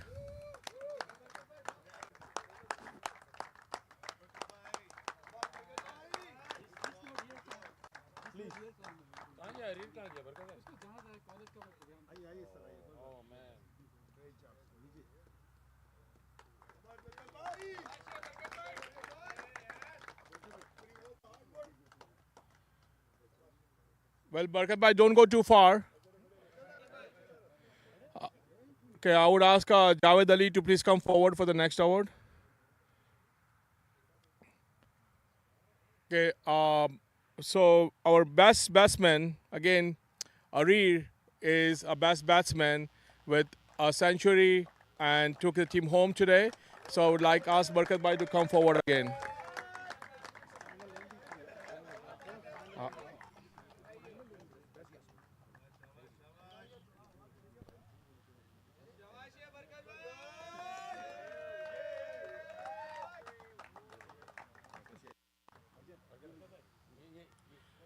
Next award is best bowler. And I would like Irfan Surani to please come forward to present the award. And Salman Parbatani with 17 wickets. And he had a winning hand about 3 games out of 6. And even today in the semi-final, he took 4 wickets.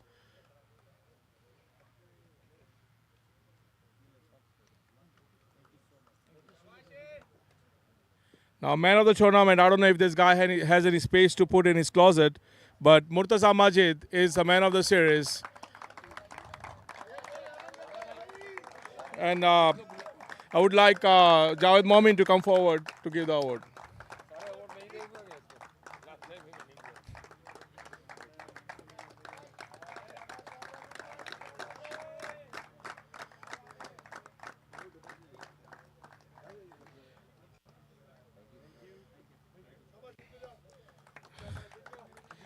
Now, I would like Toronto Stars captain to please come forward.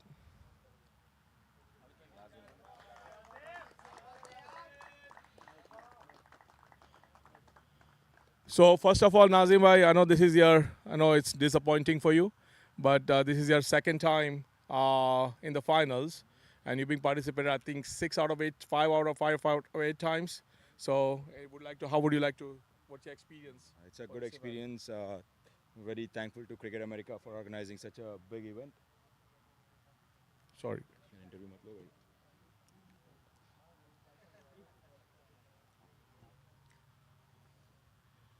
So, can you share your experience with participating this year, and how do you feel? What kind of positives do you feel out of this event?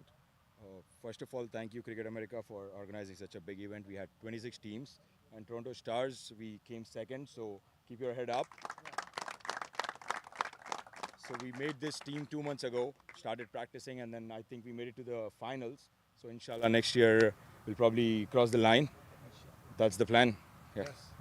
Thank you. So, Nazim, what I would request is that if you can call upon your team members for the medals, so you can just come here, and I would ask Arif Bhai to please come forward to.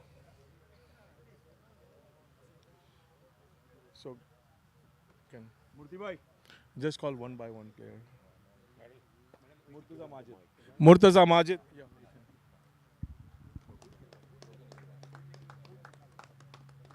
Shazib.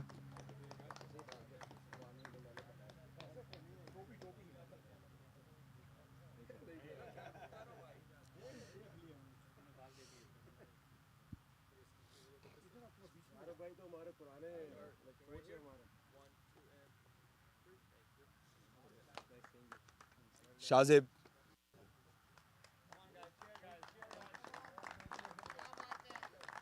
Nazim.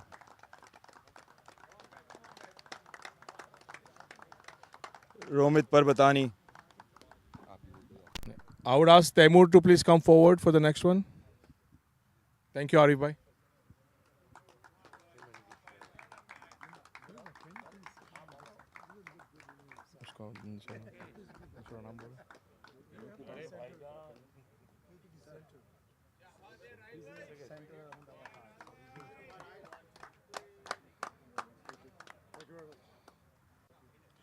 Romit Parbatani.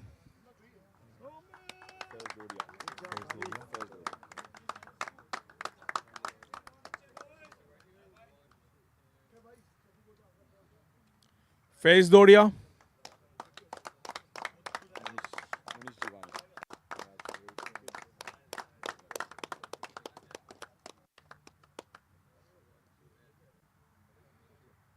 Monish Jivani.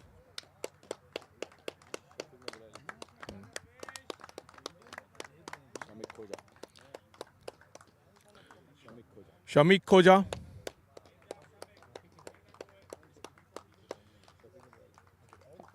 I would ask Iqbal Bhai to please come forward.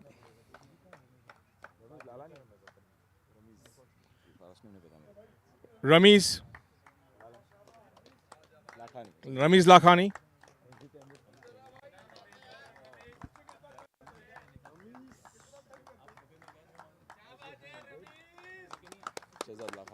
Shehzad Lakhani.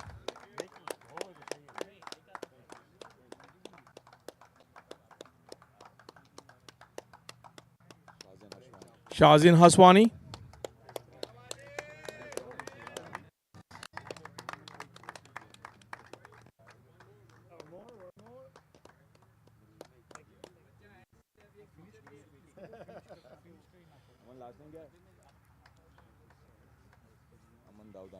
Aman Dawdani.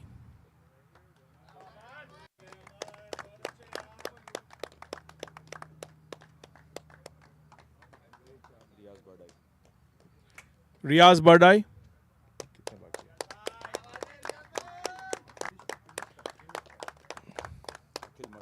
Akil Merchant.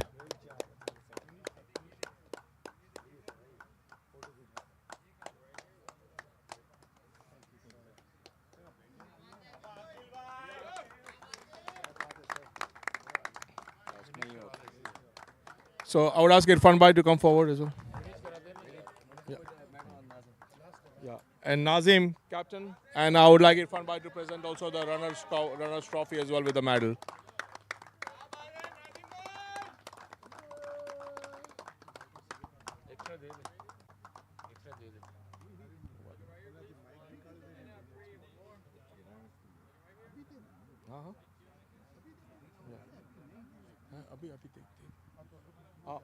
Yeah. So, Nazim Bhai, I would like you to collect your trophy.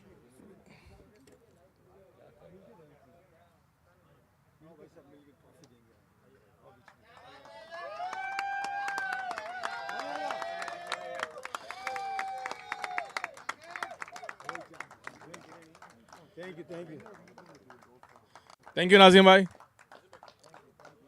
And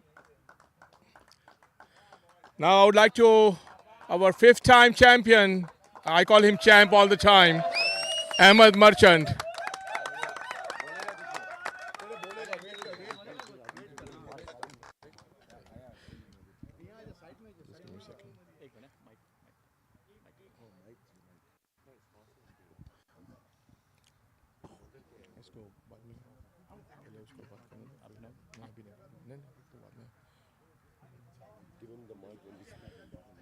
So, what's up, champ? It feels great to become a fifth-time champion. I want to thank my teammates for always supporting me. I want to thank my teammate for always supporting me. I want to congratulate Toronto for making it to the finals. I want to thank the organizer for organizing this event. Thank you, everyone. And yeah, but yeah, it feels pretty good. Thank God. So, what do you have to say about the youngster Arir? I think that's a new addition in your team. Plus, you got your prime baller back, and Abid was amazing today. Well, Arid, I know him for the last 4 to 5 years. I think he has a great future for USA team, and also for cricket. Houston Stallion, he'll be the future captain. And as far as Abid, man, you know, he's a legend to me. So Abid is a game changer. Everybody knows that. So, and he's a big man and a big game player. Thank you. Thank you. Thank you, Ahmed. So, Ahmed, I would like to, same thing, if you can call all your team members to give the medal, and I would like Irfan Bhai to come and present the winner's medal. So, no, you can. Barkat bhai. Well, Arir, for Barkat Bhai is coming today, another one for Arir.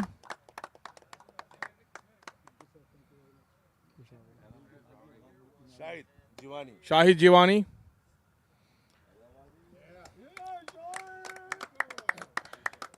Now next I would ask Javed Ali to come forward, please.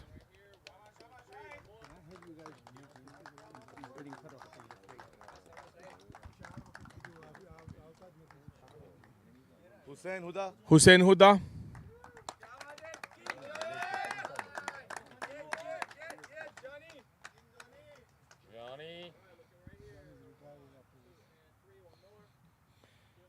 Ishan Pitalia. Ishan Pitalia.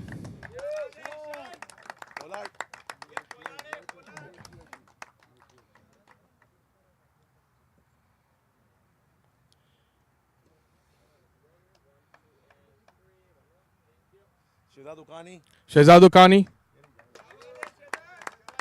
Now I'll ask Javed Momin to please come forward. Javed Momin.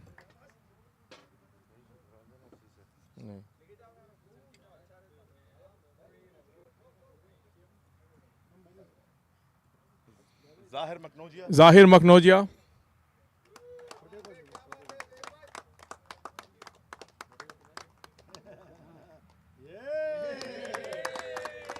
Future cricketer.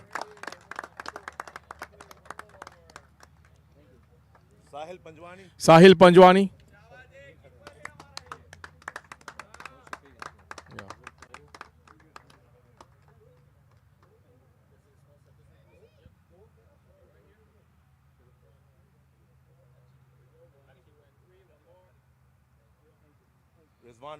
Rizwan Rajani.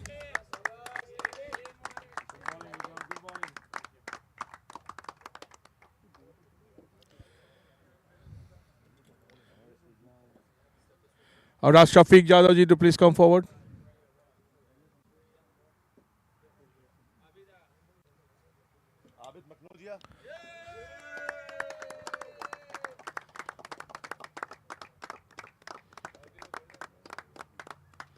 I'm sure he's very happy to get this medal from Shafiq. Shamir Jiwani.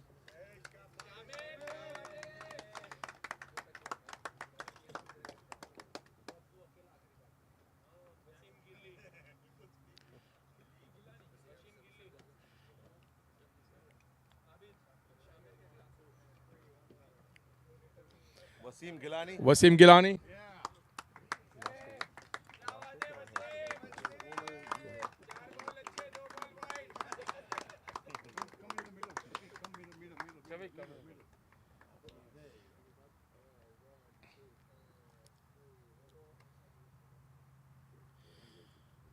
Finally, the captain, Ahmed Merchant. Ahmed Fazal, sorry.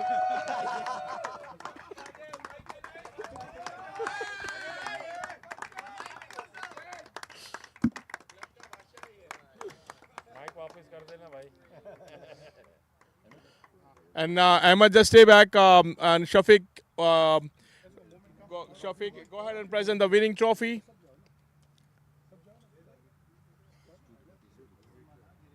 So one thing I'll say, this tradition of handing the winning trophy to Ahmed has become legendary.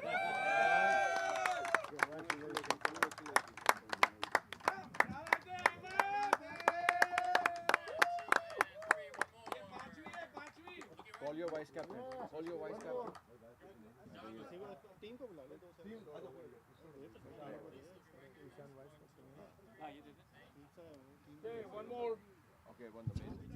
One more, we have a running trophy, the showpiece of Cricket America.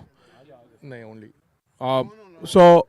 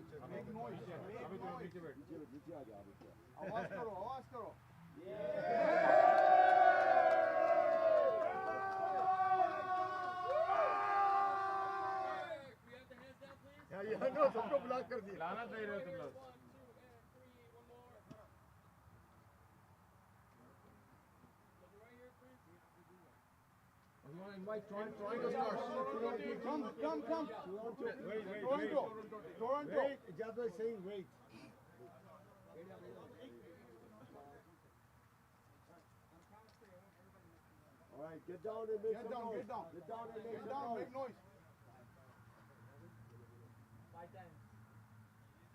1, 2, 3. हाथ सबको block कर रहे हैं. Come, guys, come. Thank you, guys. Thank you so much. Let's do a separate one with them, and then we can. Come, gents, please, guys.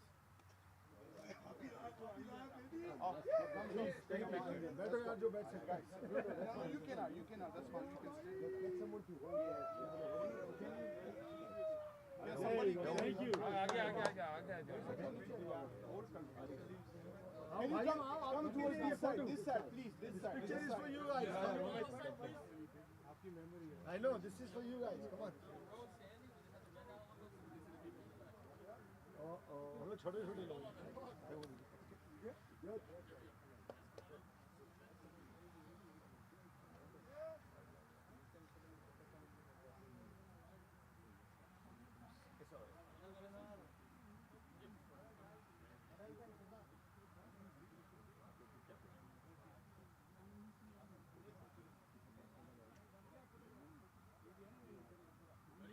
All right, let's go.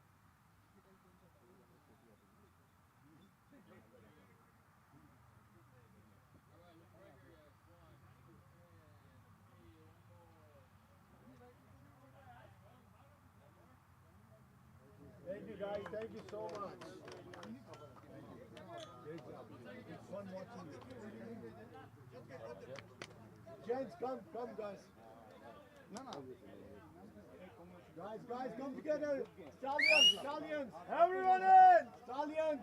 Next year. Stallions. Let's go, everyone in. Come.